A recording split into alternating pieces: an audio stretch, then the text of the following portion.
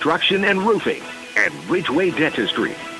The 2026 Oilers baseball season on ESPN 1140 AM and 96.9 FM. Also sponsored by Peninsula Surgery and Aesthetics, Earhart, Elsner and Cooley Attorneys at Law, Eyewear Express, Jumpin' Junction, and Soldotna Professional Pharmacy. Oilers baseball is also brought to you on ESPN by AK Express, Martha's Cocina, Odyssey Family Practice, AK Tree Solutions, and Playa Azul. The Peninsula Oilers postgame show is sponsored by Peninsula Community Health Services with game recaps and on-field interviews. Now let's go live to today's Oilers game with the ESPN broadcast team. And welcome back to Palmer, Alaska, where the Peninsula Oilers road stretch continues with their regular season finale as they take on the Mat-Su Miners in this important game. Dylan Simmons and Tucker Blau joining you from Herman Brothers Field with the Sweeney's Clothing pregame show, and your Peninsula Oilers looking to get a big win tonight to try to boost their hopes, not only to end out the regular season on top, but maybe have a chance at the ABL Top of the World Championship Series. A lot still to be determined on that front. We'll go over everything that we know as we get further on into the pregame show, but it's a fantastic afternoon here in Palmer, Alaska. The sun is out and things are looking good for baseball. We'll see how it all shapes out as time goes on. We're going to take a quick break. When we come back, we'll have your Coach's Corner interview right here on the Sweeney's Clothing pregame show, so make sure you stay tuned in for that. We'll be right back after the break. It's Progress Days weekend in Soldotna. This Saturday, the parade starts at 11 a.m. from Marydale to Binkley and ends on Redoubt. Okay, sounds good. Park for the free community barbecue beginning at noon. Outdoor games, food trucks, and more. While you're out, stop by Sweeney's Clothing for all your summertime essentials. From Carhartt workwear and rain gear for the whole family, it's one of the area's largest selections of Carhartt. Sweeney's Clothing in Soldotna, your workwear and outerwear headquarters for the whole family. Let's talk about something that's not always top of mind, but still really important, life insurance.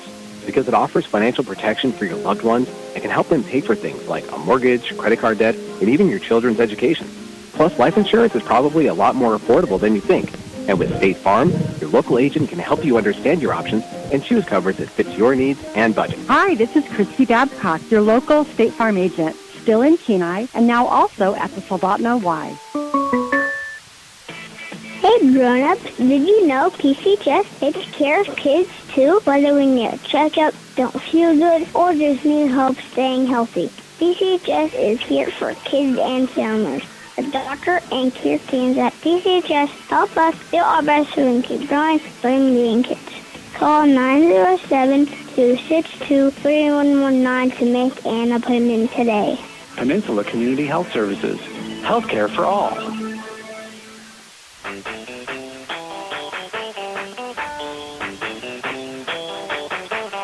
And now let's take a trip down to the field. The pregame show's Coach's Corner on ESPN 1140 and 96.9. Welcome back here on the Sweeney's Clothing pregame show. Dylan Simmons and Tucker Blau joining you from Herman Brothers Field in Palmer, Alaska. And for today's Coach's Corner, we wanted to do things a little bit differently since it is the regular season finale. It's a special time, and Tucker had a very special idea for this Sweeney's Clothing pregame show, Coach's Corner. He went around and asked all the members of the Oilers what was their favorite part of this summer, what has been their favorite part of this summer so far in Alaska, and here's what they had to say.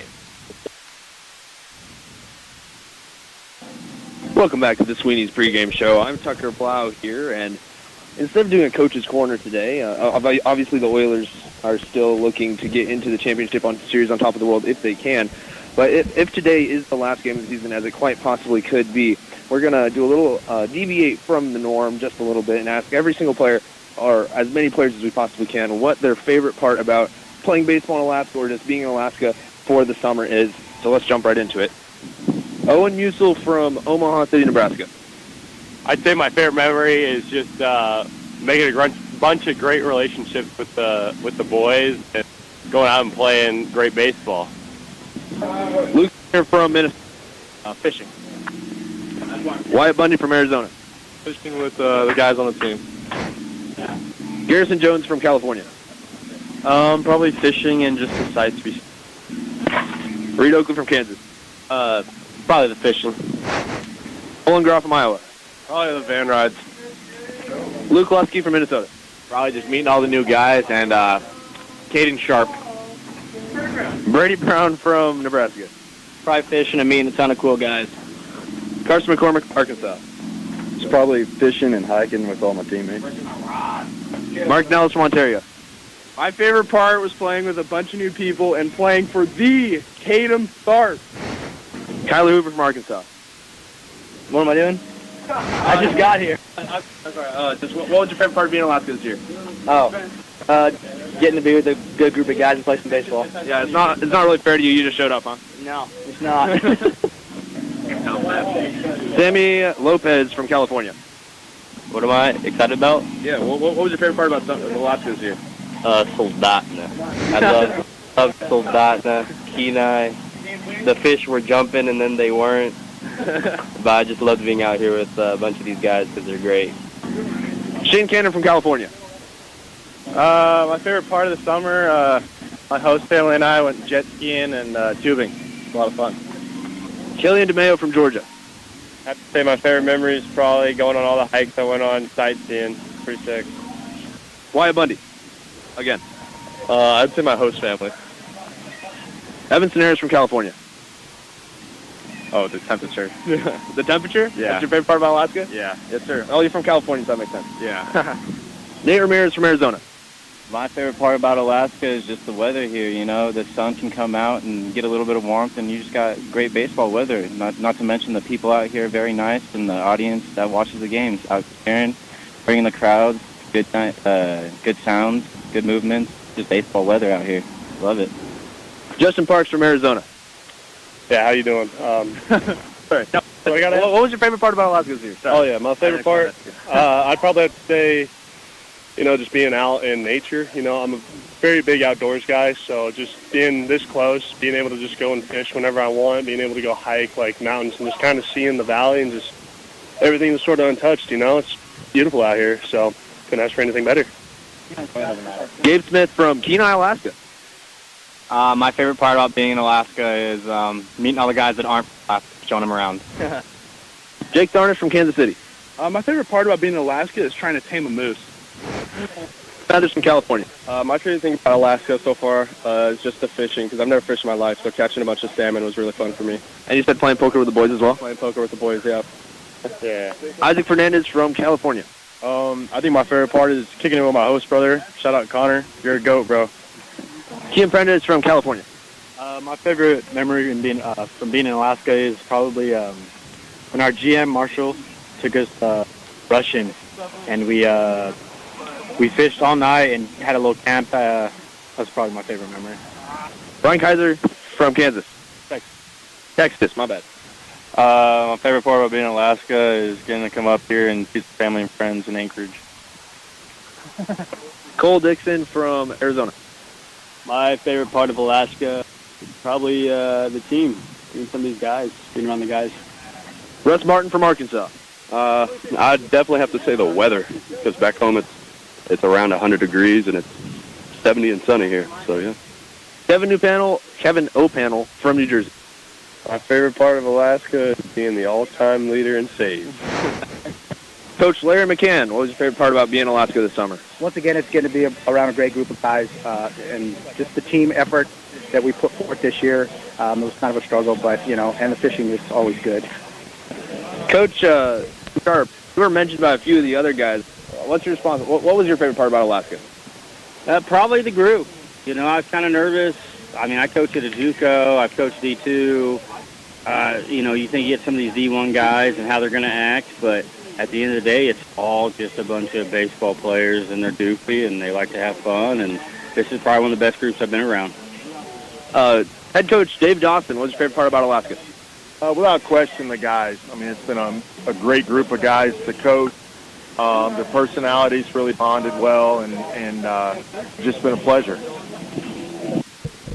All right, that was our Coach's Corner interview with most of the players and all the coaches on this Oilers squad. I really enjoyed that perspective, Tucker. It's cool to hear the players' firsthand experiences with Alaska, what's made it so special for them. And I got to say, my favorite part has been not only calling the baseball, but getting to enjoy the nature of Alaska, going out, going onto the mountains, seeing the wildlife, getting to see snow in July. It's truly awesome, and I've been blessed to be here for 2 summers now, so love being up here in Alaska. Nothing quite like it in the rest of the world, and obviously as a local, you've been around for a long time, but it's always really cool to see what Alaska has to offer, right? Yeah, like you said, as a local, I think sometimes we take for granted just the beauty that Alaska is, and a lot of times we lose that perspective that these ball players have and the uniqueness of the ABL, not just being high-quality baseball, the wood bat style, the old-fashionedness, but just being in the great state of Alaska, and what an opportunity that is for these guys. And I love that interview and how we saw how much each of those guys enjoyed the summer, win or lose. It has certainly meant a lot to them, to say the least.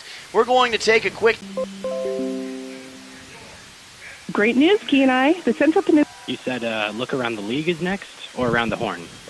Look around the league is next. We'll have to make it quick. Okay. These screenings all in one convenient location right here in Kenai. We're proud to bring these important services back to the Kenai community because everyone deserves access to quality health care close to home. Learn more at cpgh.org or call 907-714-4495. Central Peninsula Kenai Health Center, compassionate, personalized health care close to home.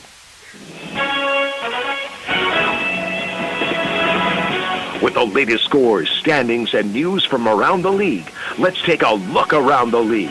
Brought to you by SLP Alaska on ESPN 1140 and 96.9 FM. Welcome back here on ESPN. Let's quickly take a look around the Alaska Baseball League. The latest ABL standings have the Mat-Su Miners on top of everybody at 15-10 overall. Chugiak behind them by a full game at 15-12. The Bucks now in third place at 14-12. The Oilers are 17-16, and the Pilots are 8-19. The Oilers, in order to make the top of the World Championship Series, would need a lot of help down the stretch, but they could make a big, or press a big foot forward with a win today against Mat-Su on their hopes to eventually getting to that top of the World Championship Series. But if they lose, it's going to be very tough to find a path forward to that championship series regardless. So we'll see. The Oilers certainly not in control of their own destiny down the stretch here, but you never say never, especially when it's the playoffs on the line. Taking a look at the league games today in the Alaska Baseball League, of course, the Oilers and the Miners squaring off here at Herman Brothers Field, and also the Bucks and Glacier Pilots set to square off at Mulcahy Stadium around the same time.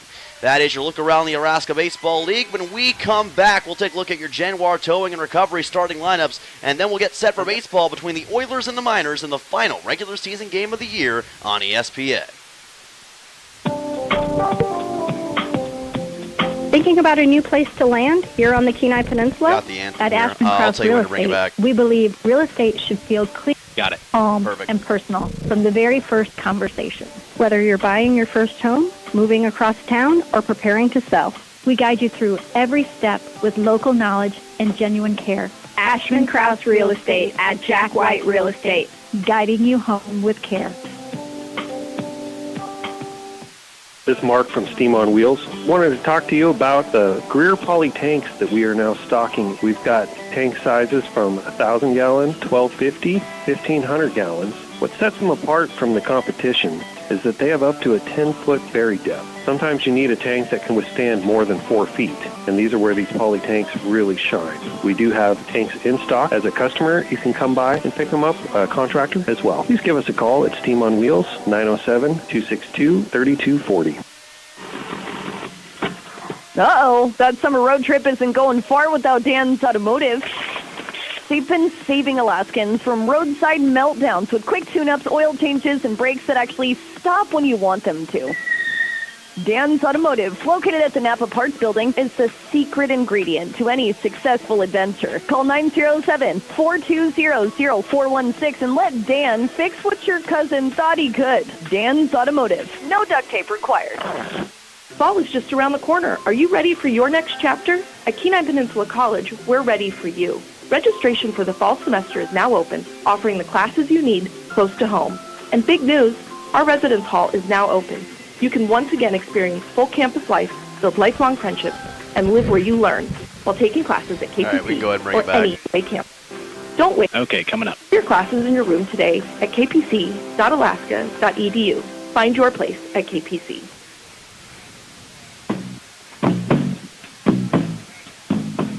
Welcome back here to Herman Brothers Field in Palmer, Alaska. Dylan Simmons and Tucker Blau joining you on the Sweeney's Clothing pregame show. Let's take a look at your Genoir Towing and Recovery starting lineups. If you need to tow or help recovering a vehicle or heavy equipment, call Genoir Towing and Recovery at 907-394-6068. For the Mat-Su Miners tonight, their starting lineup consists of Will Godfrey, the third baseman, leading off as per usual. Austin Park, the shortstop, one of the top batting averages in the ABL, is in the number 2 hole. It will be Alex Pearson in left field, Jackson Babcock in right field. Declan Spooner is the DH. Will Millard is the catcher. Kenyon Millar is the first baseman. Diesel Toth is the second baseman. And Cash Millar in the 9 hole is the center fielder. And on the mound for Mat-Su in this contest is Colin Ruse. How is that Oilers lineup looking tonight, Tucker? Yes, and atop the lineup yet again for the Oilers, Brooks Hossenclaver playing first base tonight. Batting second, playing short, Shane Cannon. Batting third, playing third base, Nolan Graw. Cleaning up, DHing tonight, Luke Lusky. Then we've got Owen Musel in left field, Isaac Fernandez playing catcher, Wyatt Bundy in right, Luke Skinner at second base, and Garrison Jones playing center field. On the mound tonight for the Oilers, Luke Dixon. Again, that's Hossenclaver, Cannon, Graw, Lusky, Musel, Fernandez, Bundy, Skinner, Jones, and on the mound, Dixon. All right, there's your latest update on the Genoir Towing and Recovery starting lineups, and we're just about set to get this one underway from Mat-Su. Again, the Oilers' playoff hopes slim at the moment, but a win today could re-energize them to some degree. And if nothing else, if this is the final stretch for the Oilers this year, they want to go out on top against a very tough opponent in the Mat-Su Miners, who have done pretty well against the Oilers overall here at Herman Brothers Field. They've won all but a couple games against the Oilers here at home this year, but we'll see if Peninsula can turn that around on their way to a win on this Friday evening. And as we've mentioned before, Tucker, prime conditions today. The sun is out. It's in the mid-60s here in the valley, and that's going to create for good conditions for both sides, I'd imagine. Yeah, beautiful weather, and certainly I'd say probably home run weather. You'll see those balls travel that much further in the heat. And I'm looking forward to some big bats in both lineups, really, but especially this Oilers. Should be a fantastic day for baseball, as it always is here in Alaska. Oilers and the Miners, final time in the regular season. Let's do it right. Brooks Hossenclaver at the plate and Colin Ruse at the mound. Here we go. Miners, Oilers, one more time. And this pitch is a fastball by Ruse in the zone for a strike, bringing the count to 0-1. Oilers in their red shirts with gray pants today, and Mat-Su in what looks to be their camo shirts and white pants. 0-1 on the way to Hossenclaver from Ruse, who's got 21 innings pitched on the year and a 4.29 ERA. His second fastball is high and outside to even the count at 1 ball, 1 strike. Yeah, I think Hossenclaver thought that first one was a little inside. This one is no trouble taking high and away. He's now worked a 1-1 count. We've seen him get on base before. That on-base percentage is probably why he's found himself atop of this Oilers lineup. Hossenclaver certainly makes the most of these opportunities as this pitch from Ruse is outside for ball number 2. Rue's last appearance was, ironically enough, against the Oilers back on July 11th in what was a 14-7 win for Mat-Su. Gave up 4 earned runs in that game with 3 2/3 innings pitched, so he wants to make sure there's no struggles like that again. Hossenclaver facing a 2-1. Ruse deals and delivers a nice fastball to even the count at 2-2. So hard for a hitter, even one as good as Hossenclaver, to figure out what a pitcher's doing earlier on in the game.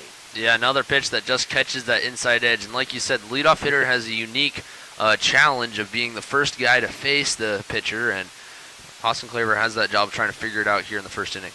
2-2 on the way to Hossenclaver. Here's a ball just fouled off the end of the bat, barely into foul ground, keeping the count even at 2-2. But a part of that is the more pitches you see in that at-bat, the more information you glean, especially for a hitter as experienced as Brooks Hossenclaver. So he's about to see his 6th pitch of the at-bat, and that could certainly help him shift the balance towards himself. League leader in home runs and RBIs is Hossenclaver with 6 and 24 respectively. Leadoff batter once again today. 2-2 from Ruse is delivered, and Hassenclaver again makes contact and bounces it off the fence. And again, we've got a 2-2 coming up. Hassenclaver starting to learn a little bit more about Ruse as we get further into this count and keeping himself at the plate. Yeah, Hassenclaver working a great at bat. He's now about to see the 7th pitch, and that's what you want to see from the leadoff hitter, especially this early in the game. So here's the 2-2 on the way to number 28. Ruse goes for a breaking ball, and he's going to strike out Hassenclaver looking. One of the nastiest pitches we've seen so far in this road stretch, and it's a leadoff strikeout for Matsu. Yeah, that was great location. I don't think Hassenclaver could have got to that one if he tried, and it was just perfect delivery from Ruse, and Hassenclaver just didn't get the call.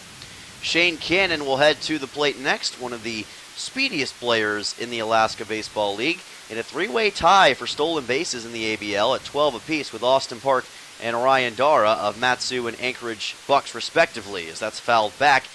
Move the count to 0-1, Cannon making very slight contact.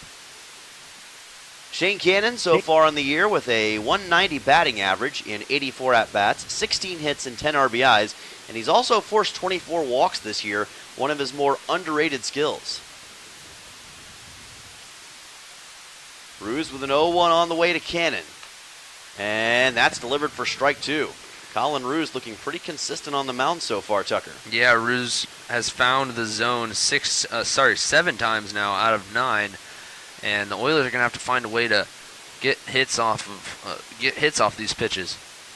0-2 on the way. Cannon makes very slight contact, but fouls it back. It'll land somewhere back behind the press box, and the count will stay at 0-2 once more. Shane Cannon working as the shortstop in this game for the Oilers. Hassenclaver, who batted first, is over at first base. Your Miners infield is Will Godfrey, Austin Park, Diesel Toth, and Kenyon Millard from left to right. Here's Cannon, who's going to foul this one to the opposite side. And the count, once again, will be 0-2. A lot of foul balls from the Oilers against Ruse early. Yeah, and Ruse has now found the zone 9 times out of 11. And the Oilers are doing a good job of fouling it off and working the count, just unfortunately unable to put a ball in play yet.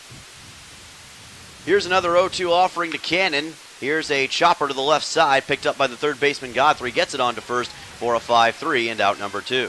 Yeah, easy play for the third baseman. Cannon put good bat on it, just chopped it too hard into the ground and bounced nice and high for Godfrey to make the grab and throw to first base. Nolan Graw heads to the plate now for the Oilers. Third baseman was one of the better offensive pieces for the Peninsula Oilers yesterday. Had an RBI double in Game 1 against the Glacier Pilots and had a 3-run home run, his third of the season, in the top half of the first of the second game of the doubleheader. Now looking to follow up on that success with more here against Matsu. Here's another fastball delivered by Colin Ruse to move the count to 1-0 as the sun disappears behind the clouds and gives us a little bit of relief for the moment. Of course, it won't stay like that for long. 1-0 pitch, and Ruse just catches the outside corner to even it at 1-1. Difficult against a lefty batter, but Ruse, the right-handed pitcher, has had no problem so far. Now looking for another quick 1-1 on Graw. Delivers, and Graw will send this one foul to the opposite side. Count will be at 1-2. Again, Ruse able to get ahead of the hitter. Nolan Graw, who's swinging a good bat yesterday, looking to carry that momentum through today and provide the Oilers with their first base runner. A 1-2 pitch on the way to the third baseman. Ruse steals, and Graw fouls this one into the cage once more. Yet another foul ball from the Oilers. Nolan Graw with the top batting average on the team at 385 overall and 65 at-bats. Doesn't qualify for the top 5 or for a top 5 batting average in the ABL by virtue of his at-bat count, but still impressive. 2-2 and a high fastball for ball 3. Graw leans back to avoid contact. And Graw has now worked a full count, so able to come back from that falling behind 1-2, and now every single Oiler so far has fouled off pitches in 2 strikes. Payoff pitch. Graw delivers a line shot over to right field, but the catch will be made by Jackson Babcock in the air for out number 3. 1-2-3 inning for Matsu. No runs, no hits, no errors, none left on base, and a strikeout for Colin Ruse in the top half of the first inning. We'll see the Miners on offense with Luke Dixon on the mound in the bottom half of the first when we come back in just one moment on ESPN. Looking for the toughest trailers and equipment on the Kenai? Head to White Spruce Trailer Sales on K Beach Road, your local dealer for TYM tractors. That's right, they have TYM tractors and implements. Anything from TYM pallet forks, box blades, snow removal, and more. Built to work as hard as you do. From sales to service, they've got the parts you need to keep your equipment running strong all year long. Speaking of service, White Spruce offers a full-service shop with special discounts for commercial companies because supporting local businesses matter. Looking for a solid job with great pay and room to grow? Dam Construction and Roofing is hiring roofers and general laborers across the Kenai Peninsula. They offer competitive pay based on experience, overtime opportunities, paid sick leave, and full-time seasonal work. No experience? No problem. If you're dependable, motivated, and ready to learn, they'll provide the opportunity. Join one of the Kenai Peninsula's fastest-growing roofing companies. Call 907-262-3996 today or visit dambuilt.com. Dam Construction and Roofing, building careers one roof at a time.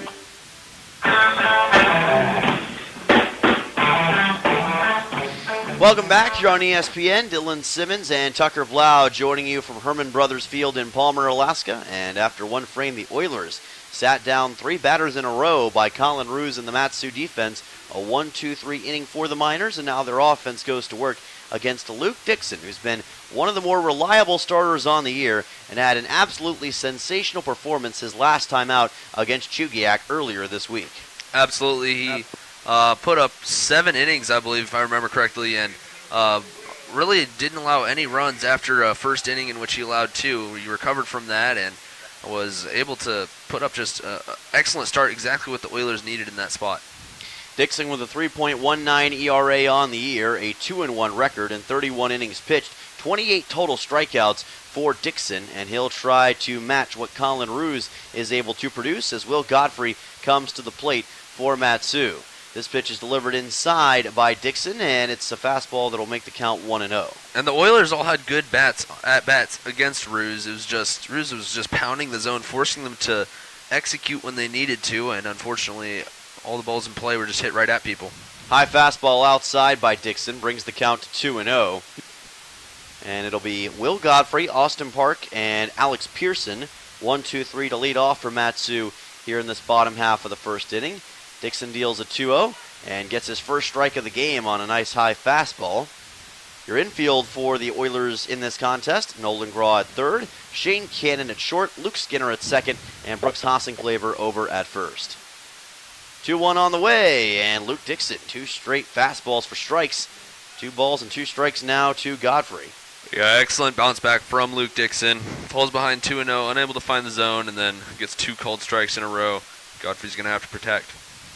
We'll see if the freshman Godfrey has something to deliver here as Dixon goes high with this fastball offering for ball number 3. Will Godfrey with a .268 batting average on the season, 19 hits and 14 RBIs. His Miners looking for their second straight Alaska Baseball League championship.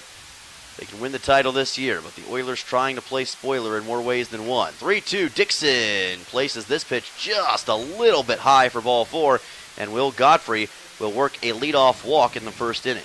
And that just barely missed the zone. I think Dixon himself thought it was strike 3. He started walking off the mound and unfortunately just couldn't get the call. Oilers looking for a double play ball now. Austin Park will head to the plate here for Mat-Su. The shortstop has the number 5 batting average in the Alaska Baseball League at .323 overall in 93 at-bats. He's also got 30 hits with 10 RBIs, which is as high as anybody else in the Alaska Baseball League. He's been a tough batter to deal with for certain Oilers pitchers. However, he also has had his struggles against the Oilers with multiple hitless games as Dixon delivers a breaking ball for a strike. Yeah, the Oilers have seemed to mostly tame Austin Park's bat this year, and hopefully looking to continue that here tonight. An 0-1 pitch on the way, and Dixon deals for strike number 2. And of course, the Oilers want some redemption after losing both games of the doubleheader last night against the Glacier Pilots at Mulcahy. Suffered a couple of tough losses to put them back further in the standings, but a win today against Mat-Su would not only put Mat-Su down, but help the Oilers to maybe make a run and a rise in the ABL standings. Dixon delivers this to the outside for ball number 1. The key for Peninsula down the stretch is that they're going to need other teams to have games that work out for them. And really they need one team to just dominate in the final week of the regular season and kind of take down the other team's records a little bit to open up the door for the Oilers to possibly slot in.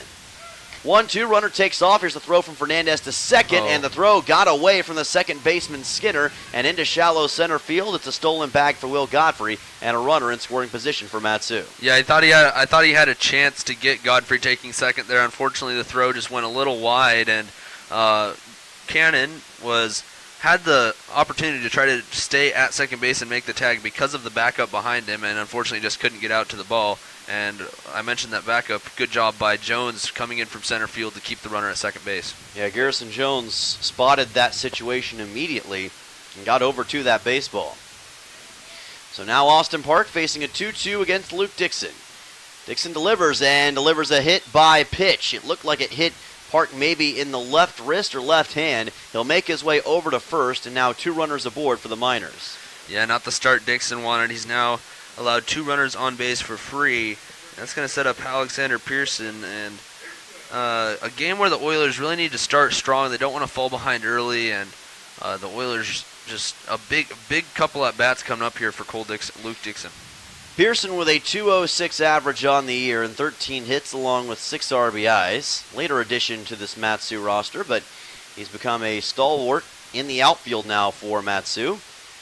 Already 2 runners aboard with no hits for Matsu in this bottom half of the first. It's worked out well for them, and now they're trying to get a clean one into the outfield. Dixon deals, and this fastball misses just outside for ball number 1.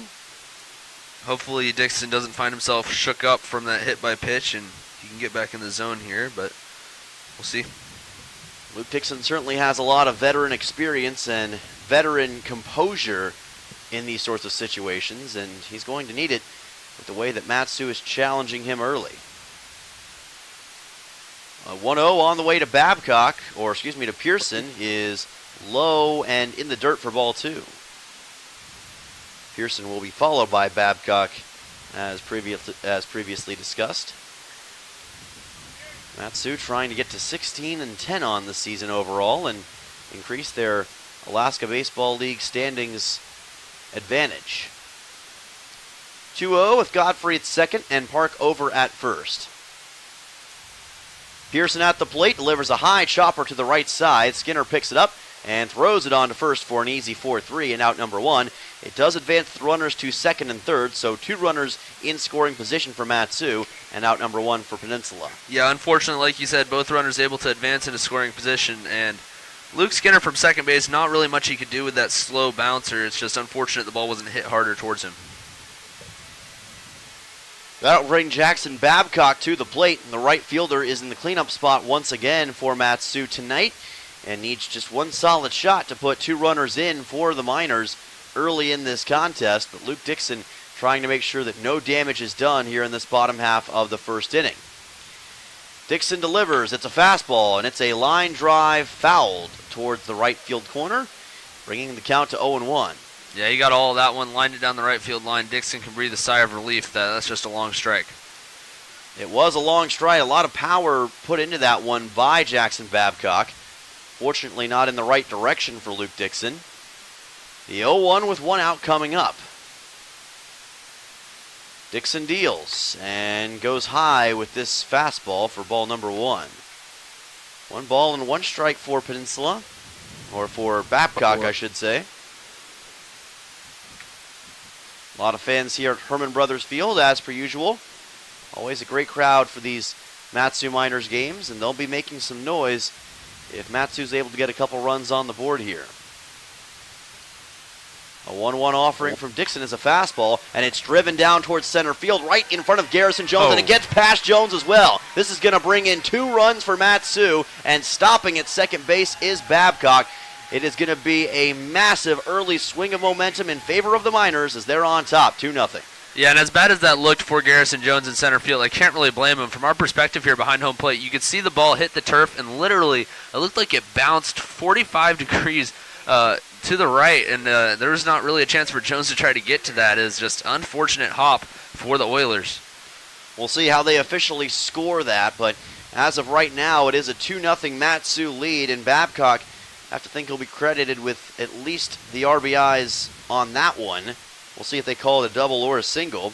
Declan Spooner now comes to the plate, and the designated hitter will look to pick up where Jackson Babcock just left off. And he's going to pop one up on the left side. Should be playable for Cannon in shallow left field, but waving him off and making the catch instead is Musil for out number 2. Yeah, and that's another one of those situations where you just hope for good communication between the infield and the outfield to avoid any collisions and injuries, most importantly, but also to make sure the ball is caught. And that was good communication by Musil there, calling off Cannon at the last second to make the grab. Will Millard will come to the plate now for Matsu. Millard on the year with 7 RBIs and 13 hits and 57 at-bats, along with a .228 average on the season. Not the most spectacular hitter by Matsu standards, but still a very solid hitter nonetheless. Even though the stats may not show it as much as some of these other guys, doesn't mean he doesn't have a lot of talent, as this pitch is delivered high by Dixon, and the count goes to 1-0. Oilers fell behind early against the Glacier Pilots in game number 2 yesterday. Ended up coming back from a 3-run deficit to almost come away with the victory, so not a team that's afraid of overcoming deficits, as this is slapped foul by Millard and popped straight up towards the right side to even the count at 1-1. So the official ruling on that single is a 2 RBI single. Babcock advances on an error by the center fielder Jones, so he does get credit for both RBIs. And that's what I was expecting in that situation, is that they'd rule it as a single and then Jones unable to field it properly, and that is going to be the official call. So 2 RBIs for Babcock officially on the single, and an error now for the Oilers as Millard looks to add to the Matsu lead, and Dixon delivers a low pitch here to take the count to 2-1. And I think if you saw what we saw on that bounce in center field, I think that's what the scoreboard here at Herman Brothers Field saw as well. There's no errors on the board. Is that ball, Jones didn't really have a chance to feel it. It's just an unfortunate hop. I think that would go down as a double, as unfair as it seems. 2-1 is outside for ball 3 from Dixon. And there are some odd patches here in this Herman Brothers Field outfield. So there are always chances that you're going to get odd bounces like that. And as you said, I think that may have affected Jones' attempt to field that thing that time and helped Matsu in a fortunate way. That's where knowing your field certainly helps for this Matsu team. 3-1, high and inside on a fastball from Dixon for ball 4. And Millard will make his way over to first on the second walk issued by Dixon in the frame. Yeah, Dixon struggling early, uncharacteristically, and unfortunately this is what we saw last night against the Pilots, is they're guys that are usually so rock solid from the mound, just struggling just a little bit. Hopefully we see Dixon able to lock it in and freeze this game at 2 runs. Kenyon Millar, the first baseman, heads to the plate, and now 2 runners aboard again for Matsu. Runners at first and second, still with just 2 outs. Dixon delivers, and another fastball is high and outside off the glove of Fernandez, but able to make sure it doesn't go too far. It's ball 1. So right now, if you're Luke Dixon, all you're trying to do is make sure that Matsu does not take advantage of this situation and get a 3 or 4 run lead out of this inning. That would be far from the ideal way to start. Remember, though, Dixon did give up those 2 runs against Chugiak back a week ago and ended up coming back to have one of his best performances in the season after a tough first inning. So very well could overcome this for a great day. But this pitch is inside, almost a hit-by pitch at the knees of Millar, and the count goes to 2-0. And again, Dixon just struggling with a little control early. Hopefully he can find the zone again, get through this first inning, limiting the damage to what he's already taken on, and then come back fresh in the second. But we'll see what he's able to do here. 2-0 coming up to Kenyon Millar. Still 2 outs in the bottom of the first. And here is a ball foul by Millar towards the right side to keep the count, or move the count rather, to 2-1. Got a good handle on it, just not in the right direction. Again, a very well hit ground ball, and once again Dixon can breathe a sigh of relief that that was far enough to the right to be a foul ball. Matsu has taken advantage of some Oilers' mistakes in this bottom of the first to get themselves on base. 2 walks and a hit by a pitch have certainly contributed, as well as a 2 RBI single from Jackson Babcock. And now it's Kenyon Millar trying to cash in. Time called. Looks like Millar may have made that decision. Won't be long before they reset and go at it again. Relentless pace from these two teams all season long, and it always is a fascinating encounter when these two teams play against each other. Here's another ball rocketed foul towards the right side, and that will move the count to 2-2. Really well hit by Millar, but again, just out of range from being fair. Yeah, we've seen quite a few of those. These guys seem to be out ahead of Dixon, and hopefully he can use that how far out ahead of them, ahead of him they are, and try to induce some weak contact.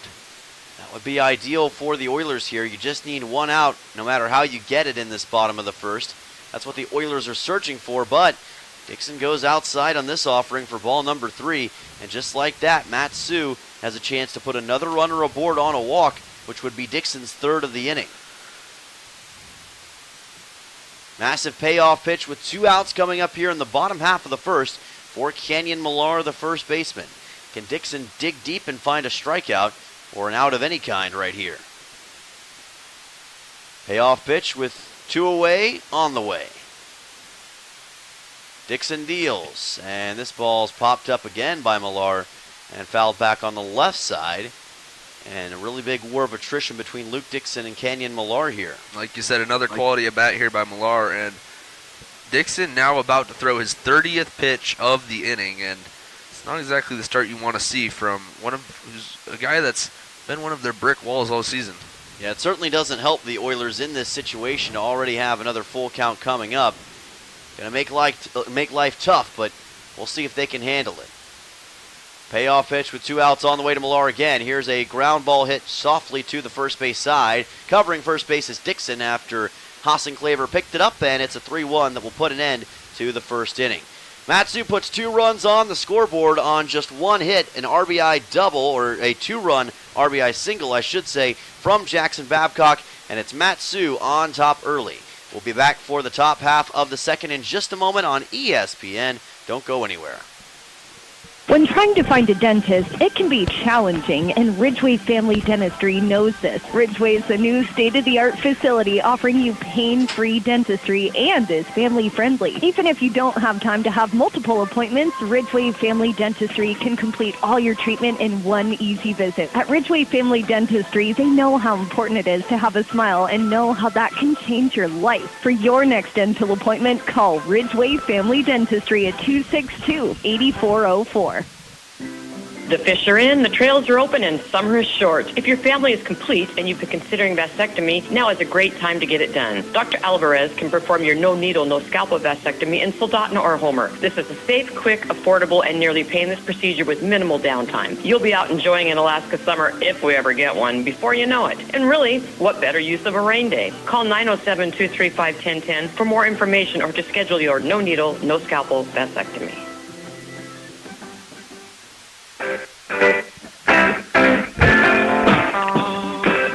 Welcome back to sunny Palmer, Alaska, and that's a bit of a change of pace considering all the overcast skies we've been having recently here in Alaska, but it's good to have a sunny day here in the valley, and the Peninsula Oilers trying to get a win in the regular season finale against the Matsu Miners. Dylan Simmons and Tucker Blau joining you after 1 inning of action on the Three Bears Alaska scoreboard. It is Matsu 2, Oilers nothing. 2 runs scored for Matsu in the bottom half of the first off a 2-run single from Jackson Babcock. Luke Lusky will come to the plate. He'll be followed by Owen Musil and Isaac Fernandez. 4, 5, and 6 due up in the order. Matsu got a 1-2-3 inning against the Oilers last time, and Colin Roos did some fine work. We'll see if the Oilers can adjust here as Roos delivers this pitch high and outside for ball number 1. We've seen Matsu jump out in front of the Oilers on several occasions this season and ends up being tight late, so I don't think that this deficit is anything for the Oilers to be intimidated by. Here's a chopper over to second, picked up by Toth, throws on to first and gets it there in time for a 4-3. The infield for the Miners, in my opinion, one of the more underrated aspects of their game. They've had some games where they've made some errors, but for more often than not, they're able to get some pretty good outs, and they've got guys who can execute very well. And I think if and when they make the top of the World Championship Series, that's going to serve them well down the stretch. Oilers still hoping to play spoiler to those hopes and perhaps lift up their own hopes of making that championship series, as Owen Musil heads to the plate. This is a breaking ball delivered for a strike. Oilers are at 17 and 16 overall. A win today would give them number 18 on the year and would boost their win percentage, which is what the ABL standings are going to come down to when all's said and done. 0-1 on the way. Musil rockets a ground ball through the left side for a base hit right past the third baseman, Will Godfrey. First hit of the day for the Oilers is a stand-up double for Owen Musil with 1 out. What a shot down the left field line, and just like that, Peninsula's got a little bit of juice to him in this top half of the second inning. And Musil was certainly feeling it yesterday as well. He had 2 hits in game number 2 of the doubleheader and is hoping to carry that over to today's game, and he's off to a good start here. Isaac Fernandez comes to the plate for the Oilers, and Fernandez will get his chance at the plate to try to bring in Musil and make this a pretty interesting game going into the bottom half of the second possibly. Here's a nice breaking ball from Colin Roos for strike number 1. Isaac Fernandez, .279 average on the season in 61 at-bats. He's got 17 hits, 3 RBIs, and 5 total walks that he has forced so far in 2026. And Fernandez looking to make another statement here in the regular season. Musil, pretty big leadoff over at second. Roos took a look back there and delivers a pitch low to even the count at 1 ball, 1 strike. Oilers have made some contact with the baseball, but hadn't really gotten the shot they needed until Musil had that ground ball rocketed through the left side. And now we'll see if that can light a spark for this Oilers squad in the top half of the second inning. 1-1 pitch. Fernandez delivers a pop-up to the right side. It will be Millar camping underneath it, and the catch is made by Kenyon Millard for out number 2. So really nice work by Millar to get underneath that baseball. Fernandez can put a decent charge into it, just could not get it far enough and really didn't get enough velocity on it to get the hit he wanted. 2 away here in the top of the second inning, and now Wyatt Bundy comes to the plate for the Oilers.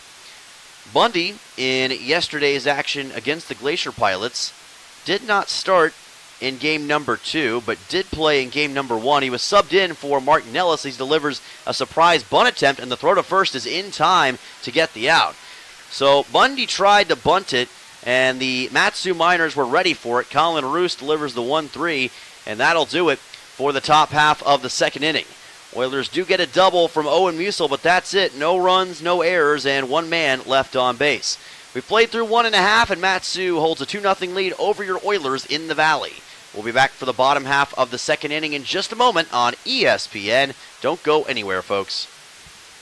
When you've been involved in a car accident, getting healthy is the most important thing. Having an advocate that can go out and get a full and fair recovery for you should not be something that you have to worry about. When people have been injured and suffered catastrophic injury or huge medical bills, other insurance companies can come and try to reduce your recovery. It's imperative to have someone that knows how to fight with these insurance adjusters look out for your interests. At Earhart, Elsner, and Cooley, we want to add value to your case to ensure a maximal, fair recovery.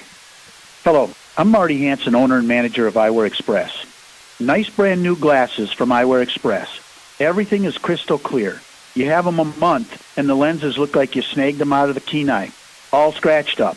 Well, at Eyewear Express you can get those lenses replaced for free if you get them with the Scratch Guard code. Let me say that again. Eyewear Express will replace your Kenai River looking lenses for free. See the store for details. Eyewear Express in the Peninsula Center Mall, Soldotna, 260-9199.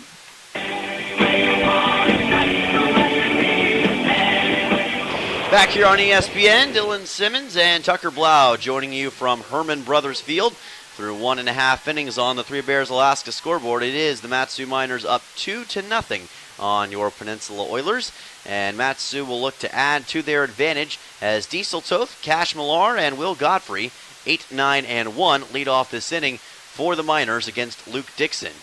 Dixon struggled a little bit with control in that top half or bottom half of the first inning, as this is going to be a bunt attempt from Toth that gets popped all the way up over the cage. Don't see that every day as he went too low on that baseball, and the count will be at 0-1. But as I was saying, Dixon had some control issues, got it worked out a little bit towards the end of the inning, and he's hoping that that's more of a sign of things to come than the start of the inning was. Here's Toth fouling this one off as well as the count goes to 0-2. Diesel Toth, one of the cooler names in my opinion in the Alaska Baseball League, has 10 RBIs on the season with 16 hits and a .203 batting average in total. 0-2 coming up here to Dixon.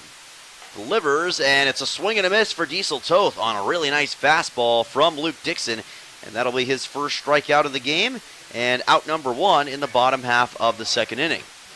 Cash Millar will come to the plate here for Mat-Su, one away quickly in this frame, and Millar will try to do what his brother Canyon has done on many occasions this year, and that's deliver a really nice hit in his first at-bat of the game.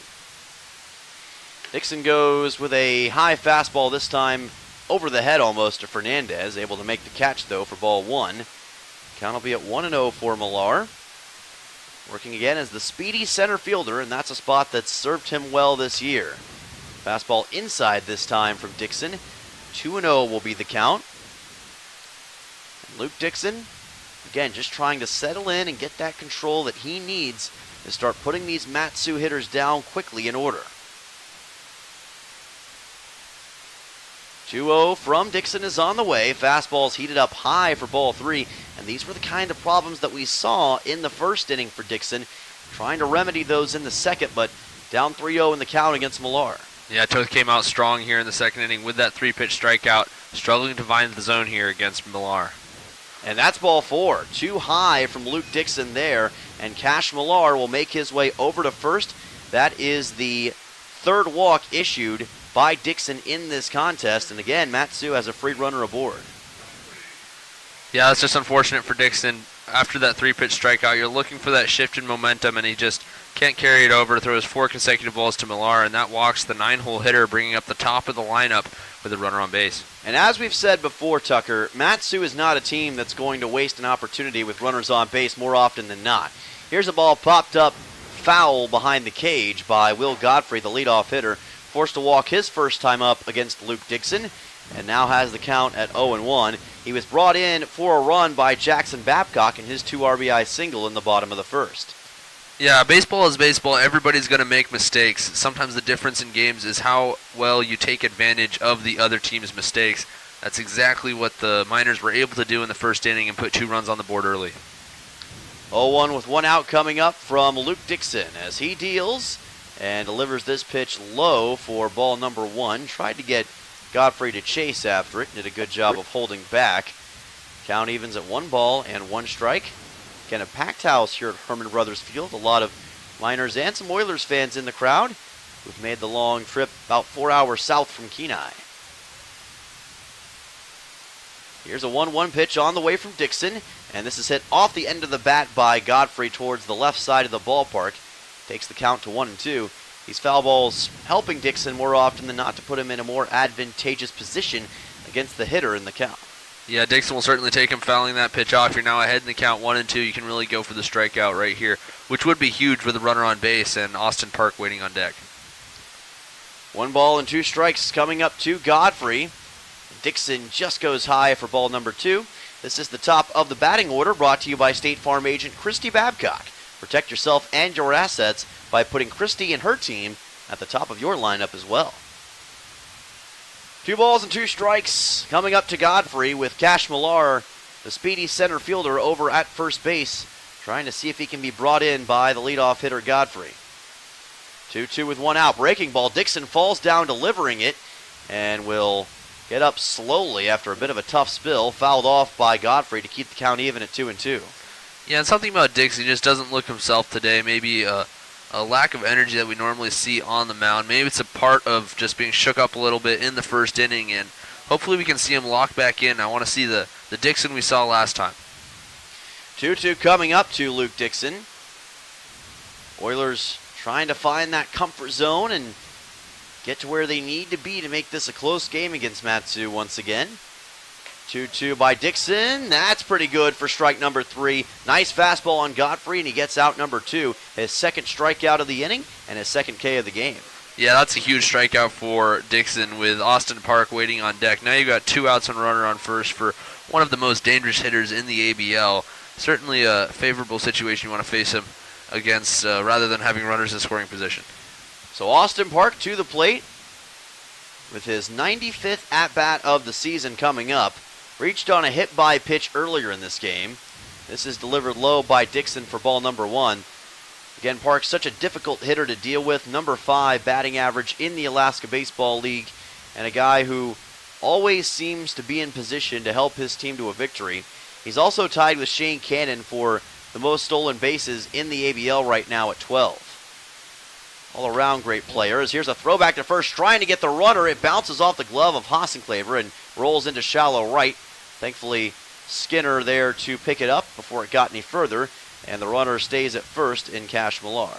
Yeah, he actually thought Fernandez might have a chance there when he first threw it. Unfortunately, just went a little bit to the left of Hassenclaver, and he couldn't get his glove around to it. Again, good backup, this time by Luke Skinner to hold that runner at first base. So now it's Austin Park facing a 1-0 count after the Oilers tried to get the runner. Again, Cash Millar is speedy. If he can get an opportunity, he will certainly take off from first base. Wouldn't be shocked if he tries to steal second sometime soon, as this is delivered inside by Dixon. Count goes to 2-0. Went with a breaking ball that time, and Austin Park did well to not swing after it. Dixon starting to mix in that breaking ball a little bit more in this second inning. Trying to see if he can get that advantage he needs against Matsu. 2-0 is going to be another hit by pitch, it looks like. Either that or that was ball number 4, and the scoreboard didn't reflect that. Either way, Park heads to first. Yeah, it looks like it must have just touched him.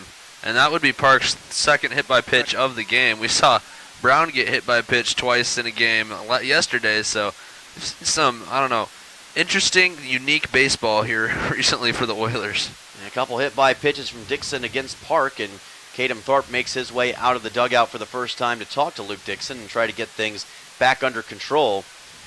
Obviously, the Oilers understand the importance, the magnitude of the moment, so to speak, against Matsu, with a lot on the line tonight. Potentially a playoff berth, and if nothing else, a chance to go out in this regular season with a victory. And they're trying to go out the right way against this Matsu Miners squad, who's given them trouble at times this year, but who they also hold several victories against. Yeah, and the way to get a good game is usually to have your ace on the mound, and Luke Dixon has been, I don't know about the ace, but certainly one of the better pitchers on this squad this season, and that's what the Oilers were looking for tonight. Unfortunately, Dixon just seems to be lacking a little bit of the control he usually has. He's now issued 5 free passes. 2 of those came in to score in the first inning, and there's 2 more on base here in the second, this time trying to limit the damage. Dixon deals a breaking ball to the outside for ball number 1. The thing about Luke Dixon is that he still has every opportunity to get things corrected, and more often than not, it seems like he settles in more and more as the game continues on, and that could work into his favor here. But obviously not in an advantageous position against Alex Pearson with 2 runners on base for Matsu. Here's a 1-0 that is going to miss just inside for ball number 2. At second is Cash Millar. At first is Austin Park. 2 of the quickest guys on this Matsu team, so make no mistake, those are tough guys to deal with on the base path, and Dixon will have to stay aware of them no matter what. 2-0 with 2 outs coming up to Pearson. Trying to find the zone a little more consistently here. And he'll do so with a strike to take the count to 2-1. Right as you said, that's a good job by Dixon to get back in the zone after falling behind 2-0. And hopefully you're going to force Pearson to swing the bat here. There's just been too many guys that have gotten on base without even having to put a ball in play. Dixon starting to hone in on 50 pitches total already in this contest, so it'll not be another 7-inning performance most likely for Luke Dixon. Still trying to be effective, though, as the starter in this game. And this is zipped well outside. Fernandez barely able to collect it with his gloved hand. That's ball number 3. And Luke Dixon's got to be pretty careful here, or he could load the bases for Matsu without giving up a hit. Yeah, like you said, that's his 51st pitch of the outing, and that's not what you want to see in the second inning. He's still got 2 outs on the board. He only needs 1 more. All it takes is 1 weakly hit ball to get out of this inning, but still, Dixon having to grind quite a bit through these first 6 outs. 3-1 coming up to Pearson. Can Dixon overcome the hole that he's in with this hitter's count on the way to the number 3 man in the order? No, ball 4. Too far to the outside on a breaking ball. And Matsu has juiced the bases for the first time in this contest, and they've done so without giving up a hit, just staying disciplined at the plate, not chasing, and it's paying off for them here. And not the guy you want to see on the plate at the plate if you're the Oilers, Jackson Babcock, who delivered that 2 RBI single back in the first inning, and now in prime position to add to that total here. Of course, there are 2 outs on the board. Dixon only needs 1 out to get out of the inning unscathed, but certainly a not ideal situation for the veteran righty. Well, and that's the thing in this situation is that he can still very much get out of this inning without a huge issue if he's able to get the out here, but easier said than done as Dixon loads up a fastball and gets a strike on Jackson Babcock. Last time up, delivered a 2 RBI single against Dixon and then advanced to second on an E8 from Garrison Jones. Bases juiced here for Matsu. This is usually within their wheelhouse to try to capitalize on opportunities and put themselves in position to take a commanding lead. As Babcock delivers this one foul towards the right side, just missed the first base bag, and the count will be at 0-2 just like that. Yep, and there you are. He's got ahead of Babcock, and now you're forcing Babcock. He can't really just swing away and wait for his pitch, so you're forcing him to swing at pitches at the edges and just keep him close, force him to chase. So an 0-2 coming up here to Babcock. Dixon looking to strike him out. He delivers. Babcock delivers a high fly ball over towards right field, but camping underneath it is Bundy, and he'll make the catch for out number 3. So despite some trouble, Luke Dixon gets out of the inning with no damage inflicted. Matsu puts 3 runners on base, but cannot score a single one of them. No hits in the inning and no errors for the Oilers. That takes us to the top of the third, and your score remains Matsu 2, Oilers nothing. We'll be back in just a moment on ESPN. Don't touch that dial.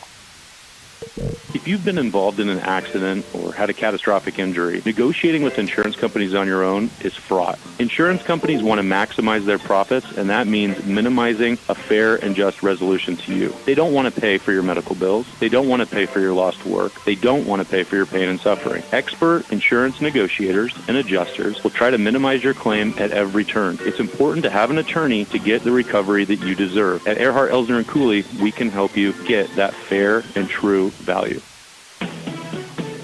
Hi, this is Justin Ruffridge. There's nothing like a small town. It's real community. And that's one of the reasons I'm raising my family here.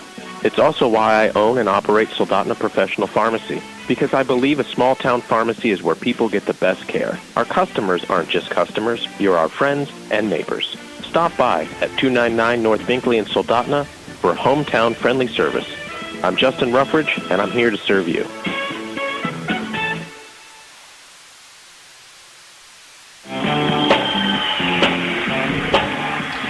Back here on ESPN, Dylan Simmons and Tucker Blau joining you from Herman Brothers Field in Palmer, Alaska, where your score is 2-0 after 2 full innings of work. Both teams with just 1 hit so far. Miners threatened in that bottom half of the second, but Luke Dixon did a good job after giving up 3 runners on base to get out of that inning without any damage, and the Oilers at least keep the game somewhat within range as Luke Skinner will head to the plate, and he'll be followed by Garrison Jones and Brooks Hossingklaver, 8-9-1, due up in the order. Yeah, and I feel like this 2-run deficit is essentially nothing to this Oilers squad, who's able to put runs on the board so quickly, and they've got that fire as they've got much more need to win this game than the Miners do. So hopefully the Oilers are going to be able to at least give the Miners a run for their money tonight. This pitch is delivered high by Colin Roos, bring the count 2-1-0. Luke Skinner working again as the second baseman today for Peninsula. Did play yesterday against the Glacier Pilots and watches this pitch be delivered high for ball 2. Got a score update over in Anchorage right now. A little bit of a stunner. Glacier Pilots on top of the Bucks 3-0 in the bottom half of the second inning, and that's an interesting result to keep in mind for the Oilers. They need the Pilots to win as much as they can down the stretch, and they need to win today to at least have a shot at that top of the World Championship Series, as this is outside from Roos for ball 3. And you said a bit of a stunner, the Pilots in the lead, and that's based off of their record on the year, but as the way the Pilots have been playing in this latter part of the season, they swept the Oilers in the doubleheader last night. I think they could make a play a little bit of the spoiler role as the season in the last final week here. And that would make things so interesting to watch as Ruse delivers a strike, because at that point in time, there's really no telling what's going to happen as far as that top of the World Championship Series goes, but it's going to make every single game must watch if you're an ABL fan, to say the least. Here's a chopper right back to the mound. Colin Ruse will underhand toss it to first for out number 1. That was about as simple of a 1-3 as you're going to get, but really good reaction time from Ruse to get the out. Yeah, like you said, right back to Ruse on the mound. The only question was to whether Ruse had the reflexes to snap his glove up in time to grab it, and unfortunately for Skinner, he did. Good comebacker forced by Ruse. Garrison Jones will head to the plate.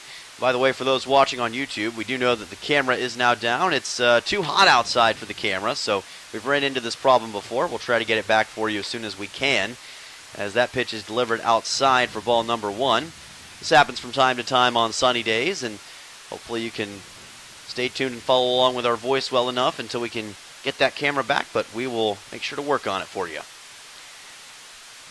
A 1-0 pitch coming up to Jones, and this is a fastball delivered to the inside for ball number 2. And Ruse has struggled to find the zone here in the third inning. He issued 3 straight balls to Skinner before getting that ground out, and now 2 to Jones here. Maybe the Oilers can take advantage of what seems to be a little bit more of a struggle here for Ruse. Ruse able to find a strike on a fastball to bring the count to 2-1. Like you said, didn't get off to the best start against Luke Skinner here early in this top of the third, but Colin Ruse and a lot of these Matsu pitchers are sometimes able to quickly overcome those mistakes on their way to finding the zone once again. Ruse delivers another fastball high and outside for ball number 3, and just like that, Garrison Jones has a hitter's count in this top of the third. And you know all these guys are from down south where it's hot out normally. But maybe they've been in Alaska just a little too long, and it's getting just a little bit to both pitchers on both sides. That's delivered for a strike, and I will say it's been pretty much 55 and overcast every day for the past week. So this sun is a bit of an oddity when you take all that into account. It's not a hot day per se, but certainly a little warmer than it has been.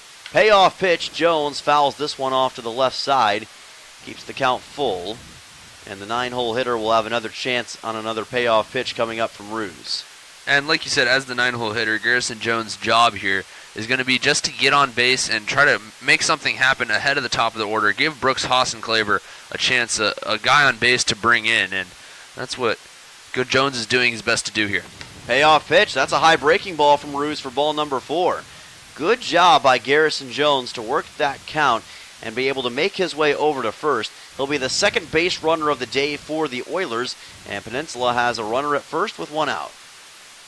And there we go. Now we've got Hossenclaver at the plate with a runner on base. We'll see if Jones tries to take second with 2 outs. Either way, Hossenclaver could certainly bring him in, whether it's going to have to be a deep shot in the gap with Jones at first base, or if Jones can take second, just a single. Hossenclaver struck out looking against Colin Ruse his last time up. Delivers a fly ball here out to shallow center field.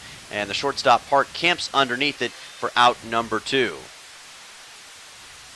Pretty good play by Austin Park. And that's one that Hossenclaver decided to be aggressive on the first pitch he saw, but just couldn't get the height and the altitude that he wanted on that shot to get it down fair. And as a result, 2 outs with Shane Cannon to the plate.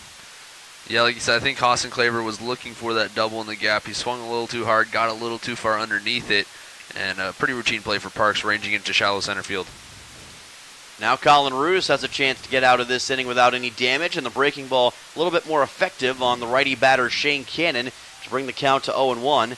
Cannon grounded out to third his last time up and trying to find a way back on base here. Oilers yet again with a runner aboard, much like the second inning. Couldn't cash in with Musil, hoping they can switch that narrative with Jones, but Cannon swings and misses at another breaking ball from Ruse, and the count's at 0-2. Yeah, Cannon falls behind 0-2 for the second time tonight, and that's just, he didn't have the Hossenclaver daddy hat going on there. He was just trying to put the ball in play with that swing, and unfortunately just couldn't find it on the off speed. 0-2 coming up to Cannon. Runner at first is Jones. Can the Oilers cash in? They may be able to. Here's a shot into the gap in left center field. Racing around to third is Jones. Here's the throw. It will not make it in time, and the Oilers have 2 runners in scoring position as Shane Cannon delivers the second double of the day for Peninsula. Yeah, it's just a big shot for Shane Cannon, but the job isn't done yet. There's still 2 runners in scoring position, which, by the way, those are a big 2 runs. The tying run on second base in the form of Shane Cannon and Nolan Graw at the plate, which might be exactly the guy you want if you're an Oilers fan.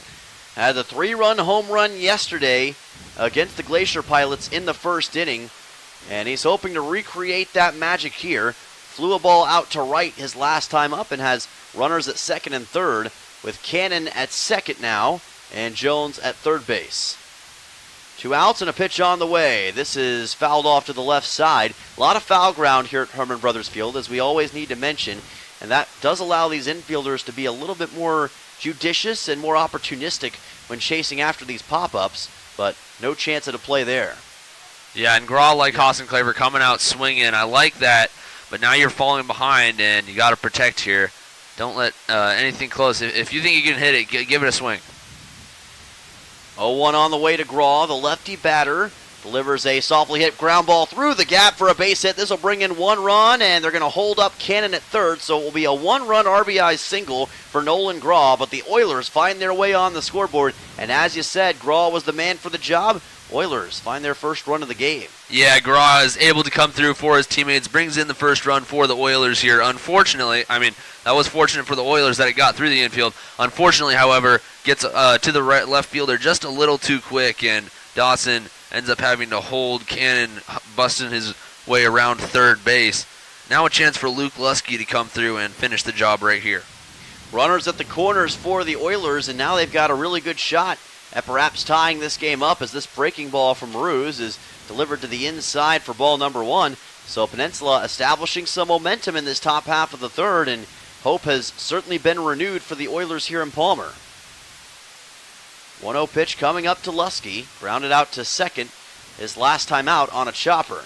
This pitch is low and outside for ball number 2, and Millard had to really work to keep that in front of him. Yeah, it was a good job by Millard. If that ball gets by him, then that's a free tie game for the Oilers. That's not what Millard wanted. Cannon certainly would have took it, waiting 90 feet away to tie this game, but now it falls back on the shoulders of Lusky. Here's the 2-0 on the way to Lusky. Swing and a miss at this offering, and good work by Millard to again pick it up from the dirt. Lusky decided to get aggressive and couldn't get a handle on it. Luke Lusky, in yesterday's game against the Glacier Pilots, delivered an RBI single late in that game to help the Oilers in their comeback efforts against Anchorage. Also reached on an E5 in Game 2 of the doubleheader. Facing a 2-1 here against Colin Ruse, who deals. This bounces off of the plate, and that's going to bring in Shane Cannon to tie the game. It's a wild pitch, and we're knotted up at 2 runs apiece. Yeah, that's a big break for the Oilers. This one, Millard unable to stop, skips off the heel of his glove and to the backstop. Easy score for Shane Cannon. Oilers have now tied this game at 2, and Graw now in scoring position, representing the go-ahead run with Luke Lusky at the plate. Could turn into a magical frame for the Oilers as we're all knotted up here in Matsu, and Colin Ruse struggling with control here in this top of the third right now.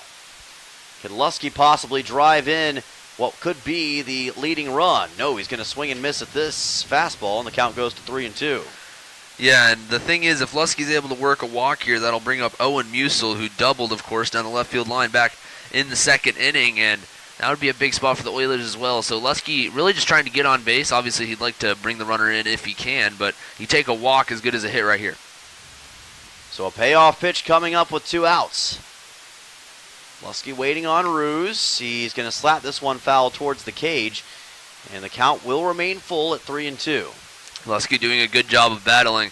Like I said, he'd like to take the walk, but obviously with 2 strikes, you can't be taking balls on the edge like that, and good job to foul it off and stay alive. He'll see another pitch. Luke Lusky's been great at that all season long, and we'll see if he's got a potential extra base hit in him here to help the Oilers to take the lead in what's been a courageous top of the third from Peninsula so far. Payoff pitch coming up from Ruse. The 3-2 delivered to Lusky. He's going to send this one sky high towards the right side, and it will go foul to keep the count full. And another foul ball in the 2-strike count. Lusky is going to see another pitch. He grounded out to second last time up, and he's looking to just put the ball in play. He has to put more than the ball in play. He has to get on base here. He's looking to score Graw. If he can get on base, like I said, Owen Musil waiting on deck to bring these runners home. Payoff pitch coming up to Lusky, and yet another foul ball. Just caught a piece of this one and sends it towards the backstop to keep the count full at 3-2. And once again, Luke Lusky is making Colin Roos earn it, kind of like what we saw with Luke Dixon at times earlier in this game. And that's running up Roos' pitch count now. He's at 44. Yeah, Lusky's now fouled off 3 consecutive pitches in the 3-2 count. 3-2. That is well inside for ball 4. And now the Oilers starting to pick up even more momentum as they've got 2 runners on base, and they've got the man who got the first hit of the game for Peninsula, Owen Musil, at the plate. And that's just a phenomenal at-bat from Luke Lusky. Works the full count, fouls 3 pitches off, and then takes the free pass to first base. That's, that's a 9-pitch walk from Luke Lusky. Great at-bat, and like you said, Owen Musil, who had that extra double back in the second inning, now stepping up to the plate. Quick meeting on the mound for Matsu as they try to get Colin Roos back in position to take care of this top of the third. We'll take a quick 30-second timeout and be right back to Palmer here on ESPN. Play ball! Bear Bucks is making savings easier than ever with new promotions that give you discounts no matter how much you spend. Enter your phone number at checkout to unlock active deals and rewards every time you shop. Not a member? No problem. Just scan the QR code in store and sign up in seconds. Start earning rewards at just $5 and get double rewards when you spend $50 or more. Don't miss out. Your rewards are tracked right on your receipt and easy to use in the app. Bear Bucks. More savings, more rewards every time you shop. Back here at Herman Brothers Field in Palmer, Alaska, and a payoff pitch just a moment ago allowed Luke Lusky to get his way over to first on a walk. It's now Owen Musil at the plate, as this is a strike delivered by Colin Roos. Oilers have tied the game up at 2 runs apiece and are now trying to find their way to the lead, and Owen Musil, tied for second in the ABL and runs batted in, could very well be the man for the job. An 0-1 with 2 outs. Roos delivers. Musil lines this one foul towards the left side. Almost the exact same looking shot that he got fair on that ground ball double toward the left side of the ballpark. Just missed the third base bag this time, and the count will be at 0-2. Yeah, I think he had the same vision with that off speed on the inside edge. He just got a little too far out ahead of it this time, and if he can put that ball in play down the left field line, he'd certainly take that again.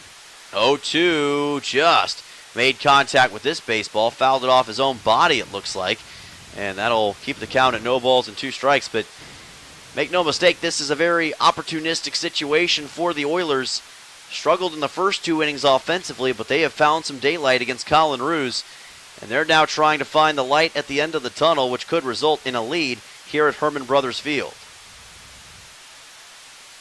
0 balls and 2 strikes coming up to Musil here.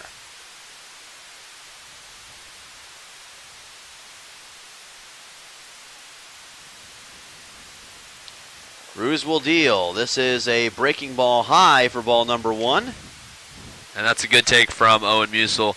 In the 0-2, you're going to be tempted to swing at anything and not would risk being rung up on strikes, but Musil able to take that pitch high and works the count just a little bit, waiting for his pitch.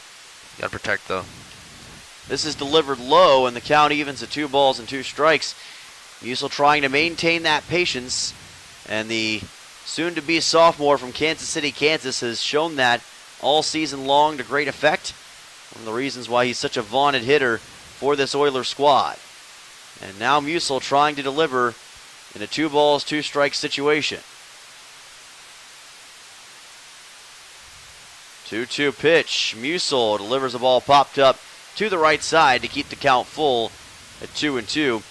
Musil grew up in Omaha, Nebraska. Likely got to see a couple of College World Series in his time, and I'm sure it's helped influence his young baseball career, and who knows, maybe one day we'll see Musil in that College World Series. The amount of talent and pedigree he has, that some big schools We've taken a look at him, but he's also done a great job at Kansas City, Kansas. That's low for ball 3. Wherever he plays next year, he's going to be a fantastic guy to keep an eye on for sure. Musil has now seen 5 pitches since he fell behind 0-2. That's a remarkable at-bat no matter how it ends.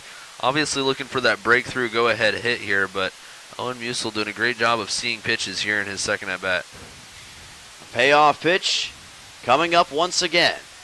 3-2 on the way. That's high for ball 4. Now it's Roos who's starting to struggle with control big time. He's issued 2 straight walks to Lusky and Musil, and the Oilers have the bases juiced here in this top of the 3rd.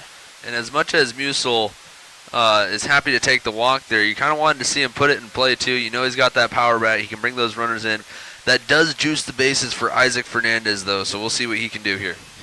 Isaac Fernandez popped the ball up to the first baseman, Kenyon Millar, his last time up. We'll see if he can get this one down into the outfield to cause some havoc against this Matsu squad. Still 2 outs here in this top of the 3rd. And Fernandez looking to be a big X factor here. He will foul this one back to bring the count to 0-1. Fernandez played in game 1 of the doubleheader against the Pilots yesterday and went 0 for 3 with ground out to third, a pop up to short, and ground out to shortstop once again. But Fernandez has kind of flown under the radar for his great batting skills, and he's got some pretty good plate discipline as well, and he's hoping to show that right here for the Oilers. The 0-1 with 2 outs. Runners at first, second, and third, and this is a fastball delivered high above the head to even the count at 1 ball, 1 strike. Fernandez looking to come through in this big spot. He's got 2 runners in scoring position plus the runner at first. Any hit here would be absolutely huge in a tied ball game, even this early. Graw's over at third. Lusky is at second. Owen Musil over at first for the Oilers. A 1-1 on the way to Fernandez. Swing and a miss, and Colin Roos starting to use that fastball more effectively towards the back part of this bottom of the 3rd, or top of the 3rd, I should say, and a 1-2 on the way. That's not when we wanted Roos to find it, when the Oilers finally have put together a situation here with the bases loaded, but Fernandez now behind. He can still certainly come through with a big hit. Matsu ended up having 3 runners stranded on base in the bottom of the 2nd. Could the same happen to the Oilers? Or can they cash in with Fernandez? 1-2. That's a hit by pitch, and that's going to give the Oilers the lead. A hit by pitch for Isaac Fernandez. He will be credited with the RBI. Graw scores the run, and it's a 3-2 Oilers lead here in Palmer. And that's absolutely huge. Runs in on the hands of Fernandez, and that's going to hit him by a pitch. You now have got the bases loaded still with 2 outs, but the Oilers now have the lead. 3-2 is your score. Expect to see a little more action from the Matsu bullpen. They're sending some guys over there as we speak. Now Wyatt Bundy comes to the plate in the 2-out scenario as Roos delivers this one to the outside for ball number 1. Colin Roos now at 65 total pitches, and that pitch count has gone up tremendously as this game has continued on. Lasted 3 2/3 last time against the Oilers, but I'm not sure if he's going to make it that far this time with the concerns he's having right now getting in the zone. His longest appearance of the season was 6 1/3 against the Bucks on July 5th with 4 earned runs given up. 2-0 here against Bundy. Bundy delivers a ground ball. It's bobbled by the first baseman and gets away from him. This is going to bring in another run for the Oilers as Kenyon Millar couldn't field it properly, and the Oilers on top by 2 runs now. Another big break for the Oilers. You had the wild pitch, you had the hit by pitch, and then you have this EU3, I assume is what's going to be scored. A ground ball down that first base line. The only question is whether they'll say it was a routine enough play to call an error. It was somewhat down the line. Either way, the Oilers take a 4-2 lead on big, I don't know about big hit, but Wyatt Bundy certainly coming through in a big spot. Certainly did, and we'll, like you said, see how they end up scoring this. The Oilers, though, still with the bases loaded now with a 4-2 lead.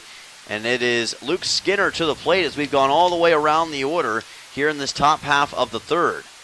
And Colin Roos having a nightmare outing all of a sudden in this frame, trying to find his way back to control. But this Oilers squad is capitalizing on his mistakes right now. Sure enough, they're going to give Wyatt Bundy the RBI single on that, so no error on the play. RBI single for Bundy, and now Luke Skinner hopes to join the party. grounded out on a comebacker to start the inning and delivers a high drive towards right center field that'll be caught on the run by Cash Millar. The speedy center fielder puts an end to this top half of the third inning, but what an inning it was for the Oilers. They put 4 runs on the scoreboard, capped off by an RBI single from Wyatt Bundy. Oilers on top here in the Mat-Su. We'll be back for the bottom of the third in just a moment on ESPN as Luke Dixon and Peninsula go back to work on defense. Looking for fun for the whole family that they will love? Head over to Jumpin' Junction on K Beach Road, the Peninsula's entertainment center for all ages. Play in the arcade, dive into the active VR game room, glow it up with blacklight mini golf, bounce on inflatable fun, and grab a snack at the snack bar. Birthdays, work parties, and so much more. You can book them now at Jumpin' Junction on K Beach Road. Jumpin' Junction, where there's fun for the whole family. I was told if you could sing it, you can remember. So I want to try this. First, if you ever need a tow truck for any reason, I want you to remember Genwar Towing 394-6068. Maybe you're on a date and you slide in the ditch. Call Genwar Towing 394-6068. You really shouldn't sing. Maybe I need more reverb. Genwar Towing. Not so much. Genwar Towing, 394-6068.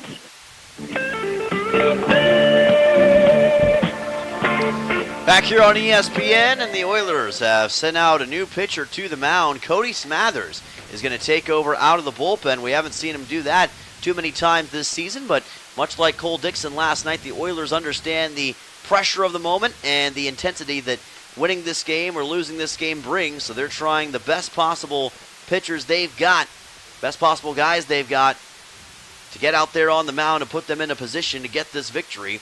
And Cody Smathers has certainly been a solid pitcher this season, to say the least. In fact, that's probably underselling him. 22 and 2/3 innings pitched with a 3.97 ERA, 0-2 record total on the year with 31 strikeouts. But that 0-2 record does not do this guy justice because he's been very effective for the Oilers on the bump. Absolutely, and Luke Dixon leaves the game with an uncharacteristically sad stat line. I'll put it, that's the word I'll use to describe it. He goes 2 innings, only allowed 1 hit.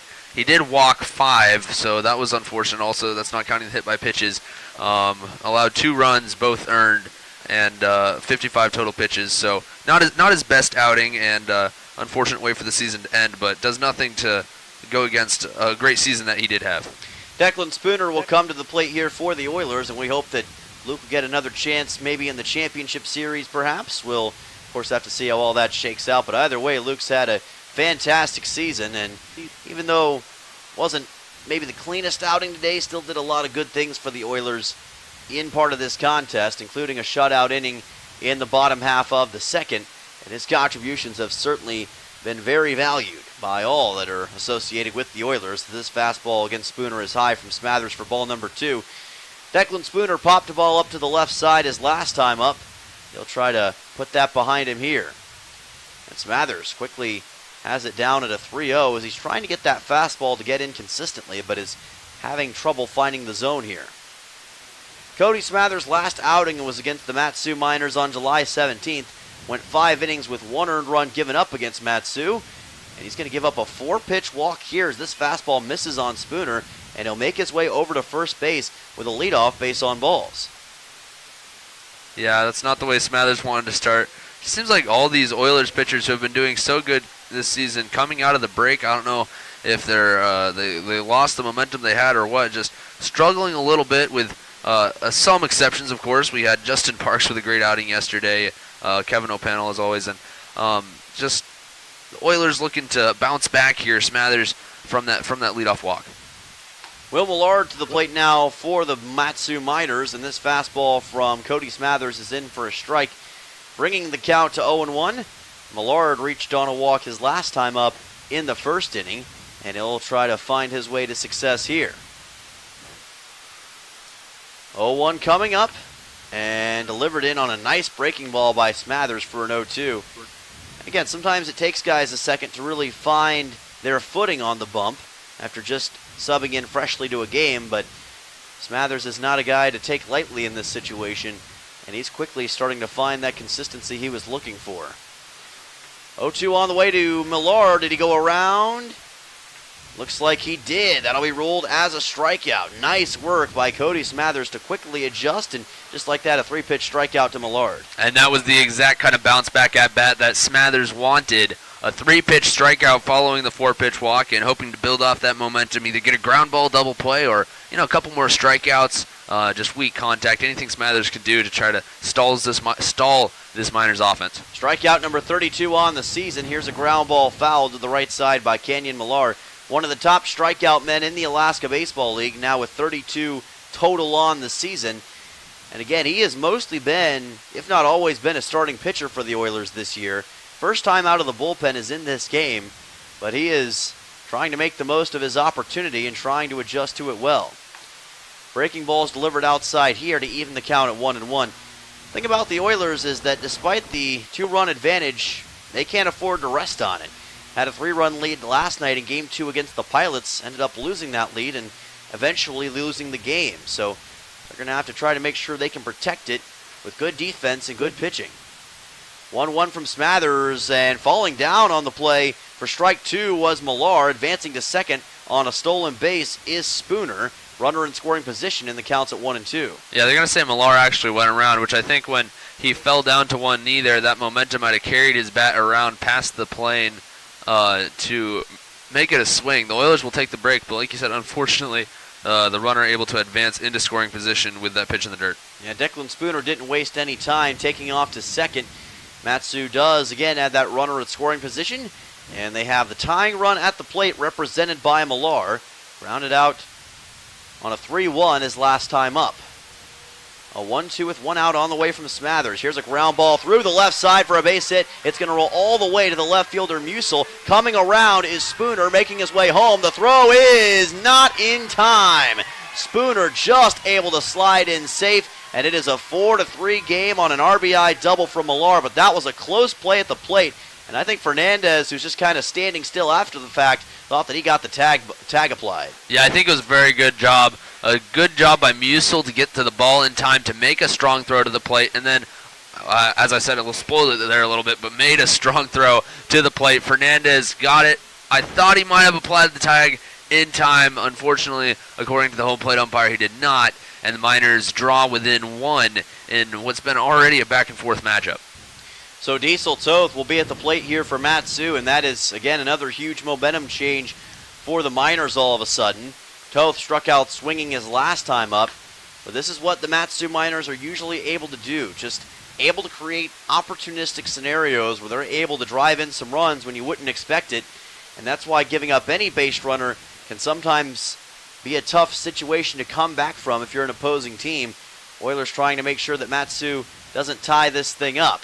Here is a ball lit up towards the right side. Racing after it is Hassenclaver in foul ground, but it's not going to be catchable as it lands in the crowd. And the count will quickly move, it looks like, to 1-1. Yeah, great hustle by Brooks there, though, to get all the way to the fence line, which, I mean, we've said it before, there's a vast expanse of foul territory here at Herman Brothers Field, and Hassenclaver able to cover all of it and get pretty much all the way to the fence before that ball landed in the stands. Yeah, I got very close to making that catch, but just unable to. And now we'll see what Diesel Toth can do with this new life afforded to him. Runner at second is Kenyon Millar. And Toth will deliver one to the right side. Is that fair or foul? That's a fair ball. Coming around third is Millar. He'll score, and that one goes all the way to the right field corner. It's going to be a slide-in RBI triple for Diesel Toth, and we're tied up at 4 runs apiece. Yeah, and that was just, I'm not going to say a fortunate stroke. It was a very good swing from Diesel Toth. It was just a matter of whether it was fair or foul, and from our vantage point, it was almost impossible to tell, but looked like, if anything, it was right on the line. So, unfortunately, that ball lands a couple inches to the right, and that's just a long strike, and Toth able to get a triple out of it. Yeah, it was tough to tell. We're kind of staring into the sun from this vantage point, but it did get down fair just barely for Diesel Toth, and that is a massive shot and a massive reversal of fortune again for Matsu. We're all knotted up at 4 runs apiece here at Herman Brothers Field in what's turning into a high-scoring shootout early on. Cash Millard to the plate, softly hits this one. It's going to be a fair ball down the third base line, and there will be no throw over to first base as the pitcher Smathers couldn't get to it in time, and Millard will be credited with an RBI infield single. That's 3 consecutive RBI hits for this Miners squad. They've now taken the lead 5-4, and what a ball game this has been, especially here in the third inning. Now a combined 7 runs put up on the board between these two teams. 5-4 is your score, and just like that, Matsu, who may have been a little down and out after the top of the third, they're certainly not feeling that way anymore as they have taken the lead just like that. What a turn and fortune it's been for them, and they've still got a runner at first in Cash Millar. Both Millar brothers with RBIs in this inning. Cash takes off, heads to second. The throw by Fernandez will not be in time, and Cash Millar's incredible stolen base total will increase as he's over to second. Yeah, and on most base runners, you've got a chance to get them on a fastball like that, but Millar with that elite speed, not really a chance for Fernandez as he was dove into second base well ahead of the tag. Will Godfrey back to the plate with a 1-0 count here, an 0-1 count actually after the strike. Godfrey has reached on a walk and struck out looking so far in this game. Scoreboard says 2 outs, but I believe it should just say 1 out right now, as this is fouled off to the left side by Godfrey to bring the count to 0-2. There has only been 1 out recorded in the inning. That was a 3-pitch strikeout of Will Millard, the second hitter of the game. Started off with a walk of Declan Spooner, then that strikeout, Kenyon Millard, RBI double, Diesel Toth with RBI triple, Cash Millar with an RBI single, and now he's standing on second base after that stolen base just moments ago. 0-2 with 2 outs coming up to Godfrey here. Still a runner at second, or with 1 out I should say. Runner at second for Matsu as that pitch is delivered low for ball number 1 by Smathers. Count will be at 1-2. Again, this is a bit of a new position for Smathers coming out of the bullpen in this game. It's always interesting to see how a guy who's usually a starter adjusts to a bullpen situation. It can be, at times, a little uncomfortable at the start, but if you're able to kind of get into the groove of the game, it's, in a way, a similar situation once you really boil it down. 1-2 from Smathers is a fastball that's too far to the inside, and it evens the count at 2-2. Of course, Will Godfrey's not a guy who's going to bite at something unless he thinks it's really got a chance to be delivered for a strike. Yeah, Will Godfrey, an excellent hitter at the plate. He has yet to get a hit today, but he did walk and score back in the first inning, struck out looking in the second. He's now batted, here in the third inning, he's now batted 3 times in every single inning thus far. 2 balls and 2 strikes coming up here to Godfrey. Looking for his first hit of the game. 0 for 1 so far with a walk. This is well outside from Cody Smathers, and that runs the count full at 3-2. Godfrey's done a good job coming back from an 0-2 count to get it to a payoff pitch with 1 out. 3-2 coming up for the lefty batter Will Godfrey, and Matsu once again with a great opportunity to get 2 runners on base here in this bottom half of the third and try to stretch this lead against the Oilers. Smathers in need of a strikeout. Payoff pitch on the way. That will do exactly what he wanted. It's a strikeout looking on Godfrey. The second straight the Oilers have gotten against him, and Smathers gets his second strikeout of the frame. Yeah, it's the second time tonight that Will Godfrey's been caught looking at an equally huge strikeout for the pitcher, Dixon. Sorry, not Dixon anymore. That's Smathers. Austin Park will come to the plate. Now, he's reached 2 times in a row on hit by pitches, so he has certainly endured his fair share of punishment tonight. But the number 5 batting average in the ABL is going to look to do damage in a different way right here against Smathers with 2 outs. And I was looking at the Presto stats, and it looks like in the second inning they ruled that as a walk, a base on balls, rather than a hit by pitch. So officially it's a hit by pitch and a walk on the day so far. All right, well, thank you for the clarification. We were curious whether or not that was a walk or hit by pitch. Scoreboard said there were only 3 balls in that situation, but it was ruled as a walk. So Park, still in this game, has not had an official at-bat. He's 0 for 0 so far with a hit by pitch and a walk.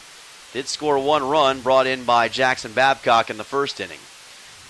Cash Millar still at second here, as this pitch from Millar is going to be delivered low, and the count quickly moves to 2-0 on Austin Park. Matsu down 3 runs to start the bottom of the third. They've scored 3 runs since to take the 5-4 lead, or down 2 runs, I should say, to start the frame, and they've scored 3 runs since.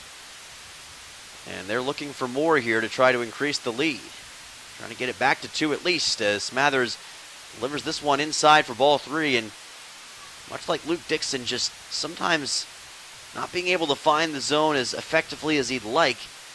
And again, that's what's spurred a lot of this Mat-Su ability and a lot of these Mat-Su runs in this game. 3-0 pitch from Smathers.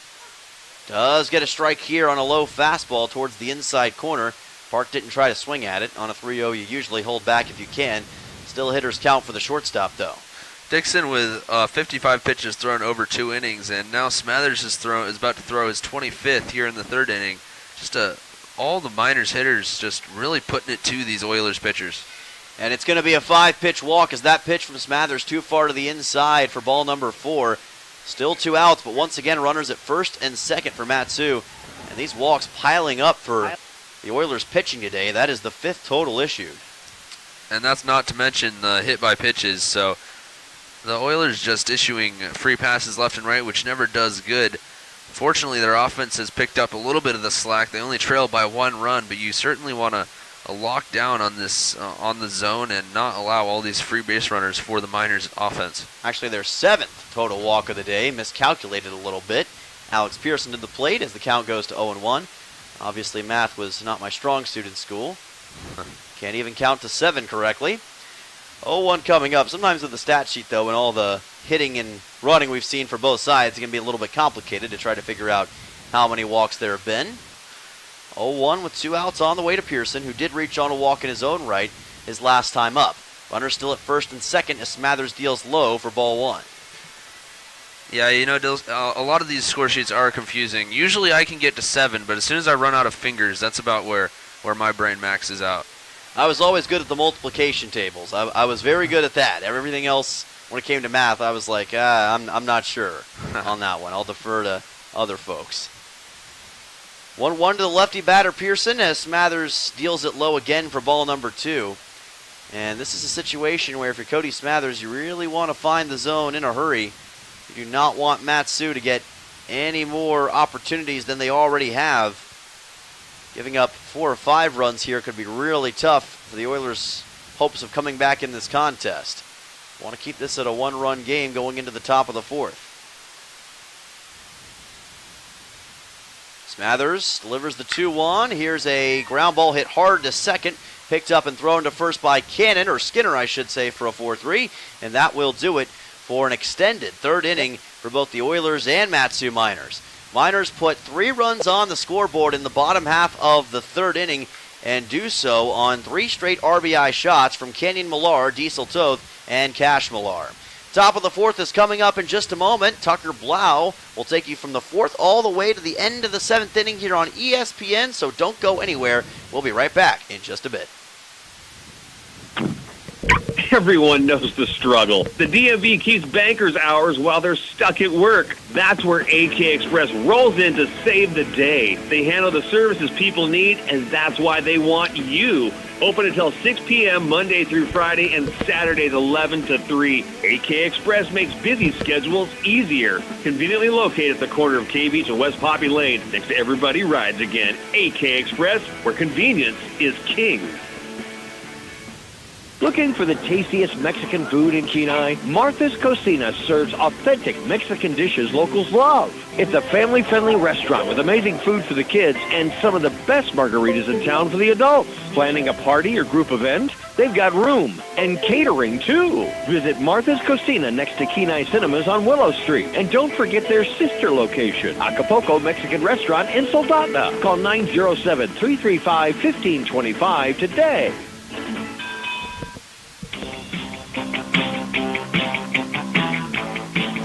Welcome back to Herman Brothers Field here in Palmer, Alaska. Dylan Simmons here. Well, I guess I'm Tucker Blau, not Dylan Simmons, but I'm here with Dylan Simmons, the one and only. Yes. And we've got Race Lee back in the studio tonight. Thank you, Race, and a good shout out to the guy you don't hear, but we couldn't do it without him. Yeah, couldn't do it without our producers. They've done a fantastic job all season. Him and Caleb done a great job back in the studio, and we may not hear from them, but we appreciate all they do for us and helping us to get this broadcast going. You don't want to hear from me. The Oilers trailing the Miners 4-5. tonight and looking to bounce back. They put up 4 runs in the top of the third and looking to keep that momentum going as the game progresses. Unfortunately, the Miners responded with that 3-run bottom of the third, and it's just been a little bit of a shootout here tonight, and hopefully the Oilers can continue that here in the top of the fourth. Yeah, it's been really a high-scoring game between these two teams, to say the least. 9 combined runs so far. Wild third inning. 7 combined runs between the two squads. 4 for the Oilers, 3 for Matsu. I'm curious to see how this game continues to shift as time goes on. And with a new pitcher on the mound, it very well could, as Bumpy Van Meter is back for the Oilers, and he'll take on Garrison Jones to lead off this top of the fourth. And I gotta love it when Bumpy Van Meter's on the mound, just because as a broadcaster I love saying his name, and hopefully the Oilers can get to him as well. Leading off for the Oilers is going to be Garrison Jones, the 9-hitter, and then we'll head to the top of the lineup for Brooks Hossenclaver and Shane Cannon. First, though, Garrison Jones trying to set the table for that absolutely potent top of the order here on Peninsula's lineup, and Garrison Jones takes strike 1 to start off the at-bat. Reached on a walk his first time up. Colin Roos ends up going 3 innings today. Bumpy's made 1 appearance on the season, and it was against the Oilers just about a week ago or so. Next pitch to Garrison Jones just misses for ball 1. The count runs to 1-1. Colin Roos, the starter for the Miners, leaves the game with 3 innings, 4 hits, 4 runs, 4 earned runs on 3 walks and 1 strikeout. So he started off decent, but then a rough top of the third is going to be enough to get him out of the game, and Bumpy Van Meter now comes in relief and gets Garrison Jones to swing through strike 2. Count runs to 1-2. Bumpy went an inning and a third against the Oilers on July 17th with 1 earned run given up, 2 runs total. Not a bad performance by any means, but Oilers did test him. Jones now takes a ball, a very gutsy take. He actually offered just a little bit, and the Miners bench looking for the appeal, and the third base umpire says he did not go around, so Jones stays safe at 2-2. Do have the camera back up for those watching on YouTube. We got the camera cooled down enough that it should be good, hopefully the rest of the way, but if it goes down again, we'll let you know. 2-2 delivery is delivered into left field. That's going to drop down in front of the left fielder, Pearson, and Garrison Jones comes through with a leadoff single, doing exactly what he wants to do at the bottom of the order, getting on base and putting a huge opportunity for the Oilers here to at least tie the game. Boy, did he ever. A great shot to the opposite side by Jones. Pearson with no chance to make a play. That's how you lead off an inning if you're Peninsula, and that sets the table to the top of the order as Hossenclaver comes to the plate. Big chance to capitalize and tie this game quickly if you're Peninsula. Jones plays center field and has speed, so he could possibly take the opportunity to take second base. Probably not early on with Hossenclaver's bat, not wanting to erase that runner. And sure enough, Hossenclaver with a deep drive to right field. Ranging back is the right fielder Babcock, and you can kiss that ball goodbye. A huge go-ahead home run for Brooks Hossenclaver gives the Oilers the lead. They now lead 6-5. Oilers responding right away here in the top of the fourth. Boy, did they ever. And again, when you play with fire, sometimes you get burned. You put a new pitcher in against Brooks Hossenclaver. That is not an ideal guy to have to start with after Garrison Jones' single. Hossenclaver immediately makes him pay, and again, just goes to show you why he is the king of home runs in the Alaska Baseball League, his 7th of the season. And again, that right field porch here at Matsu has treated him well. That's the 2nd time within the last week he's gotten a home run at this ballpark, and he did so masterfully there. Absolutely a huge shot for Brooks Hossenclaver, obviously, but also a heck of a job for Garrison Jones to just get on base, and his run is what gives the Oilers the lead. So a huge job for Jones to set the table for Hossenclaver to do what he just did. Shane Cannon swings through strike 1. And the fireworks continue in this contest. These two offenses are just absolutely exploding. It's becoming a game of one-upsmanship between these two sides, and who's going to be the one to finally get a stop here is the question. Now a fly ball lifted to shallow left field. Ranging in are Godfrey, Park, and Pearson. All combining is going to be Park to make the grab in foul territory to record the first out of the inning. But like you said, the fireworks continue. A game that has now featured 4 lead changes in just 3.5 innings. It's been a fantastic game between these two teams so far. As an Oilers or Miners fan, you're probably stressed out about it, but as a fan of baseball, you can't help but enjoy what these two teams are putting on display right now. 2 great offenses capitalizing on opportunities, and 2 teams fighting for so much more than what's on the field right now. Stepping up to the left side of the plate is Nolan Graw now for the Oilers. He's going to take a ball high and inside for ball 1, an appeal to the third base umpire, but Graw didn't look like he was even close to offering it that one. He's 1 for 2 on the day, singled back in the third and scored, lined out to right in the first. Now up for his third opportunity of the day, and he takes a strike on the inside edge. Count goes to 1-1. Yeah, curious to see how Bumpy Van Meter responds after giving up the 2-run home run to Hassenclaver. Sometimes as a bullpen guy, that can really shake you when you give up a home run that early. Some guys are able to shake it off, and that's what Bumpy's trying to do here. The 1-1 off speed, Bumpy's able to drop it right into the top of the zone, and Van Meter now out ahead of Nolan Graw. Now ready for the 1-2 delivery, the late kick and the pitch. And that's going to catch Graw on the thigh. As Graw curls up in a little bit of pain, it looks like he's going to walk it off as he heads down the first base line. However, hopefully he's all right. Doesn't look like there's going to be any training staff headed out to take a look at him, and he'll be aboard with just 1 out for Owen Musil. Yeah, I know that didn't feel good, though. Got tagged pretty much on the right side of the body with that baseball. Not a out tag. I've had that confused before with some folks. Got hit with the baseball pretty hard, and glad to see that he's okay and making his way over to first. But again, another opportunity for the Oilers with another runner aboard. Nolan Graw now on first base. Van Meter checks him and now delivers to Lusky, who flies one out to the right side. Very shallow, ranging into foul territory is Millar to make the grab, and that'll retire the second out of the inning. Lusky now 0 for 2 on the day, did walk and score in the third. And that brings up Owen Musil, the man of the hour, who had a big double back in the second and walked and got stranded in the third. He's been a big force for the Oilers tonight. Is this his moment to really break through and put some runs across the board? Yeah, already a double and a walk forced by Musil in this game. Really challenged Colin Roos, and we'll see if he can maintain that success against Van Meter. As we mentioned before, sometimes a new pitcher is good or bad depending on the situation for these hitters. Owen Musil comes out swinging, but out ahead of the off-speed for strike 1 as he swings through it, and the count runs to 0-1. Hassenclaver, for instance, was 0 for 2 against Roos, but got the home run against Bumpy Van Meter. We'll see if that trend continues with Owen Musil or if he's just in a hot streak tonight.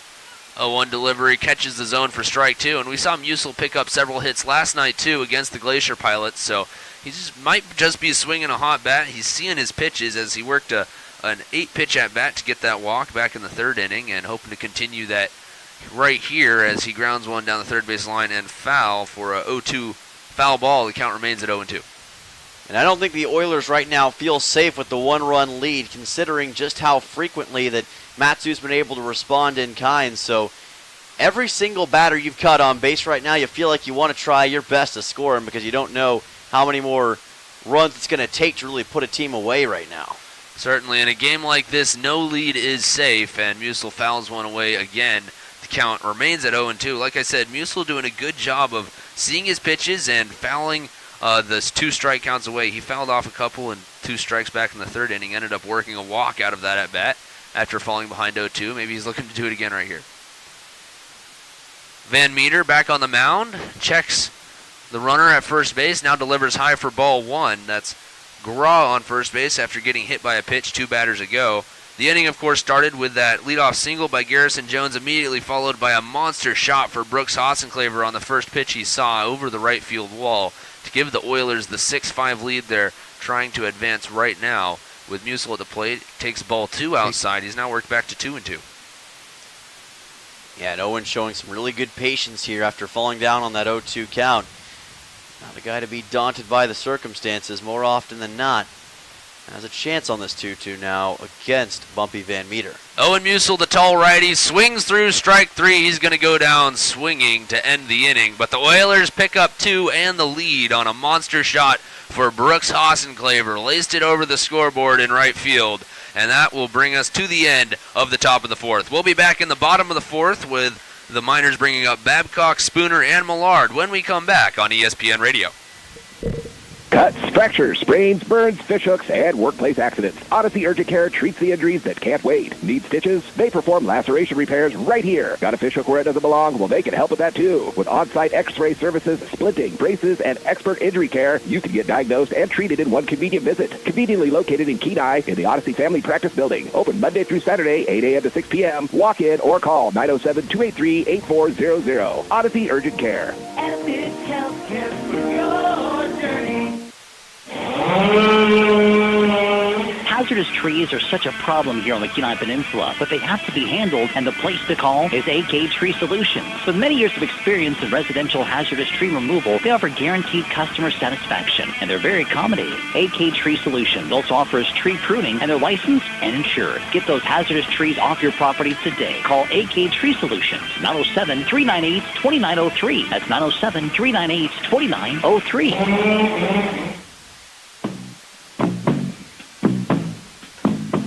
Tucker Blau and Dylan Simmons bringing you live to Herman Brothers Field, where we've had the definition of a back-and-forth game. 4 lead changes already. The most recent of those, big, deep fly off the bat of Brooks Hossenclaver, a 2-run shot bringing home Garrison Jones and giving the Oilers the 6-5 lead that Smathers is trying to protect as we speak. Yeah, it's been a wildly entertaining game so far in these middle innings. And it really feels as though every single hit, every single runner you get on base, every single guy you bring home is pivotal right now. And we'll see what sort of twists and turns we get in this bottom of the fourth as Smathers goes back to work. Had some trouble last time against the Matsu lineup. Let's see what adjustments he makes here. Cody Smathers, the tall righty, just misses for ball 1, the first pitch to Jackson Babcock, who's 1 for 2 on the day. Hit a 2 RBI single back in the first, got stranded at second. Flew out to right in the right field in the second inning.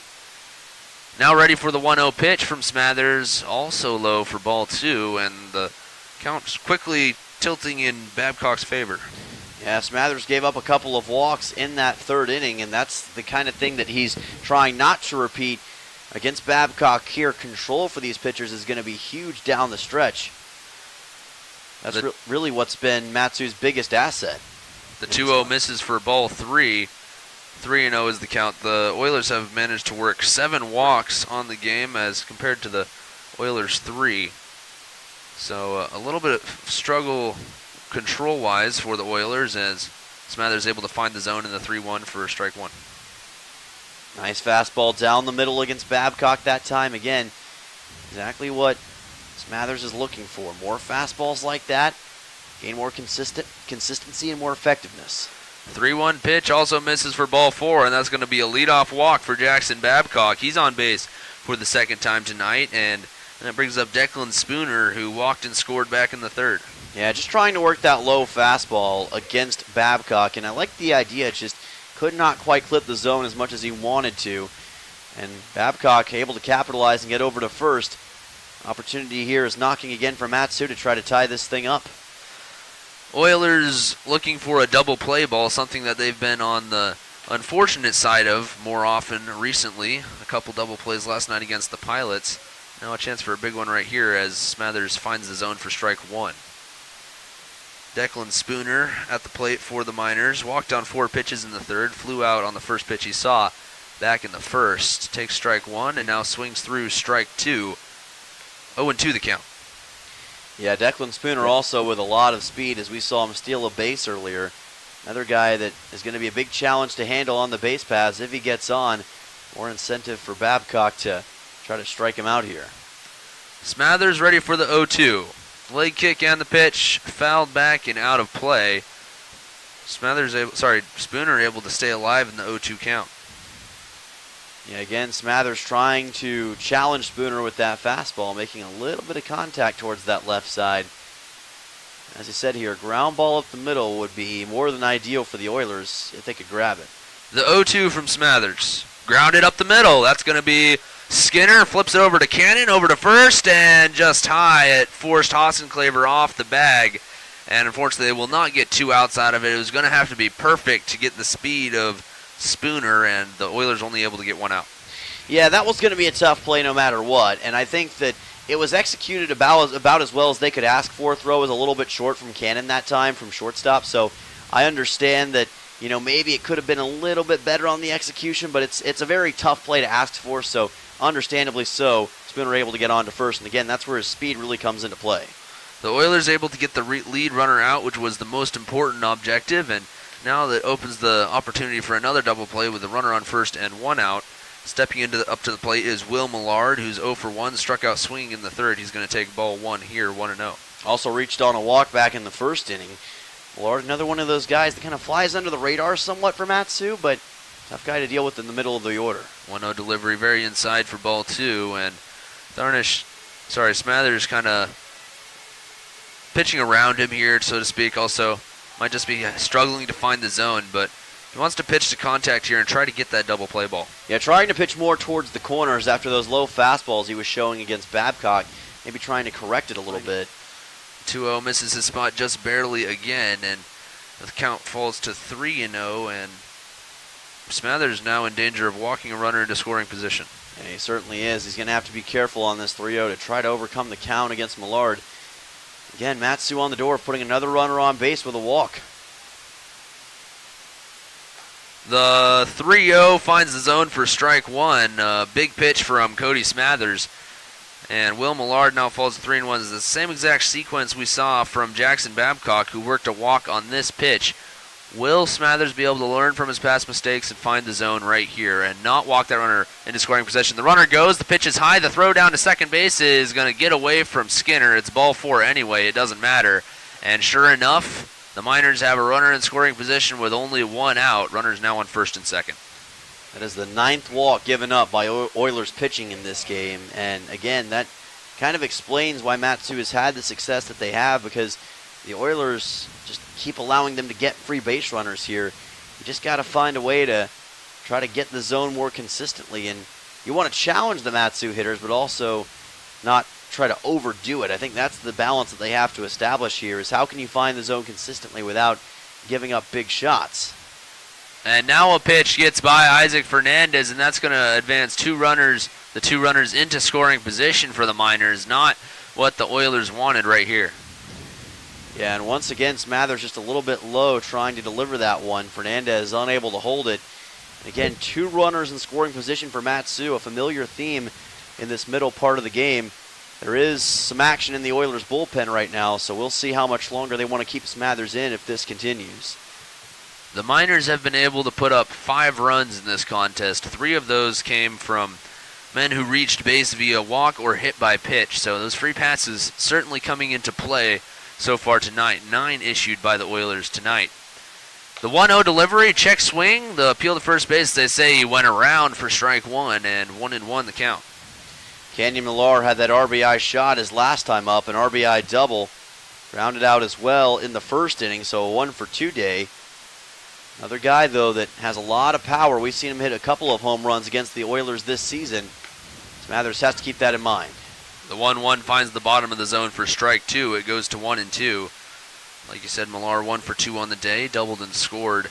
RBI doubled and scored in the third inning, so certainly a key part of that 3-run bottom of the third for Matsu. And now a fly ball to the left side. It's going to be Musil ranging back to it. Will the runner go? It's like, oh, Musil dropped it. It looks like the sun might have gotten his eyes just a little bit, and everybody's going to be safe as Millar advances to second base.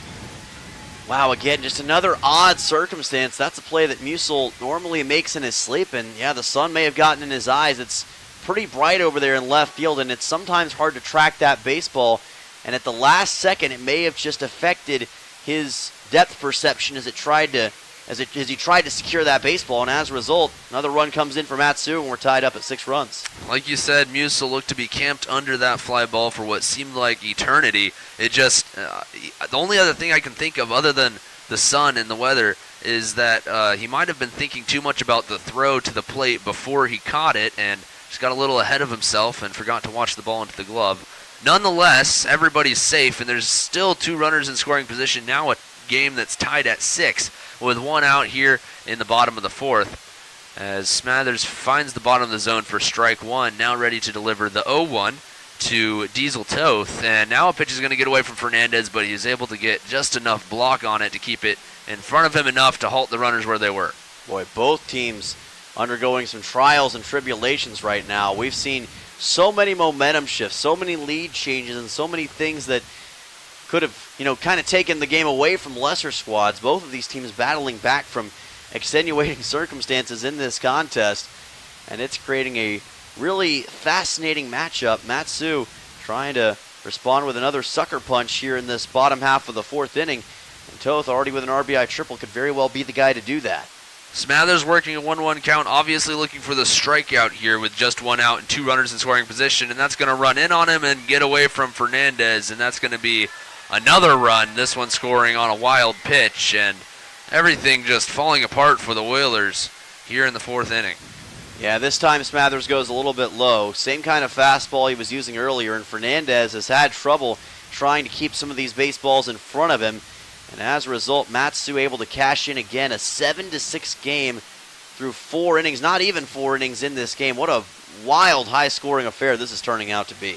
The Oilers trail 6-7, like you said, in the bottom of the fourth. And now a ground ball to the left side is going to be picked up by Graw. He's just going to go to first with it and get the out, and another run comes home for the Miners. And that's probably the good decision to get the out, especially in such a high-scoring affair as this one. You're probably going to get those runs back anyway. Obviously, you can't bank on that, but Graw just getting the easy out in that situation. Yeah, simple ground out there, and I don't blame Graw for taking the easy out. Get him where you can right now because you're trying to get some confidence back for your defense at the moment. That's a good way to do it and put yourself in a better position. There could have been a throw at the plate maybe, but I don't blame Graw for taking the out. Nonetheless, the Miners take a 6-8 lead now. They lead by 2 runs after putting up back-to-back 3-run frames. Get this, there's now been a total of 12 runs scored in the last 11 outs of both teams combined, as the next pitch is fouled away 1-1 now on Cash Millar. Yeah, pretty wild to consider that. But again, it just goes to show you what kind of game we're dealing with right now.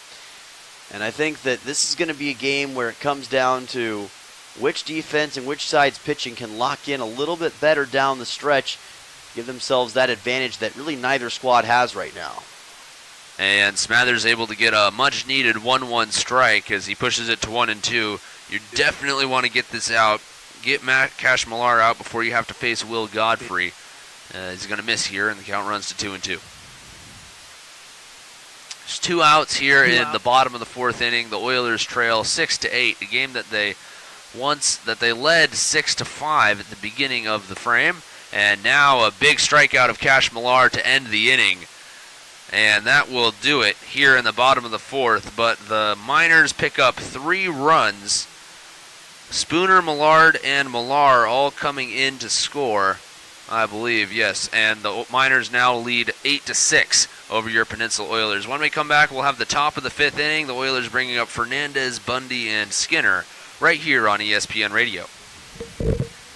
To spice up your day, Playa Azul Mexican Restaurant in Kenai is serving a bold, authentic Mexican food made with love and packed with flavor. New to town or just passing through, this is your must-stop spot for amazing variety, unbeatable prices, and all your favorites. Enjoy the free salsa bar and kick back with cold beer or a glass of wine. Located just past the last traffic light in Kenai, headed north, Playa Azul is where the fiesta never ends. Come hungry, leave happy. Playa Azul Mexican Restaurant. It's Progress Days weekend in Saldana. This Saturday, the parade starts at 11 a.m. from Marydale to Binkley and ends on Redoubt. Then head on over to Parker Park for the free community barbecue beginning at noon. Outdoor games, food trucks, and more. While you're out, stop by Sweeney's Clothing for all your summertime essentials. From Carhartt workwear and rain gear for the whole family, it's one of the area's largest selections of Carhartt. Sweeney's Clothing in Saldana, your workwear and outerwear headquarters for the whole family.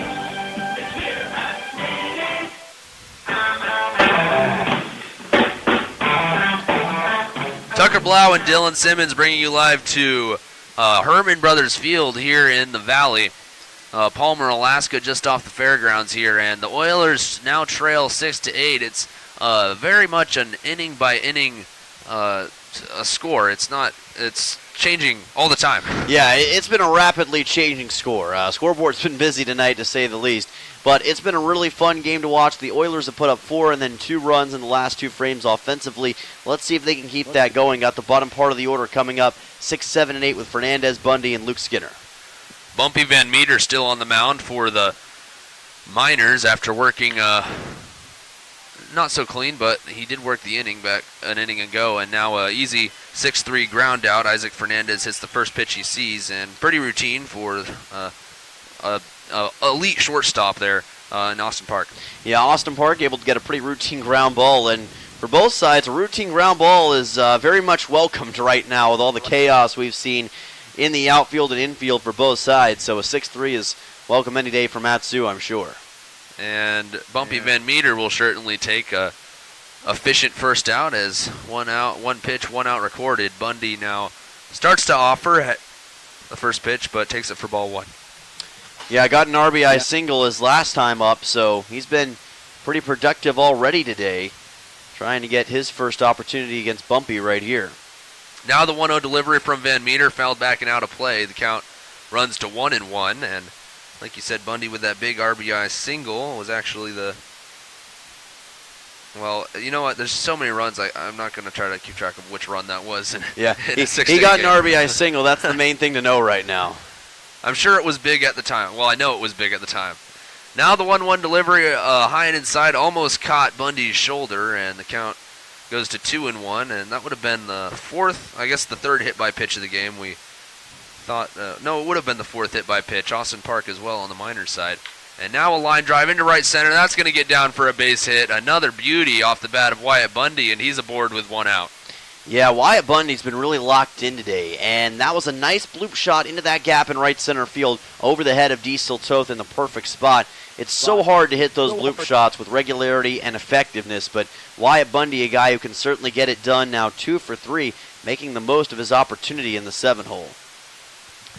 Stepping into the box now is going to be Luke Skinner. He's 0 for 2 on the day, looking for kind of a breakthrough moment here in what could be his last game up here in Alaska, and trying to leave a good impression.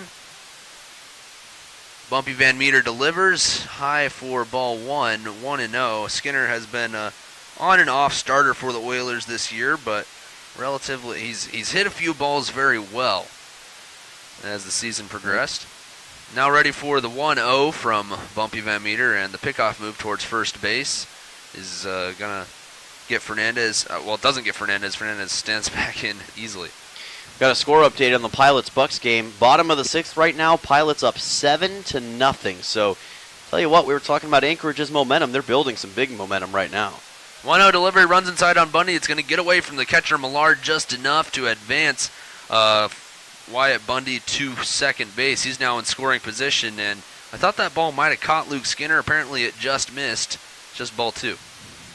Yeah, it was very close to being a hit by pitch. Skinner kind of laid off of it and ended up paying off for the Oilers. Now runner at second, and we'll see if Skinner can drive him in to possibly put another run on the board for Peninsula. 2-0 delivery to Skinner is going to be popped up to the left side and backing out of play.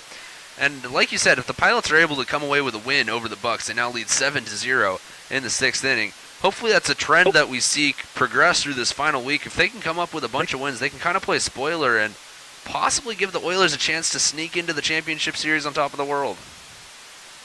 Luke Skinner now ready for the 2-1 delivery. Takes strike 2, and the count runs to 2-2.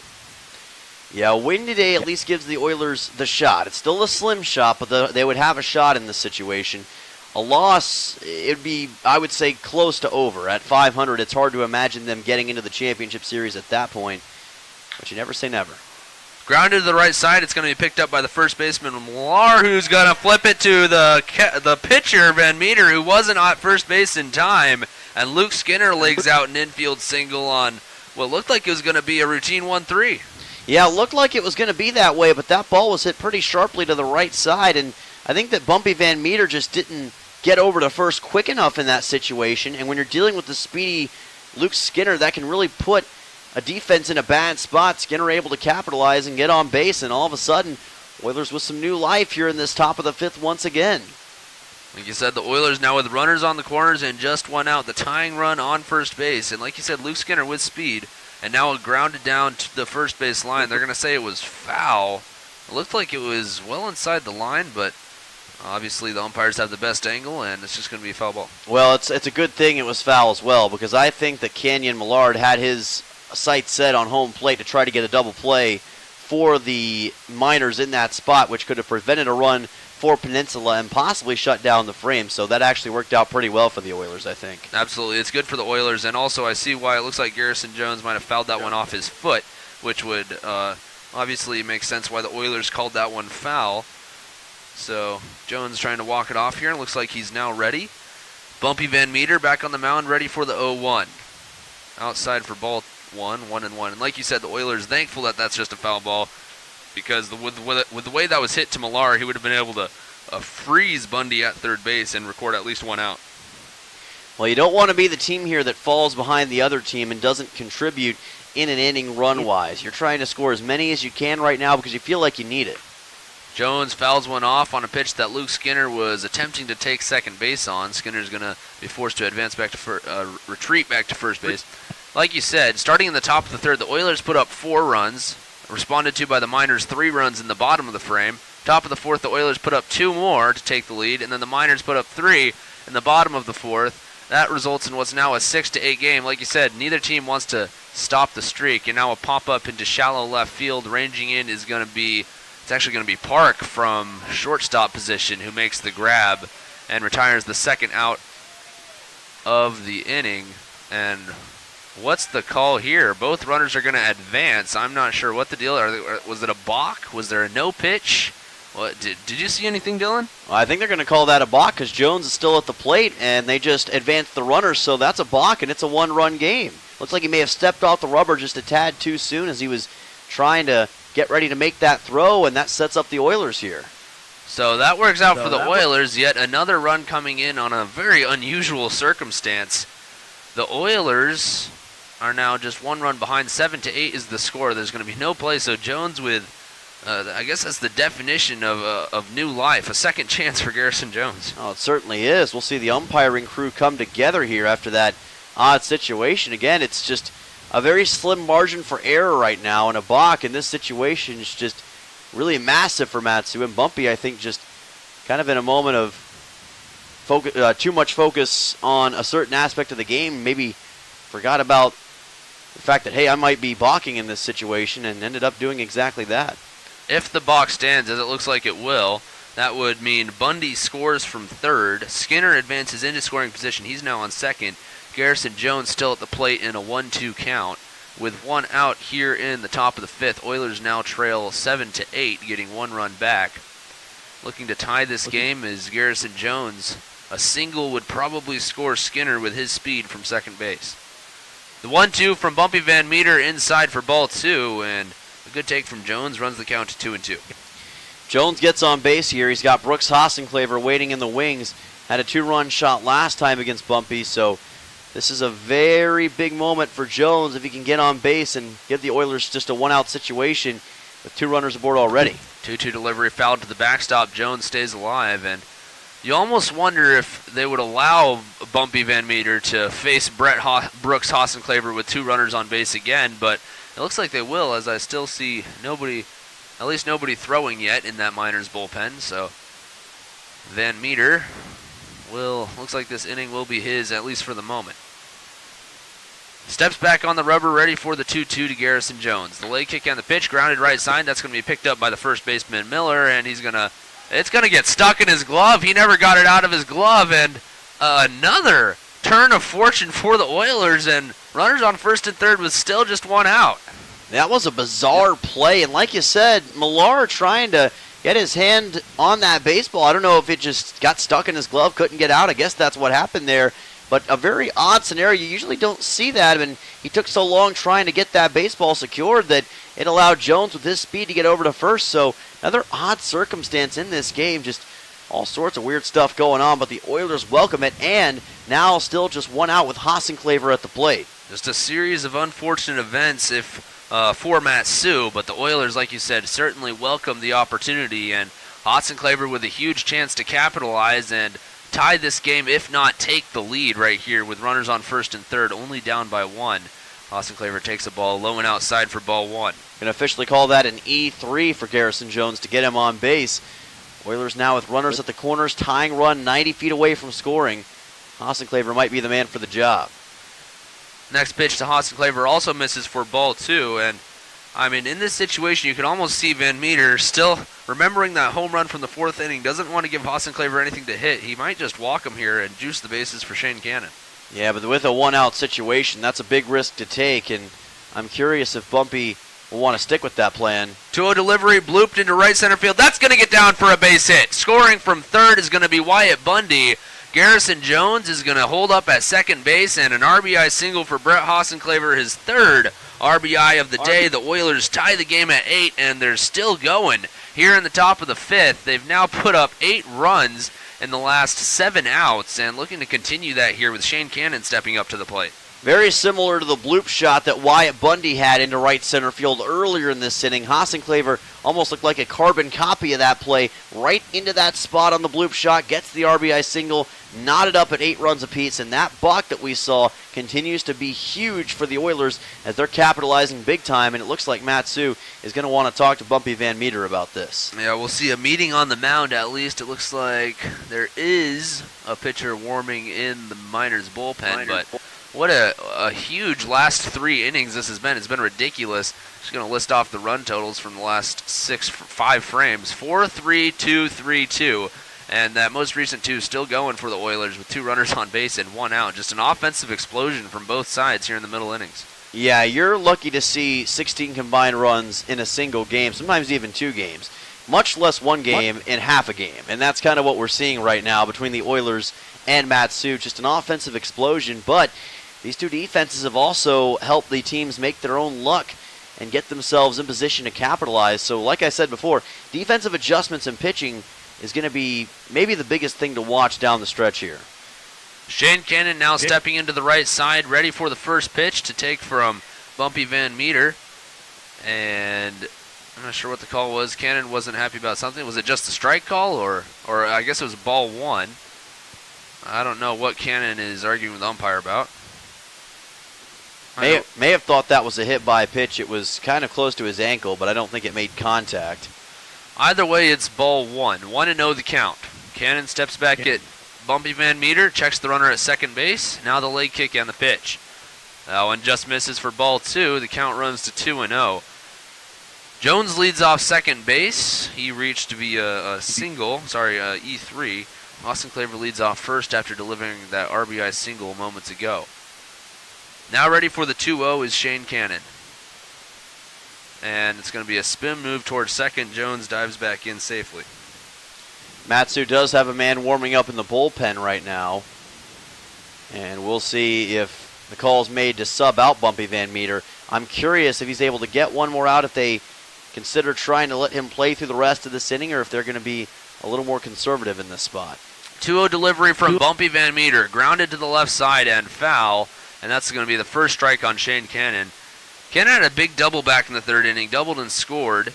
Other than that, he's 0 for 2, so he's 1 for 3 on the day with a run, and he can certainly swing he can certainly put good bat on the ball. He struggled a little more as of recently. Looking to change that here, and he did get that spark of a double back in the 3rd. Maybe he can use that momentum here to deliver a big hit for the Oilers. He's going to fly one deep to right field. Ranging back is Babcock. And he's going to make the grab. Jones returns to second base, and it's going to be a unuseful flyout for Shane Cannon. Nolan Gross stepping up to the plate. Babcock quickly on the ball in that situation, making sure to catch that fly ball, and then just heaved it back into the infield. And it looks like we were talking about whether or not they would let Van Meter go with one more out, but it looks like they are going to take him out of this game as Ty LeBrun is to the dugout, or is out of the dugout. And we will see a pitching change for Matsu. So we'll have Van Meter's final line. It's going to be good for the Oilers, to say the least. The Oilers have tied this game back up at 8 with 2 outs, 2 runners on, and Nolan Graw with a huge 3-run home run yesterday, continuing that momentum here tonight with a single back in the 3rd inning, looking to give the Oilers the lead here in the top of the 5th when we come back on ESPN Radio. Ready to spice up your day? Playa Azul Mexican Restaurant in Kenai is serving a bold, authentic Mexican food made with love and packed with flavor. New to town or just passing through, this is your must-stop spot for amazing variety, unbeatable prices, and all your favorites. Enjoy the free salsa bar and kick back with cold beer or a glass of wine. Located just past the last traffic light in Kenai, headed north, Playa Azul is where the fiesta never ends. Come hungry, leave happy. Playa Azul Mexican Restaurant. It's Progress Days weekend in Saldana. This Saturday, the parade starts at 11 a.m. from Marydale to Binkley and ends on Redoubt. Then head on over to Parker Park for the free community barbecue beginning at noon. Outdoor games, food trucks, and more. While you're out, stop by Sweeney's Clothing for all your summertime essentials. From Carhartt workwear and rain gear for the whole family, it's one of the area's largest selections of Carhartt. Sweeney's Clothing in Saldana, your workwear and outerwear headquarters for the whole family.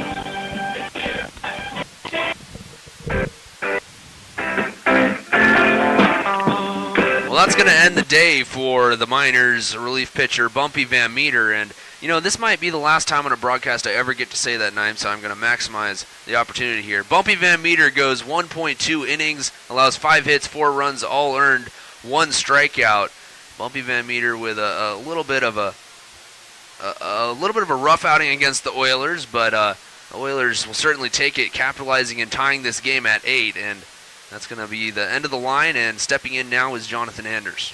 Yeah, Anders coming to the mound here for Matsu, and he's been a pretty solid bullpen option, to say the least, so far this season. 12 1/3 innings pitched, a 1.46 ERA. Does have a 1-0 record with 15 strikeouts, and he's got plenty of experience against the Oilers out of Sam Houston University, Conference USA, and I think this is a really good adjustment for Matsu, a guy who more often than not they can rely on in these spots to take care of business. But we'll see if the Oilers are still able to do some damage. Going to have a pretty tough first test with Nolan Graw at the plate and 2 runners on base. And this is a big situation to just get thrown into. Like you said, 2 runners on base in a tie game, and a hitter as good as Nolan Graw at the plate. There is 2 outs, so all he needs is an out to escape the situation. But that's not going to be necessarily an easy assignment against Nolan Graw. Jonathan Anders, ready for his first pitch, steps into his closed stance on the mound as he comes set. Checks the runner at second, now the pitch, finds the zone for strike 1, and he's got a little heat on that fastball. Yeah, he does. Again, the fastball is his signature pitch, so he's going to be very comfortable using that time and time again. Not many guys can make solid contact with it. We'll see if Graw is an exception to that rule. 0-1 pitch from Anders as he checks the runner at second again, and that's a fastball that got well away, high and outside, and Jones rounds third aggressively. He's going to hold up there, however, and Austin Claver and Jones now both in scoring position with 2 outs, and Graw with an even bigger opportunity here to give the Oilers the lead. Yeah, that's one that just got away from Anders, a little bit high there off the glove of the catcher Will Millard, and that's a gift for the Oilers, 2 runners in scoring position. Trying to see if they can capitalize on this 1-1. You know, the thing about Matsu is that they have not played a game really since very early on in this week. They've had so many games rained out that this is their first time back really all week long. So they're still in, I guess, some ways trying to work off the rust. First delivery to Nolan Graw, fouled out of play. 0-1, sorry, not the first delivery, the third delivery to Nolan Graw. He now falls behind 1-2. Graw 1 for 2 on the day, singled and scored in the third, got hit by a pitch in the fourth. Lined out to right all the way back in the first inning, so he's been swinging a good bat. It's just a matter of hitting it to the right places. The 1-2 from Anders in a big spot here in the 5th inning. Line left side, that's down for a base hit. Jones is going to score from third. They're going to hold Austin Claver as it was hit directly at the left fielder, Pearson. But Graw comes through yet again. An RBI single gives the Oilers the lead. They now lead 9-8 here in the 5th inning. That's the way it's done. Over the head of Austin Park that time, into the gap in left field. Really close play as well. Park did everything he could to leap up and snag that thing out of the air. But Nolan Graw just had different things in mind. And again, with a 2-out situation and a runner on base, the Oilers deliver. And that's been the big difference in this game with the offensive productivity. They haven't left guys on base. They've capitalized on opportunities, and they're doing it again here. Luke Lusky now stepping into the box for the Oilers. He's going to take a ball to start off the at-bat. Now a chance to advance the Oilers' lead, and we've now seen lead changes in 5 consecutive frames, which is absolutely ridiculous. 4 consecutive frames, excuse me. Now the 1-0 delivery from Anders. Leg kick and the pitch. Just caught the inside edge for strike 1. 1-1 the count. Luke Lusky looking to get his first hit of the day. Yeah, and there's the breaking ball from Anders, trying to target the inside corner of the plate against Lusky. Well, as you said, is 0 for 2 with a walk so far. Looking to make solid contact, of which we know he's fully capable of here. The 1-1 delivery to Lusky. Anders checks the runner at first, now delivers high for ball 2, and Lusky thought about going for the high cheese, but thought better of it and is able to check his swing. 2-1 the count on the DH tonight. Also plays first base occasionally for the Oilers squad. 2-1 from Anders as he looks towards home plate. Casually looks over at the first base runner, and now a foul ball deep down the right field line, but well out of play. 2-2.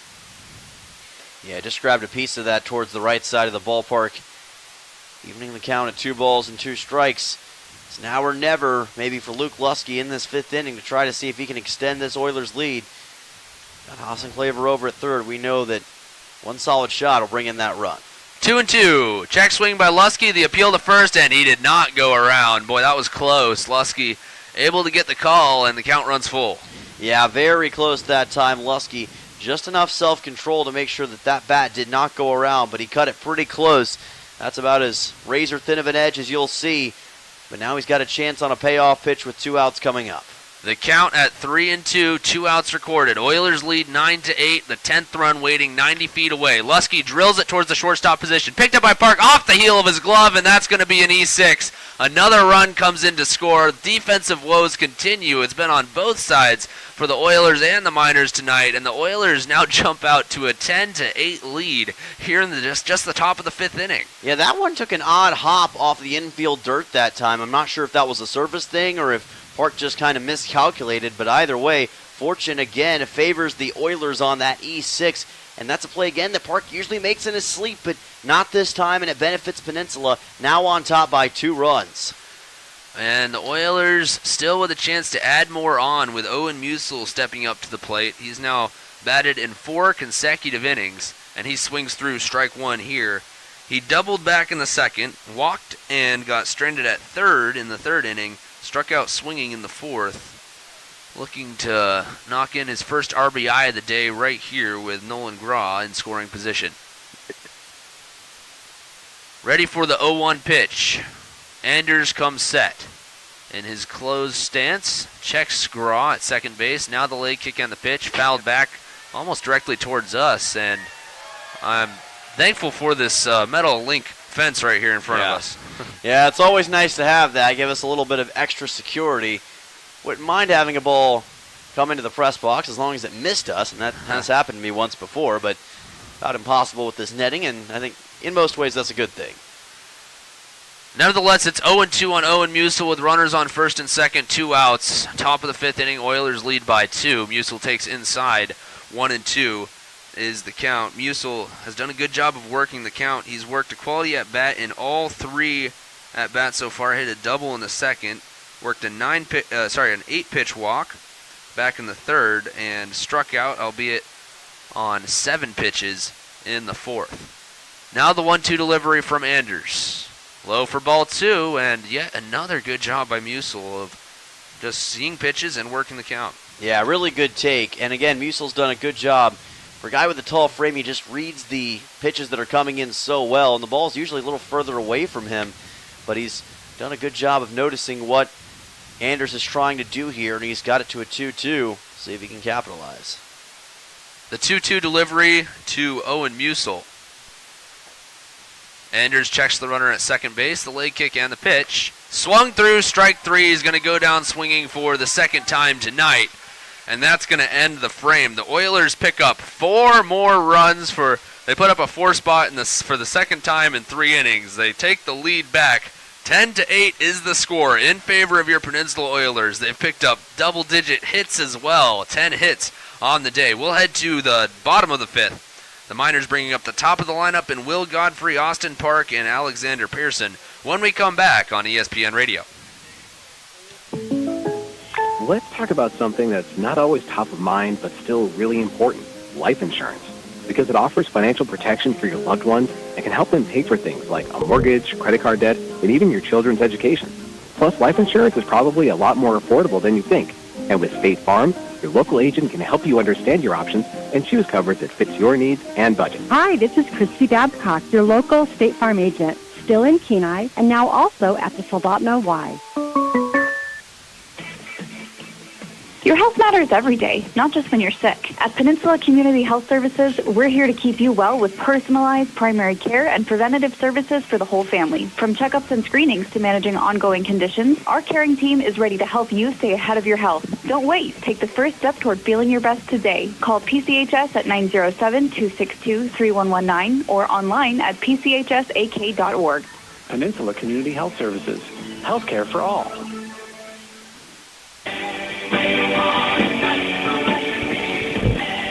Oilers putting a pitching change, bringing in Ryan Kaiser for Cody Smathers. Smathers leads the game with 2 innings pitched, 3 hits, 6 runs, 4 earned on 4 walks and 3 strikeouts. A bit of a rough defensive outing for both sides, and the Oilers not an exception for sure, but on a day like today, you just want to get innings out of your starters, and that's what the Oilers are looking for Ryan Kaiser. Yeah, Ryan Kaiser coming out of the bullpen. He's already done this once in this road stretch and did a pretty solid job in that appearance, so he's not a stranger to it, and that might help him in this situation. Comes in with, obviously, a new, fresh slate, so doesn't have to worry about anybody being on base, but still has to worry about an effective Matsu order with Jackson Babcock, Declan Spooner, and Will Millard to the plate. Of course, this is the top of the order for the Matsu Miners, and Ryan Kaiser, like you said, normally a starter. Now he gets to come in with a 2-run bonus, so it's like almost like he's got 2 runs to work with here as a starting pitcher coming in the 5th inning. Finds the zone for strike 1, now inside for a ball. 1-1 the count. Yeah, Godfrey Park and Pearson, my mistake, coming up to the plate here. I was reading it off wrong on my stat sheet, so apologies for that. But again, top of the order here, so it's going to be a significant challenge for Kaiser. But he's a guy who's not going to be daunted too easily by that. 1-1 delivery, fouled back, and the count goes to 1-2. Godfrey tried to put a good swing on that, just got just underneath it, and again, off the Metal League fence right in front of us here. Struck out twice in a row with a walk, still looking for that first hit of this game. Kaiser with 35 hits given up on the year, 27 earned runs given up, 21 strikeouts. Kaiser just low for ball 2. The count goes to 2-2. 9.11 ERA, but I don't think that ERA is reflective of his abilities. He's had a couple of tough outings where he gave up several runs on the mound, but rest assured, other than that, he's been pretty solid in most of his appearances this year. I don't know if that ERA is a true reflection of his abilities. The 2-2 delivery from Kaiser. Finds, no, just missed for ball 3. I thought it might have caught that outside edge, but unfortunately the count runs full. Good take by Godfrey. That was very close to that outside corner.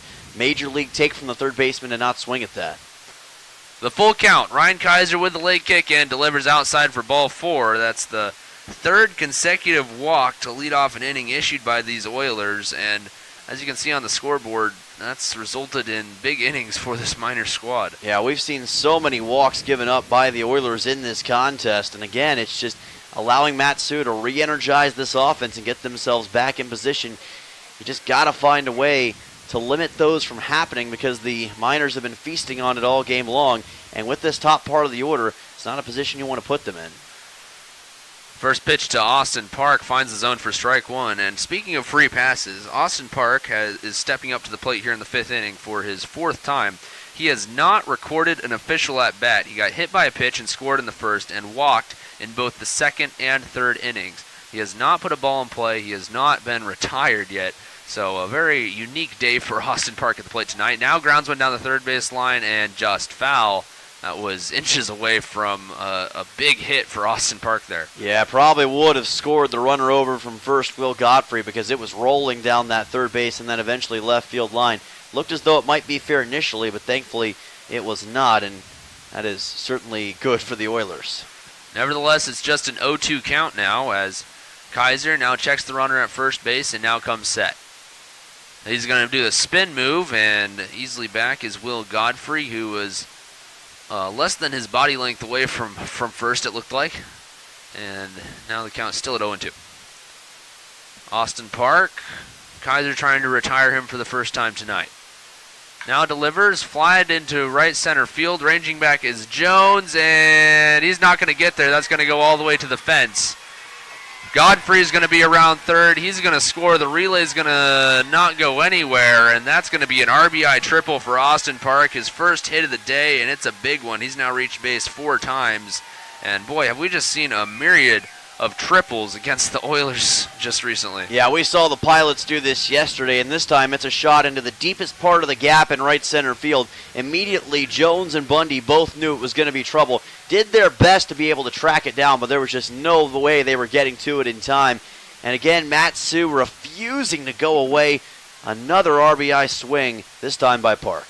The Miners now pull within 90 feet of tying this game back up at 10, which would be absolutely ridiculous, something that we see very rarely up here in the ABL, as Kaiser does come back with a strike here to Alexander Pearson. 0-1 delivery to Pearson is going to be fouled back and out of play. Pearson looking for his first hit of the day as well. Now, I know the Alaska Baseball League's been around for 50 years or so, but, I mean, my goodness, I have never seen this high scoring of a start to a game as what we're seeing here between these two teams. I don't know if it's bordering on historic, but it feels that way. The 0-2 delivery fouled back and out of play again, so an 0-2 foul ball by Pearson keeps the count at 0-2, and like you said, just nobody would have guessed this. A very unexpected offensive explosion from both squads. They've now scored in every single frame since the top of the third inning. Ready for the 0-2 now to Pearson. Outside for ball 1, 1-2 the count. Pearson 0 for 2 with a walk today. Much like Park was looking for that first hit coming into this inning and now has a pretty good shot at being able to do that. Still no outs as well in this bottom of the 5th. 1-2 grounded down the first base side, picked up by Hossenclaver. Boy, was that a great pick or what? That ball had legs on it. Yeah, it certainly did. That was rocketed to the right side. And again, a lesser first baseman probably bobbles that or lets it get past him, but Hossenclaver right on top of it, able to get to that baseball for the out. A needed out for the Oilers to help stop some of the bleeding against this Matsu offense. And Hossenclaver not only able to pick up the ground ball, but looks the runner back to third base before the recording the out at first. So a very opportune out for Ryan Kaiser, and gets a huge step closer to maybe being able to work around that triple as he's recorded 1 out in the inning. Now the next pitch is going to miss for ball 1, 1-0 on Jackson Babcock, who's reached base 2 out of 3 times tonight. Had that 2 RBI single way back in the first inning. Since then, he's been somewhat quiet, but did reach on a walk in the 4th inning. So, all in all, not a bad day so far. 1-0 delivery is flied into the left center gap. Owen Musil is going to be underneath it. He's going to make the catch this time. Throws to the plate, and it's not going to be in time, and a sac fly is going to tie the game for the Miners. And, boy, just all I can say is what a ball game. That's about the only adjective you can use to describe this thing. 10-10, and pretty routine sac fly. Musil gets underneath it, and as you said, doesn't let the sun do too much damage to him this time, able to make the catch. And again, Matsu, even despite that, able to respond and just, almost without thinking, just get 2 runs in this bottom of the 5th. Almost a 2-run inning almost seems less than optimal in a game like this. The next pitch, high and away for ball 1. Declan Spooner at the plate for the Miners, as he's scored 2 out of his 3 plate appearances. He has not got a hit, however. He walked and scored in the 3rd and reached base via fielder's choice in the 4th inning. Now ready for the 1-0, swings through it for strike 1. Yeah, if you would have told me we were going to get 20 combined runs through not even 5 innings, I probably would have not believed you, but here we are. What a strange world we're living in right now. Declan Spooner ready for the 1-1 from Ryan Kaiser. The leg kick and the pitch. Finds the bottom of the zone for strike 2. A big pitch from Smathers. Yeah, great work by Kaiser in that situation to get that one low in the zone and force the 1-2. Did a really nice job of measuring that breaking ball against Spooner. Now we'll see what he can do to finish off this inning. Kaiser ready for the 1-2. Swung through, strike 3, and Declan Spooner goes down swinging. The Miners able to tie the game up at 10, which sounds almost ridiculous to say, but they do pull it off. They do not take the lead. We'll head to the top of the 6th inning. The score again knotted at 10 runs apiece. The Oilers versus the Miners don't go anywhere. We'll have the top of the 6th inning for you in just a few minutes right here on ESPN Radio. Hey grown-ups, did you know PC Chest takes care of kids too, whether when they're checkup, don't feel good, or just need help staying healthy? PCHS is here for kids and families. The doctor and care teams at PCHS help us do our best so we can keep growing being kids. Call 907-262-3119 to make an appointment today. Peninsula Community Health Services. Healthcare for all. Up Cheers at Beeman's, talking with Steve. If you're looking for those homeschool supplies, Beeman's is your first stop. Matt, we work with Connections and Idea and Raven homeschool programs. We have your basic homeschool supplies, educational aids, and games. We have workbooks and science kits, reading books and sports equipment, arts and craft supplies. Check with your school to see when the allotments are going to be available. You'll find all that located here at Beeman's on the Kenai Spur Highway in Sildana.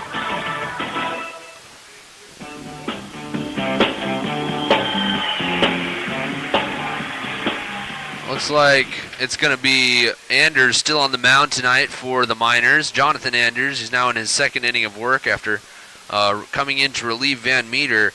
When he came in, he inherited a runner on, let's see, I'm trying to see. I think he inherited a runner on second base, allowed an RBI single off the bat of Nolan Graw before retiring Owen Musil to finish the inning, but did allow the Oilers to take the lead, advance the lead to 10-8. Of course, the Miners responded and tied the game back themselves at 10 in the bottom of the 5th. Got another score update in the Pilots-Bucks game. Bucks trying to make a little bit of a comeback in the bottom of the 7th in that contest. It's a 9-6 game. Anchorage trying to see what they can do against the Pilots. Still a little bit left in that one. 2 high-scoring games in the ABL tonight.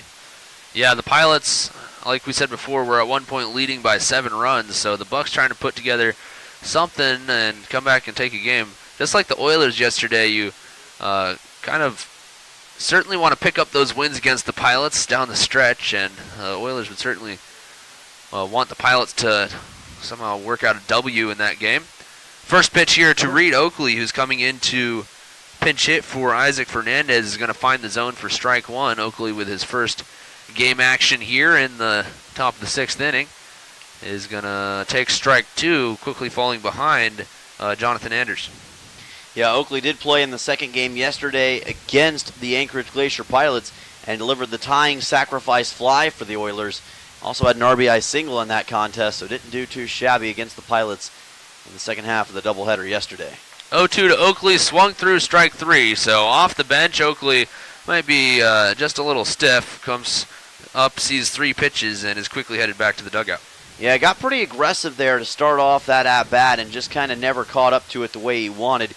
Quick strikeout for Jonathan Anders, and this is the kind of rhythm that Anders is hoping to establish in this top of the 6th and the rest of the way through this game. Wyatt Bundy now stepping into the box. He's swinging a good bat. 2 for 3 on the day with a couple singles, an RBI single in the 3rd, and scored on his single in the 5th. So he's in some way contributed to 2 runs, which would normally be substantial, but in a 10-run game, it's almost expected. The first pitch to Bundy misses for ball 1. Now the 1-0 from Jonathan Anders. Late kick on the pitch. Bundy squares to bunt and just can't get enough on it. Fouls it off down the third base side. 1-1 the count. And tried to foul it off to that left side. Just couldn't get it down in time. Evening the count at 1-1. Like you said, Bundy's done a really nice job today so far against Matsu. One of his better games hitting this season. Just really seeing the ball well and putting himself in position. The 1-1 to Wyatt Bundy. Anders comes set, now delivers. Ooh, that just caught the inside edge. And the count runs to 1-2. Bundy enters the game with a .265 average in 34 at-bats, along with 9 hits and 2 RBIs. .359 is his current on-base percentage. Jonathan Anders set for the 1-2, and it's just fouled back. Boy, Bundy out ahead of the off-speed, but still able to just get his bat on it and stay alive. Fouls it back over the backstop. The count freezes at 1-2. Bundy back into that left-hand side. Now ready for the second consecutive 1-2 delivery from Jonathan Anders. This one also fouled back and away, and the count remains at 1-2 for the third pitch. Yeah, apologies for our YouTube viewers. Lost the camera due to heat once again. We'll try to get that cooled down and back up for you as soon as we can. As far as just how I feel, though, it seems like the night has cooled down to almost the perfect temperature here at what's almost, it's actually exactly 8:30. 1-2 delivery from Jonathan Anders, fouled back, and we're about to see our fourth consecutive 1-2 pitch here delivered to Wyatt Bundy. Yeah, just doing a really nice job, again, seeing the ball well, making contact, and not hesitating to swing that bat. That's what you've got to have in this sort of competitive game, and Bundy is showing a lot of great competitive character. 1-2 delivery, leg kick and the pitch. Oh, and that caught Bundy on the back. He kind of twisted away from it just enough to not catch it on the meat of the shoulder, and it sounded almost a little more painful as it, I don't know, maybe caught some bone on the back there. Yeah, I know that definitely didn't feel good for Wyatt. That was a pretty stiff shot, sick shot as well, towards the collarbone that time. Definitely not something you want to take, but it gets another Oiler on base. And again, Peninsula finding ways to get guys aboard even without hits. And with Anders, you usually don't see something like that being given up by him, but allows a runner to get aboard without a hit here.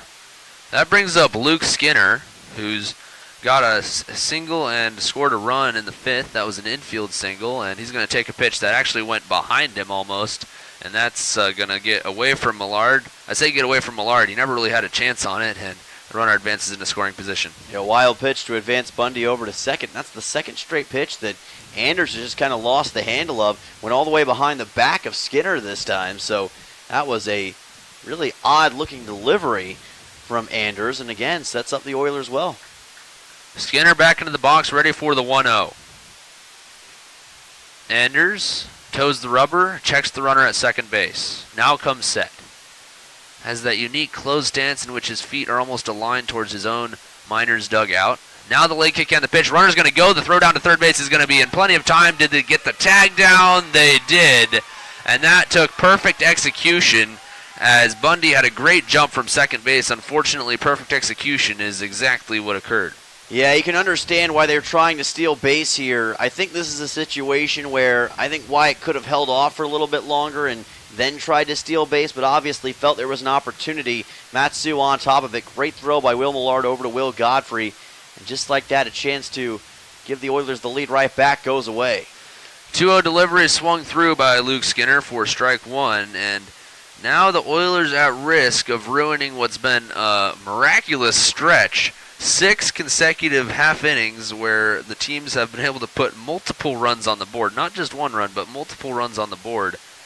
And the Oilers 1 out away from recording their first scoreless frame since the second inning, as Skinner swings through strikes 2. Anders emphasizing the breaking ball here in this top half of the sixth. Skinner just dug a little bit too deep trying to swing that thing to the fences. I think he felt like that 2-1 was one that he could make solid contact with, but couldn't put a charge into it. 2-2 delivery. Skinner just trying to put the ball in play here against Jonathan Anders. The leg kick and the pitch finds the zone for strike 3. Skinner goes down looking, and that's going to retire the side in 1-2-3 manner, albeit unconventionally. The Oilers go down, no runs, no hits, no errors, and none left on base. When we come back with the bottom of the 6th inning, we'll have the Miners bringing up Millard, Millar, and Toth. When we come back right here on ESPN Radio. Don't settle for partial care. At Central Peninsula Hospital, you get access to 3 specialty clinics: the Bone and Joint Center, Kenai Spine and Pain, and Foot and Ankle Specialists. From sprains to spine surgery, our team offers imaging, therapy, and surgery without leaving the Kenai. No travel, no outsourcing, just complete care, close to home. Visit cpgh.org/orthopedics or call 907-714-4404. Thinking about a new place to land here on the Kenai Peninsula? At Ashman Krause Real Estate, we believe real estate should feel clear, calm, and personal from the very first conversation. Whether you're buying your first home, moving across town, or preparing to sell, we guide you through every step with local knowledge and genuine care. Ashman Krause Real Estate at Jack White Real Estate, guiding you home with care.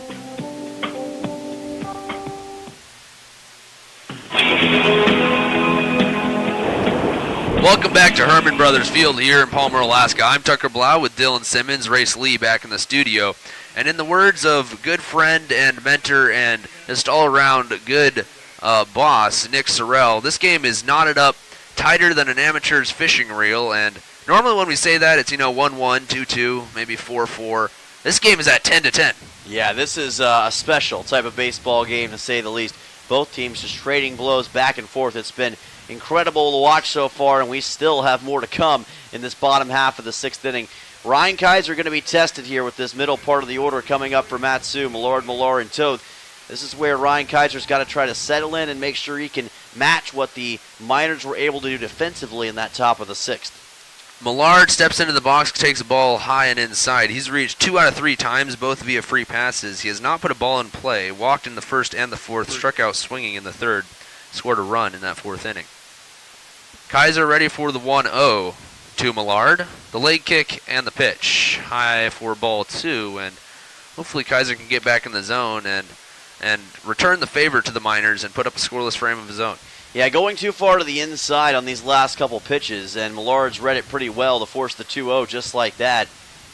See if Kaiser can adjust.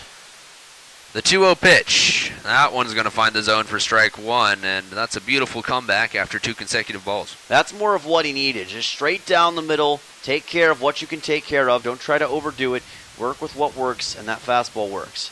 Especially against the bottom of the order here. Let him hit it and see if... And trust your defense behind you. Now with one lifted out to right center field, it's going to be Bundy who calls for it from the right field position and make the grab to retire the side. And like I said, nothing against the bottom of the order, but usually they're not as strong of hitters as the top. And if you just throw strikes against them, the worst thing you want to do is let them on base for free. So let them hit it and trust your defense behind you.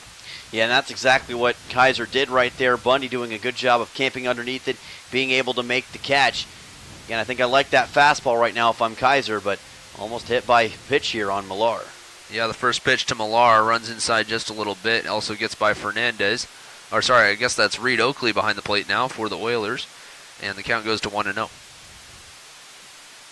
Kaiser steps back for the 1-0 delivery, and it's going to be flied to the left side. It's going to be Graw ranging into foul territory, trying to avoid the third base umpire, and he does just enough to make the grab.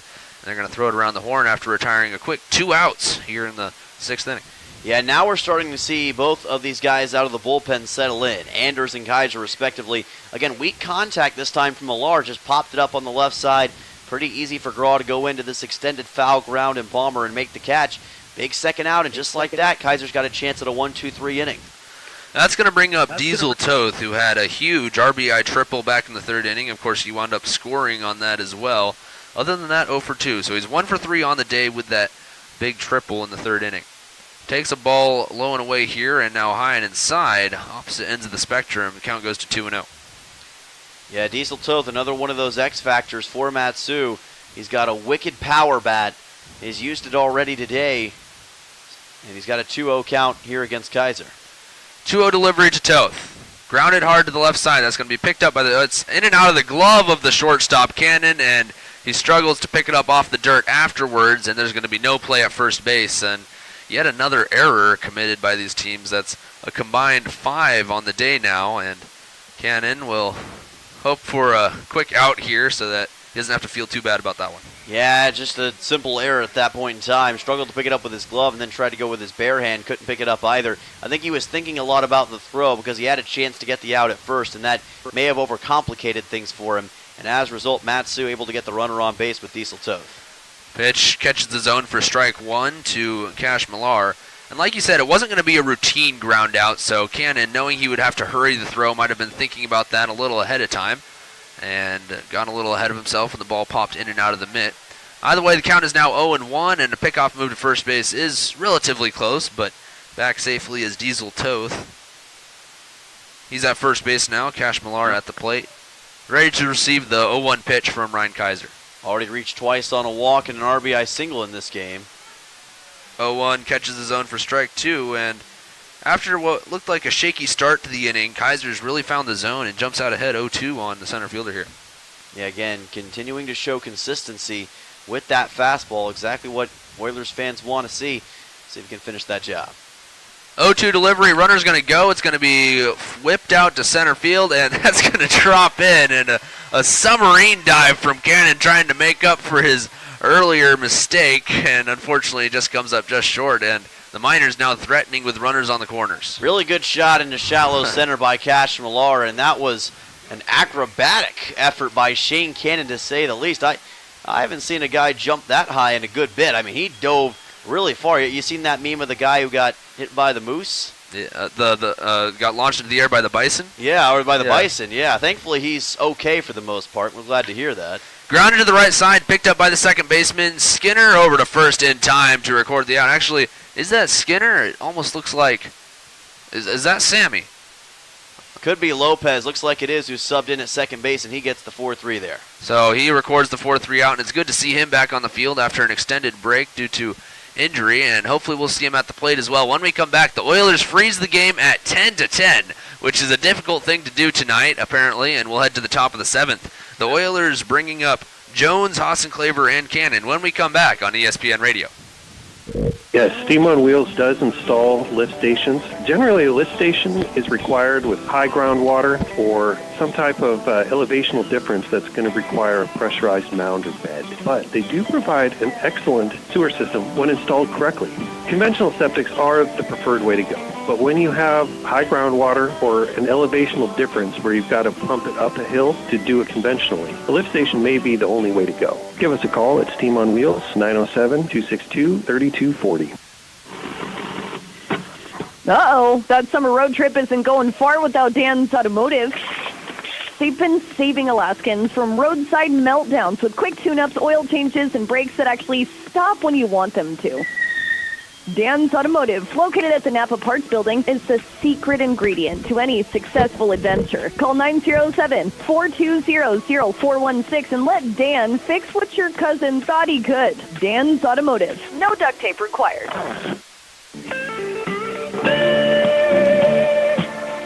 Tucker Blau and Dylan Simmons bringing the final regular season game of the year for the Peninsula Oilers to you live from Herman Brothers Field, and what a ball game it has been. The Oilers going out in fashion, to say the least. They're now tied with the Miners 10-10, and we've still got 3 innings left to play.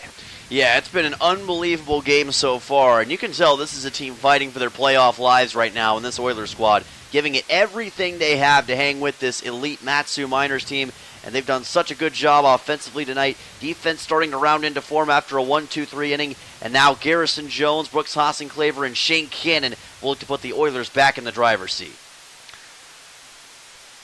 Like you said, stepping into the box for the Oilers is going to be Garrison Jones. He pops one up to the left side, and underneath it is going to be Parks. No, he's going to let Godfrey take control, and he's going to make the grab to record the first out. The Oilers, they've outdueled the Miners in the hitting game. They lead 10-6 hits-wise, and it's just been a matter of free passes that has allowed the Miners to stay in this one. Yes, it has, and Brooks Hassenclaver, again, has been the man more often than not to do what needs to be done for the Oilers in this game to keep them with the Matsu Miners. Already 3 RBIs in the contest for the ABL's RBI leader, 2-run homer, and an RBI single. Let's see if he's got more in the chamber right here. First pitch to Brooks Hassenclaver as Jonathan Anders comes set. Now the leg kick and the pitch. That's going to miss for ball 1. And by the way, I don't want to brush over Garrison Jones at bat there. Prior to that, he'd reached and scored in all 3 plate appearances on the day. That is no small feat. That pop-out finally breaking that miraculous stretch. Brooks Hassenclaver now steps into the box, ready for the 1-0. He's going to take a strike here, 1-1 the count. Hassenclaver now with 27 total runs batted in on the season. And again, his next closest competition are his own teammates Luke Lusky and Owen Musil, each with 20. This goes to show you the kind of day he's having so far. And the kind of season he's having. Hassenclaver steps back into the box, ready for the 1-1. Leg kick and the pitch. Just low for ball 2, 2-1. A great take from Brooks. Yeah, Anders trying to get him with that low breaking ball. Hassenclaver, as we always say, a guy who's not going to be frightened too easily by a low pitch that he can see is low. And again, he doesn't bite at that one. 2-1 from Jonathan Anders. Leg kick and the pitch. This one high for ball 3, and Hassan Claver's now worked a favorable count, and somewhat of an anomaly tonight. He has not worked a walk yet, and this might be his at-bat to do it. Certainly is in the position to do so, and that means that if Anders wants to see if he can get an out here, he's going to have to throw one in the zone that Hassan Claver has to chase. 3-1 pitch. And Hassan Claver chases indeed high and away, but manages to foul it off, backing out of play. Count runs full. Nice fastball by Anders that time. It just after those two breaking balls on Hassan Claver to force the 3-2. This could be a very big payoff pitch. I know it's only the top of the 7th, but with the way this game's been going, it feels like this could be a big moment, especially when you're talking about maybe the top batter in the ABL. Payoff pitch from Jonathan Anders. Leg kick and the delivery. Line to the right side and picked up on a hop by the second baseman. Throw to first in time. That was Toth to Millar to retire Hassan Claver. He's retired for the third time tonight, but he's already made his mark with a couple hits, including a 2-run home run back in the 4th. That's going to bring up Shane Cannon as the Oilers' last chance here in the 7th. Odd hop on that ball as it went off the lip of the infield. Good work by Toth to get to the ball the way he did, and still had enough time to kind of set his feet, throw the way he wanted over to Millard and get the easy second out. And again, the Oilers unable to get anything going yet in the top of the 7th. We'll see if Cannon can change that. Seems like we've seen more than the regular odd hops tonight here at Harmon Brothers Field. I don't know if the rain changed the terrain or what, as Cannon takes strike one. Yeah, rain can certainly affect the configuration of a baseball field and some of the surface. And here at Herman Brothers, there are some odd seams that you run into sometimes, and I think that may have affected it as well, as strike is delivered by Anders. Yeah, like you said, Cannon falls behind 0-2 here, and the Oilers unable to score since the 5th inning, which, well, that was only a few outs ago. That seems like forever in a game where they put up 10 runs in the 3 innings before that. Cannon takes high for ball 1. Cannon got that double back in the 3rd inning. Otherwise, 1 for 3 or 1 for 4 total today. Did score that run in the 2nd as well. Trying to up that batting average and get his 2nd hit of the game right here. Now ready for the 1-2 pitch. Leg kick and the delivery. Off speed just stayed high and outside for ball 2, and the count runs to 2-2. Jonathan Anders has worked well against the Oilers since he came in. He's now worked 2 innings with only allowing 1 hit, and he's struck out 3. That 1 hit was his only base runner allowed over those 2 innings. Now delivers to Cannon, who pops it up easily in the infield. That's going to be a lazy pop fly, picked up by Anders himself to retire the side, and that's now 6 straight batters retired for Jonathan Anders, his 2nd consecutive 1-2-3 inning. We'll head to the bottom of the 7th. The Miners bringing up Park, Pearson, and Babcock. The Oilers trying to freeze this game tied at 10-10 as we head to the bottom of the 7th. We'll see you right there when we come back on ESPN Radio. Fall is just around the corner. Are you ready for your next chapter? At Kenai Peninsula College, we're ready for you. Registration for the fall semester is now open, offering the classes close to home. And big news, our residence hall is now open. You can once again experience full campus life, build lifelong friendships, and live where you learn while taking classes at KPC or any UA campus. Don't wait. Secure your classes in your room today at kpc.alaska.edu. Find your place at KPC. Looking for the toughest trailers and equipment on the Kenai? Head to White Spruce Trailer Sales on K Beach Road, your local dealer for TYM tractors. That's right, they have TYM tractors and implements. Anything from TYM pallet forks, box blades, snow removal, and more. Built to work as hard as you do. From sales to service, they've got the parts you need to That's Kaiser's store, right? Running strong all year long. Speaking of service, White Spruce offers a full-service shop with special discounts for commercial companies because supporting local businesses matter. Take me out to the ball game. Take me out to the crowd. Ryan Kaiser back on the mound for the Oilers. I'm Tucker Blau with Dylan Simmons. Race Lee back in the studio, bringing you this final regular season game to you live from Herman Brothers Field. Kaiser's working in his 3rd inning here. He's worked in his first 2 innings, 2 hits, 2 runs, both earned on 1 walk and 1 strikeout. So a decent outing, but looking to freeze this game tied at 10 here in the bottom of the 7th. Yeah, he's going to have a tough job to perform, though, with Austin Park, Alex Pearson, and Jackson Babcock heading to the plate. Maybe the strongest part of this order for Matsu, and they're going to test the guy from the bullpen. We'll see if Ryan can adjust to it. First delivery to Austin Park is going to be flied to the right side. Could this be the first time Austin Park is retired tonight? It looks like it will be, as Bundy makes the grab in the shadows on the far right field corner.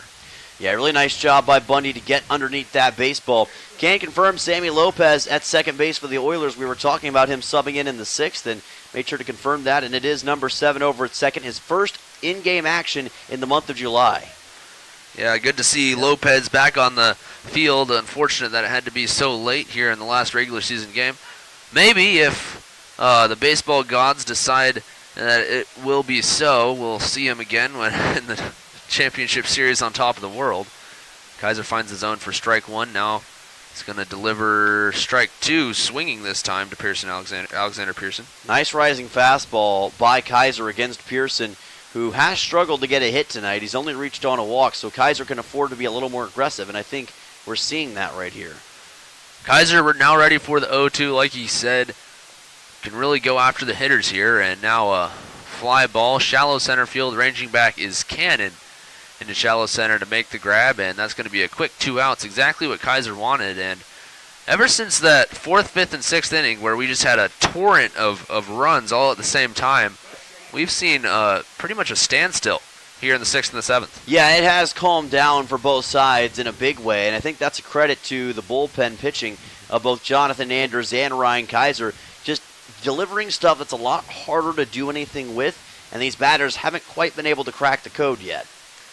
Jackson Babcock will be stepping up to the plate now, and he's going to deliver a fly ball into left field. Owen Musel, ranging back into the gap, is going to make the grab, and a very quick, I believe that was a 5-pitch, it was a 5-pitch inning for Ryan Kaiser here in the bottom of the 7th, and that will retire the side. When we come back in the top of the 8th, it will be Dylan Simmons bringing you the last 12 outs of this game, and a big 12 outs they will be. This game still tied at 10. The Oilers looking to pick up a win for their last regular season game. When we come back, we'll have that for you and more Oilers baseball right here on ESPN 96.9 FM, 1140 AM, and online at RadioKenai.com.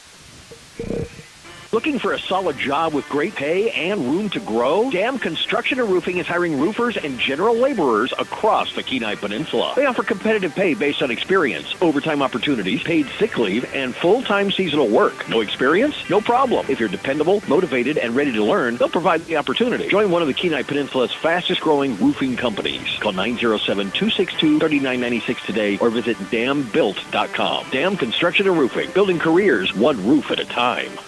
When trying to find a dentist, it can be challenging, and Ridgeway Family Dentistry knows this. Ridgeway is a new state-of-the-art facility offering you pain-free dentistry and is family-friendly. Even if you don't have time to have multiple appointments, Ridgeway Family Dentistry can complete all your treatment in one easy visit. At Ridgeway Family Dentistry, they know how important it is to have a smile and know how that can change your life. For your next dental appointment, call Ridgeway Family Dentistry at 262-8404. Back here on ESPN, Dylan Simmons and Tucker Blau joining you, and what a night of baseball it's been so far. And we've still got more to go as we're in the top half of the 8th inning between the Oilers and Matsu Miners. Peninsula trying to take their first lead in the back half of the game, and it'll be Nolan Graw, Luke Lusky, and Owen Musel against Jonathan Anders, who has settled in well as of late against this Oilers squad. Peninsula will try to see if they can put a cog into the machine here and put themselves back in the driver's seat. And as weird as it sounds, in a 10-run... Sorry, go ahead. Graw lines this one out directly to the third baseman, Will Godfrey, who picked that one up about 2 inches above the surface to make the catch. What a first out in the top of the 8th. Yeah, like you said, that was a line shot off the bat of Graw, and just a great play by Godfrey, able to pick that one right off the surface of the dirt. You have a game update between the Pilots and Bucks. I know I talk about this a lot, but it is a critical game if you're an Oilers fan. The Bucks now in the lead, 13-9 in the top of the 8th. Another wild game over there in Mulcahy tonight.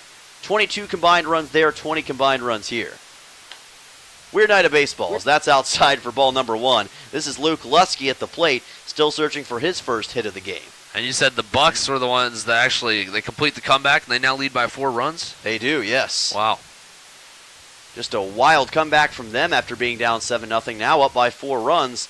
Oilers trying to see if they can get a win here as well to keep pace, perhaps for a spot in that top of the World Championship Series. But outside of championship ramifications, right now the Oilers just want to end out the regular season on a victory, and then after that, let the chips fall where they may. Let's just take care of business tonight. That's the attitude for the Oilers here. Lusky facing a 2-0, and this pitch is high from Anders. Just like that, he's forced a 3-0 situation, which is prime opportunity for Luke Lusky. Yeah, and that another high-scoring game over there in Anchorage. That might be evidence that it's not necessarily just an off day for our pitchers. It might just be a off day for baseball today, and can't really put too much against our pitchers for a performance tonight. 3-0. That's a breaking ball toward the inside part of the plate for a strike. And I think part of that is, Tucker, that a lot of these teams are coming off virtually a week-long break. So they're still a little bit rusty. They haven't been on the field in active game action, and they're still trying to, I guess, kind of rediscover what they need to do in a way. So that could account for some of this. 3-1 as Lusky hits a fly ball foul toward the left side, or right side, I should say. Runs the count full at 3-2. And credit Jonathan Anders here after falling behind 3-0. Delivers 2 consecutive strikes and now has Lusky going to have to protect here the 2-strike count. Lusky entered the game with a .239 average, 22 hits, 19 total RBIs on the season. Can tie himself for second in the league with an RBI here. Payoff pitch, and here's a fly ball delivered out to center field. Racing after it is Millar, and he made a diving catch. Wow. Out number 2 secured. And again, when Cash Millar is on the run, no fly ball is safe. And two terrific defensive plays for the Miners just here in this inning to prevent the Oilers from getting on base. Not a bad swing from Lusky, lined it up the middle, and just a terrific play from Millar, like you said, covering a ton of ground from the center field position on a ball that did not have much hang time and managed to make the grab on a full extension layout. That's why it pays to have a speedy outfielder, and Cash Millar certainly showing you why. Owen Musil now heads to the plate with 2 outs, and here's a breaking ball delivered by Jonathan Anders for a strike. Brings the count to 0-1. Musil has reached on a double and a walk tonight, but has also struck out swinging to end the inning in his last 2 appearances at the plate. Facing an 0-1 here against Anders, who's trying to strike him out again. Another breaking ball, nasty for strike 2. Wow. Great pitch by Jonathan Anders. Almost unhittable for Musil in that situation. Don't blame him for hanging back, but it's got him in an 0-2 with 2 outs right here. No balls and 2 strikes. Anders deals, and that is just barely fouled by Musil off the end of his bat. Caught the slimmest piece of that baseball. It rolls to the backstop to keep it at an 0-2. Yeah, Musil, like you said, a very fortunate tick off the end of the bat there. He was so far out ahead of that and just managed to catch a little bit of wood to stay alive. Now the 0-2 coming up. Delivered by Anders high on a fastball for ball 1. Easy take for Owen Musil there. That was simply let's test it and see if you'll chase, and Musil obviously did not. 1-2 coming up to Owen Musil, trying to get his second hit of today's contest. 1-2 with 2 outs. Musil puts a lot of air underneath this one and fouls it towards the right side. It'll land somewhere into that Matsu crowd, and the count stays at 1-2. Musil's been swinging a good bat recently, unfortunately coming off a couple swinging strikeouts, but did have that double to start off the day. Also walked in the third and got stranded at third, and looking to have a bounce back at bat here, just try to do anything he can for the offensive side on the Oilers here and just try to get on base and see what the hitters behind him can do. No runs for either team so far since the 6th inning. Will that change soon? Will Owen Musil be the guy to create that? No, swing and a miss on a fastball from Anders, and he strikes him out swinging once again. The 3rd straight time that a strikeout swinging on Owen Musil has ended a frame for the Oilers. 1-2-3 inning for Jonathan Anders out of the bullpen once again, and boy has he rounded into form as of late. We go to the bottom of the 8th, and the score remains 10-10. We'll see if Matsu's got a chance to put a run on the board to put themselves back on top, or if Ryan Kaiser can stay dominant out of the bullpen. All that and more coming up after the break from the Valley on ESPN.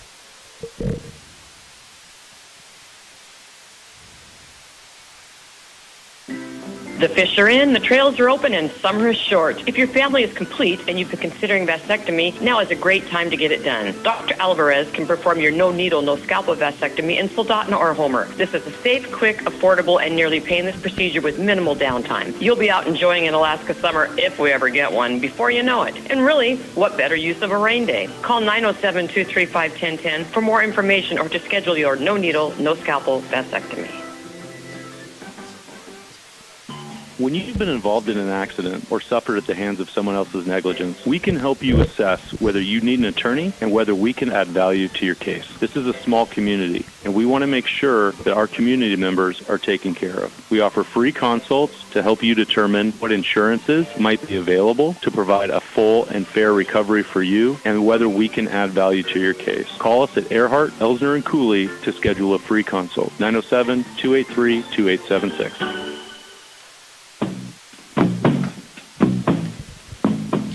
Back here on ESPN at Herman Brothers Field in Palmer, Alaska, where your score after 7.5 innings is 10-10 between the Mat-Su Miners and your Peninsula Oilers. Regular season finale for the Oilers here at Herman Brothers Field. It's been all we can ask for and more, and yet we still have a couple more frames at least to go. Declan Spooner, Will Millard, and Kenyon Millar will lead off this bottom half of the 8th as Mat-Su looks to retake the lead and maybe for good in this game.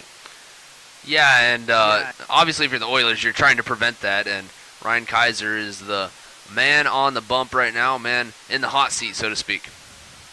Delivers a strike here on Spooner to bring the count to 0-1.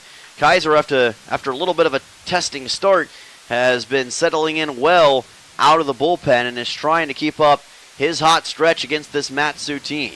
Oilers looking for win number 18 on the season. Kaiser's fastball here's to the outside, a 1-1 coming up.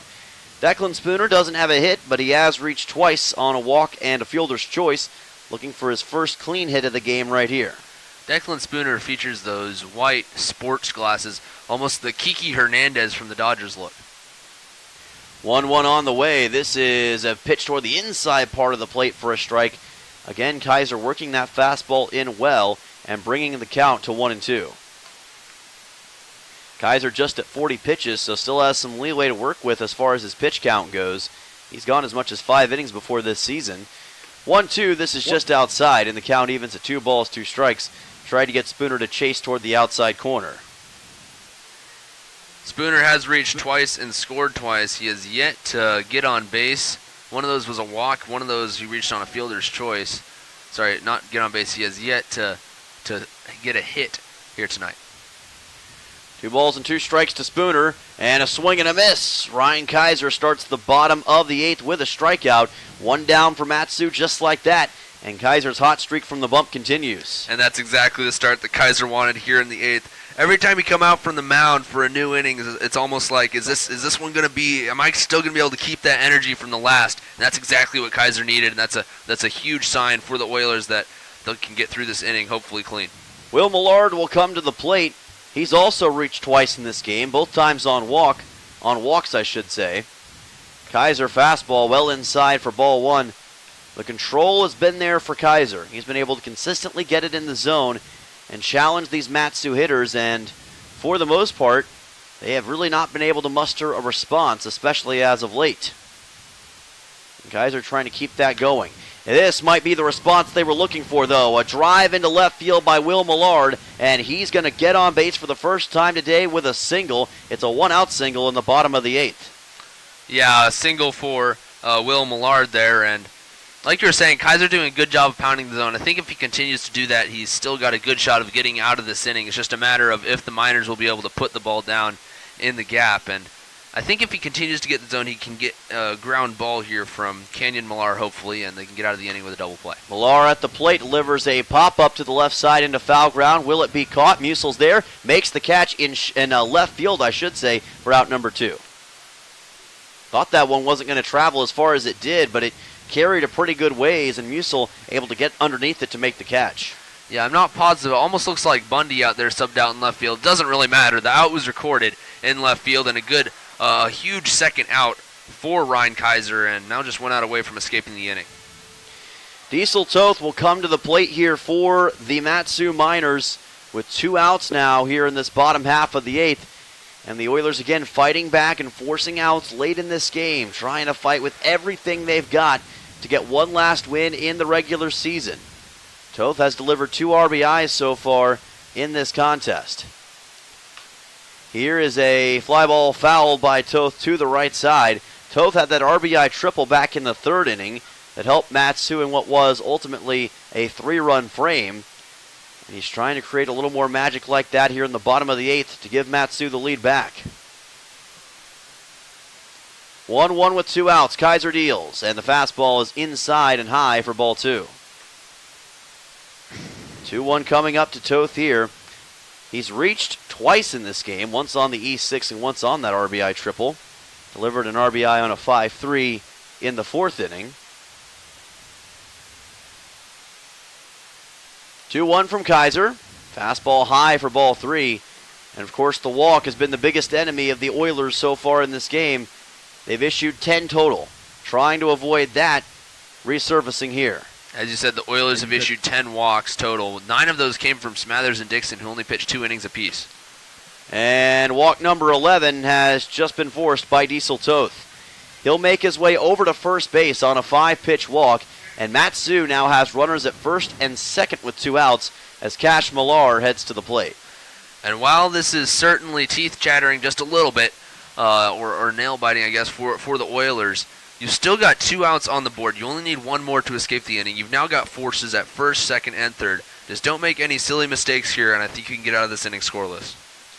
Still a big tightrope to walk right now for Cash Millar, as well as Ryan Kaiser, as that's fouled into the cage, and the count goes to 0-1 as Millar made slight contact. Now, if you're Kaiser, I've said this before against the 9-hole, of course, Millar does have a couple hits already on the day, but you do want to get this out, and you don't want to allow him to get to first base for free, and then you can avoid facing Will Godfrey atop this order. Here's the 0-1 on the way from Kaiser, and this fastball is just a little bit high, and the count evens at 1 ball and 1 strike. Cash Millar with a single back in the 6th, an RBI single in the 2nd, and now trying to use his speed and his ability at the plate to give the Miners perhaps the winning run. 1-1, that's inside, that's a hit by pitch. It caught him on the left side of the body, and Millar will make his way over to first, and all of a sudden, Matsu is set up in prime position with the top of the order coming up with the bases juiced. And, of course, Will Godfrey is atop the order. I know I just said the inverse of this earlier. But Cash Millar does have a couple hits on the day. He's swinging the bat good. Is it the end of the world to face Will Godfrey, who on the other hand is 0 for 3? I don't know. Of course, Will Godfrey, probably the more dangerous hitter in the long run, but when it comes to terms of momentum, and it looks like we might see a pitching change here anyway, it's, I don't know, you got to look at it from all aspects here. Yeah, Dave Dawson makes his way out of the dugout, and it looks like Ryan Kaiser will indeed hand over the ball. Nothing to hang his head about with this performance. Did pretty solid in what could be his final outing of the season for Peninsula. Gave it everything he had out of the bullpen. The Oilers will see a new pitcher come to the mound in just a moment, trying to control any sort of rally for Matsu. We'll take a brief break and be right back. Miners with the bases loaded, tied at a 10-10 game in the bottom of the 8th on ESPN. Don't go anywhere. Hello, I'm Marty Hansen, owner and manager of Eyewear Express. Nice brand new glasses from Eyewear Express. Everything is crystal clear. You have them a month, and the lenses look like you snagged them out of the Kenai, all scratched up. Well, at Eyewear Express, you can get those lenses replaced for free if you get them with the Scratch Guard code. Let me say that again. Eyewear Express will replace your Kenai River-looking lenses for free. See the store for details. Eyewear Express in the Peninsula Center Mall, Soldotna, 260-9199. Hi, this is Justin Ruffridge. There's nothing like a small town. It's real community. And that's one of the reasons I'm raising my family here. It's also why I own and operate Soldotna Professional Pharmacy, because I believe a small-town pharmacy is where people get the best care. Our customers aren't just customers. You're our friends and neighbors. Stop by at 299 North Binkley in Soldotna for hometown-friendly service. I'm Justin Ruffridge, and I'm here to serve you.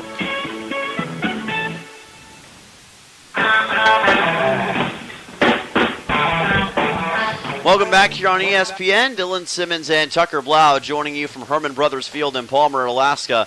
And we've got a 10-10 game in the bottom of the 8th. Bases loaded for Matsu with 2 outs. New pitcher on the mound, Russ Martin.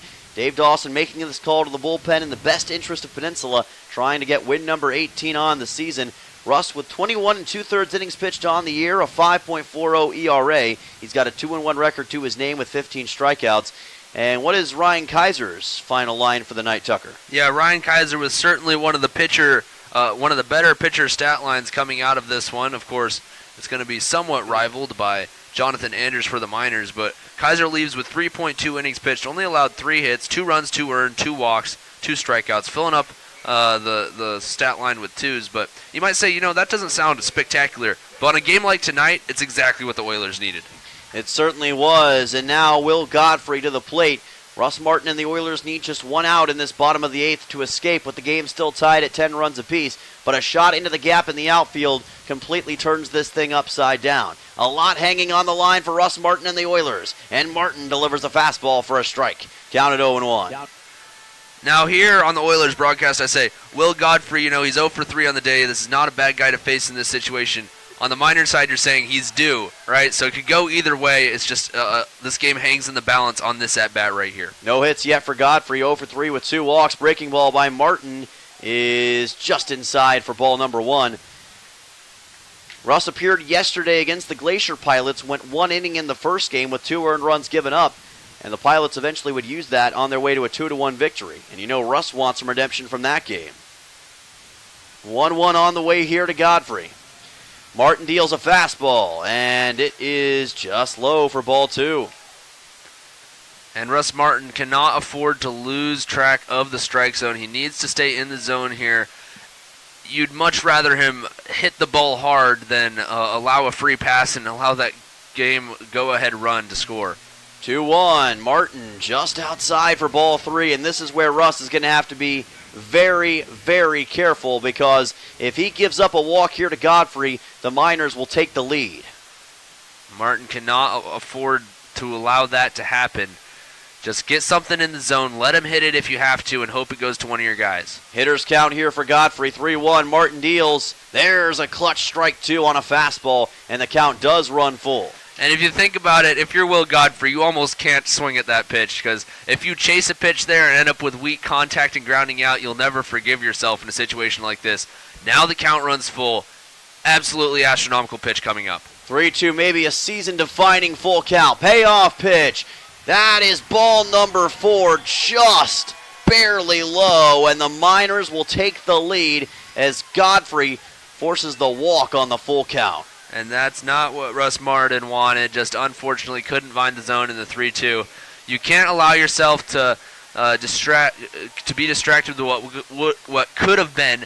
However, you've got to get the out right here. Get out of the inning. Of course, that's going to be difficult against Austin Park. Give your offense a chance in the top of the 9th. Base is still juiced. Miners now up 11-10 here in the bottom half of the 8th. And Austin Park trying to deliver a finishing blow on the Oilers, but a swing and a miss on a fastball. Good work by Russ Martin, and the count goes to 0-1. Park coming out aggressive. He's reached base 4 out of 5 times tonight.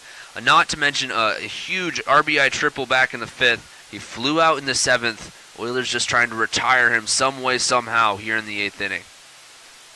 Martin standing in strong, 0-1 fastball. Yes, strike 2.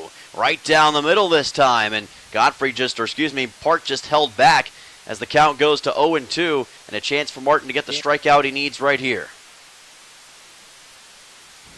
No balls and 2 strikes. Austin Park, top 5 batting average in the ABL, trying to live up to it right here for Matsu. 0-2 from Martin. This is low and in the dirt for ball 1, and good work by Reed Oakley to make sure that ball didn't escape his grasp. Excellent work by Reed Oakley. I was a catcher for a couple years in college. I do not envy that position, and that is harder than it looks. Able to keep that ball in front of him and not allow that run to score from third and advance this Miners lead. Now another big 1-2.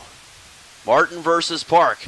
Deals, called strike 3. Great fastball from Russ Martin, and that will put an end to the 8th inning on a strikeout looking on Austin Park. However, Matsu does put a run on the scoreboard to give themselves an 11-10 lead. They need 3 more outs to secure a win against the Oilers, and Peninsula is going to need at least a run to bring this thing to the bottom half of the 9th what could be the final stand of Peninsula in 2026. We'll see what happens in the top of the ninth when we come back on ESPN.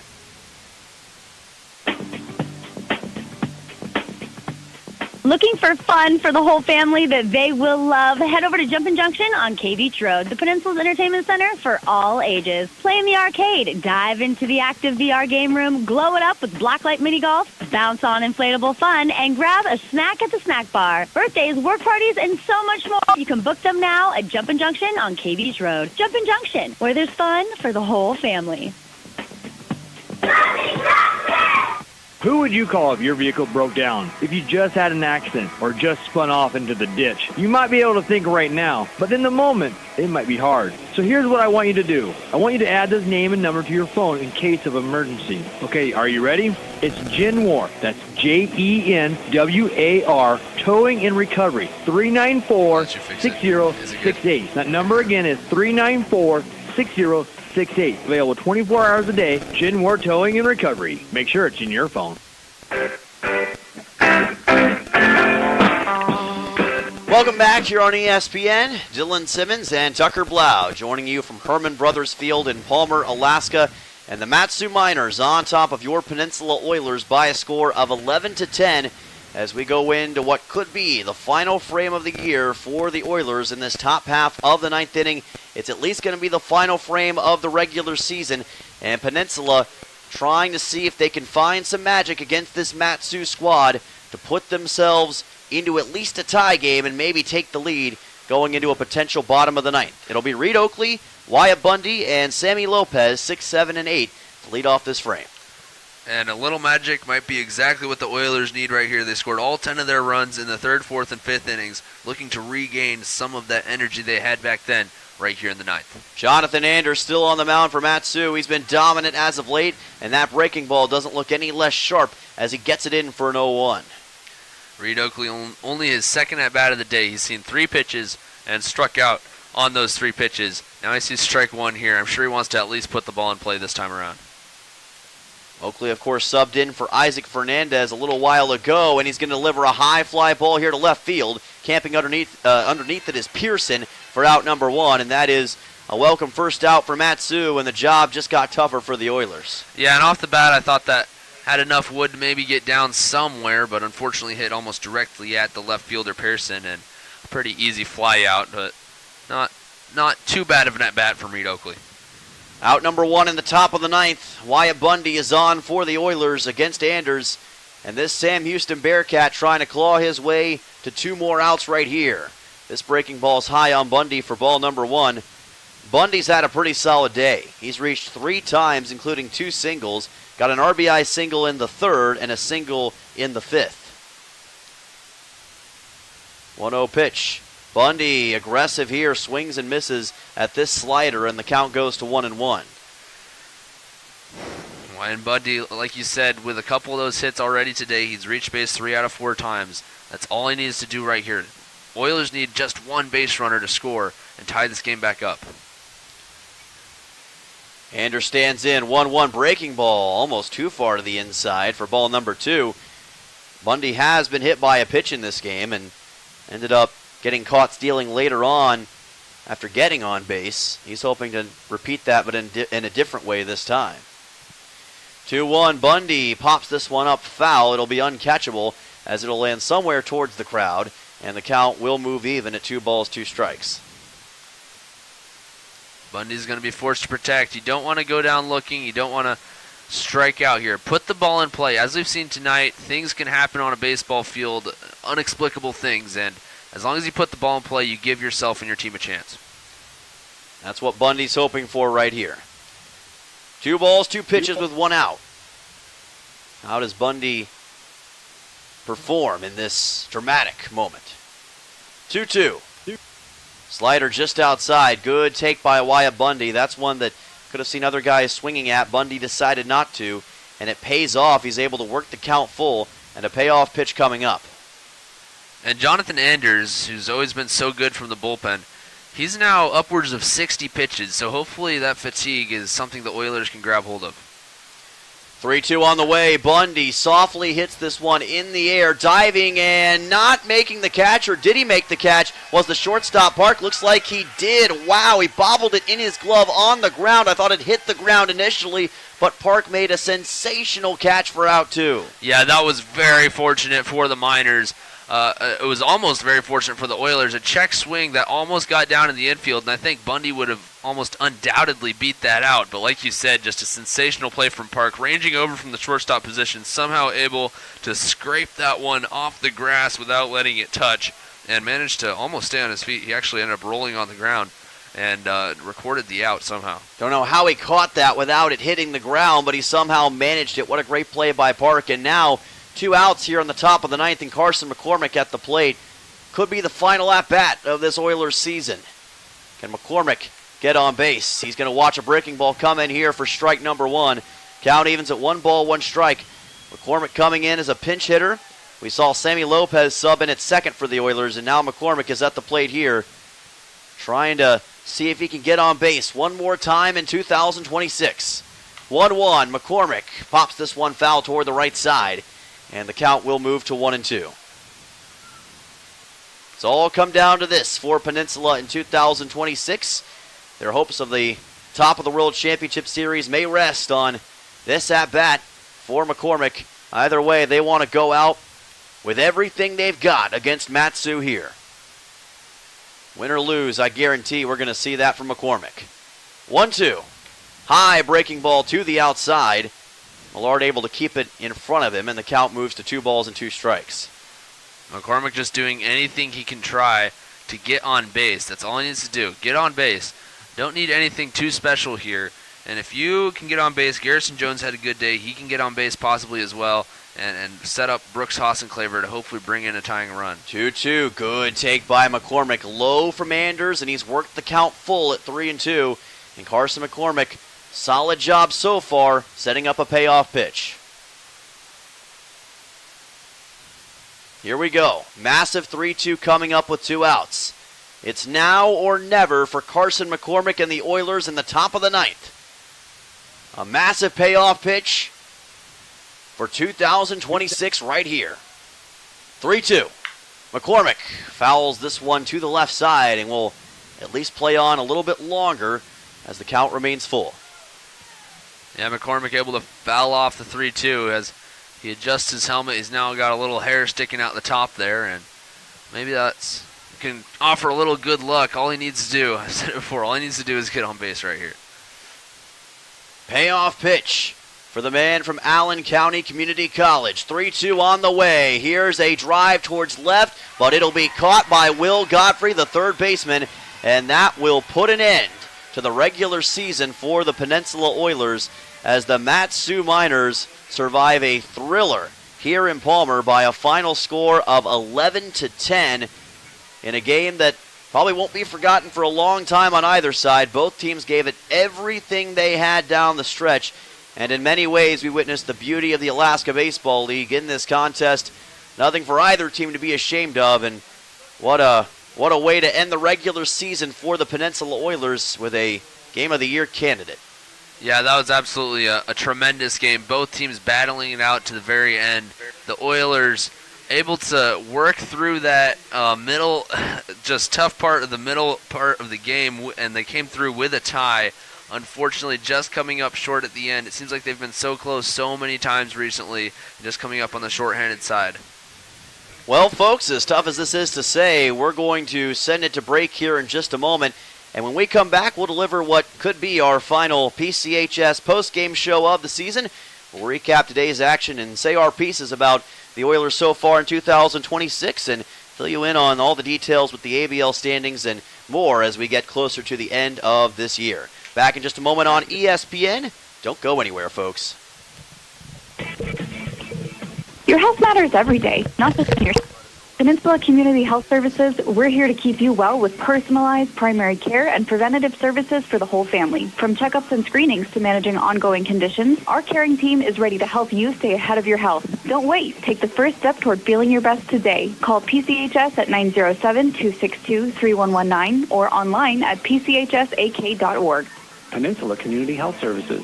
Healthcare for all. When trying to find a dentist, it can be challenging, and Ridgeway Family Dentistry knows this. Ridgeway is a new state-of-the-art facility offering you pain-free dentistry and is family-friendly. Even if you don't have time to have multiple appointments, Ridgeway Family Dentistry can complete all your treatment in one easy visit. At Ridgeway Family Dentistry, they know how important it is to have a smile and know how that can change your life. For your next dental appointment, call Ridgeway Family Dentistry at 262-8404. The fish are in, the trails are open, and summer is short. If your family is complete and you've been considering vasectomy, now is a great time to get it done. Dr. Alvarez can perform your no-needle, no-scalpel vasectomy in Soldotna or Homer. This is a safe, quick, affordable, and nearly painless. You'll be out enjoying an Alaska summer, if we ever get one, before you know it. And really, what better use of a rain day? Call 907-235-1010 for more information or to schedule your no-needle, no-scalpel vasectomy.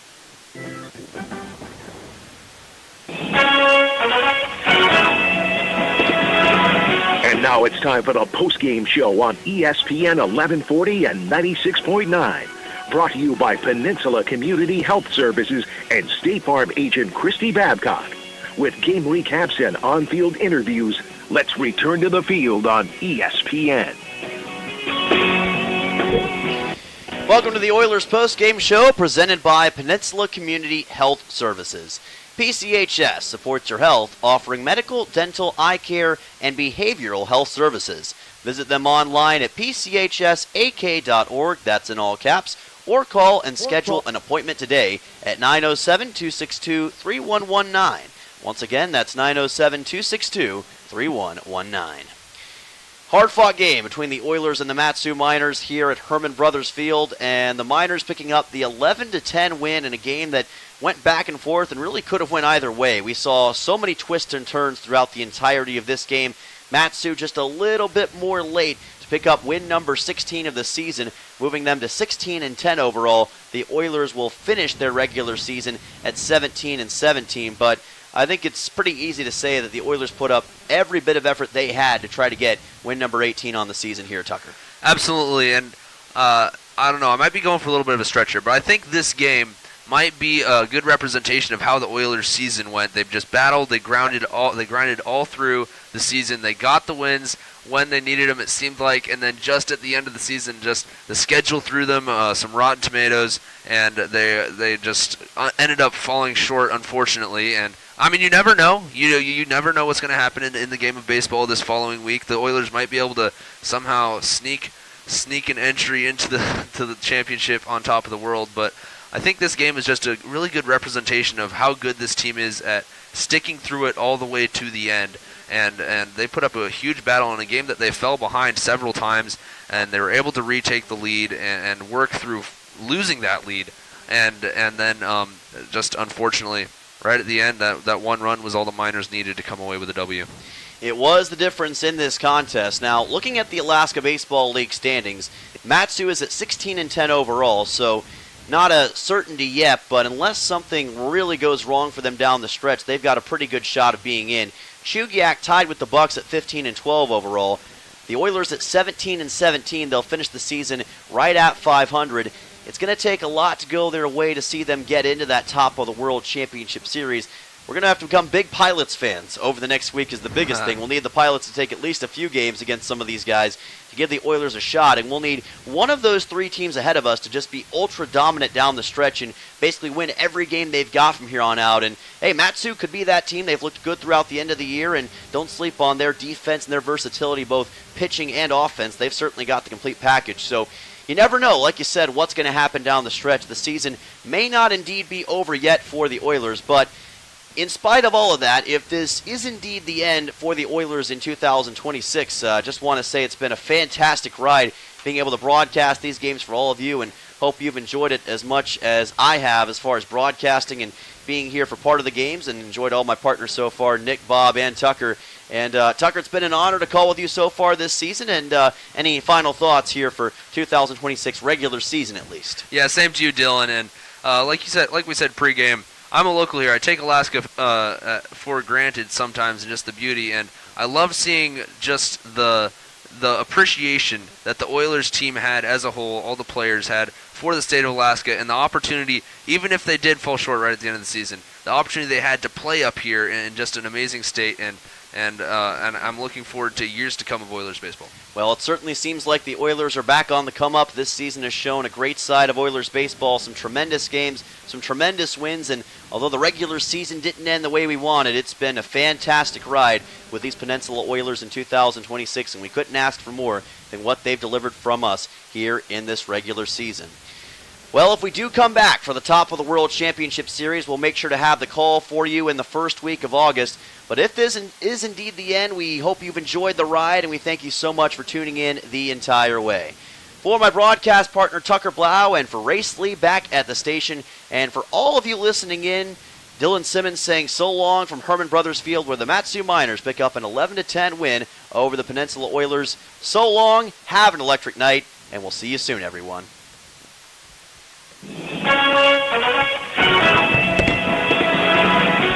You have been listening to Peninsula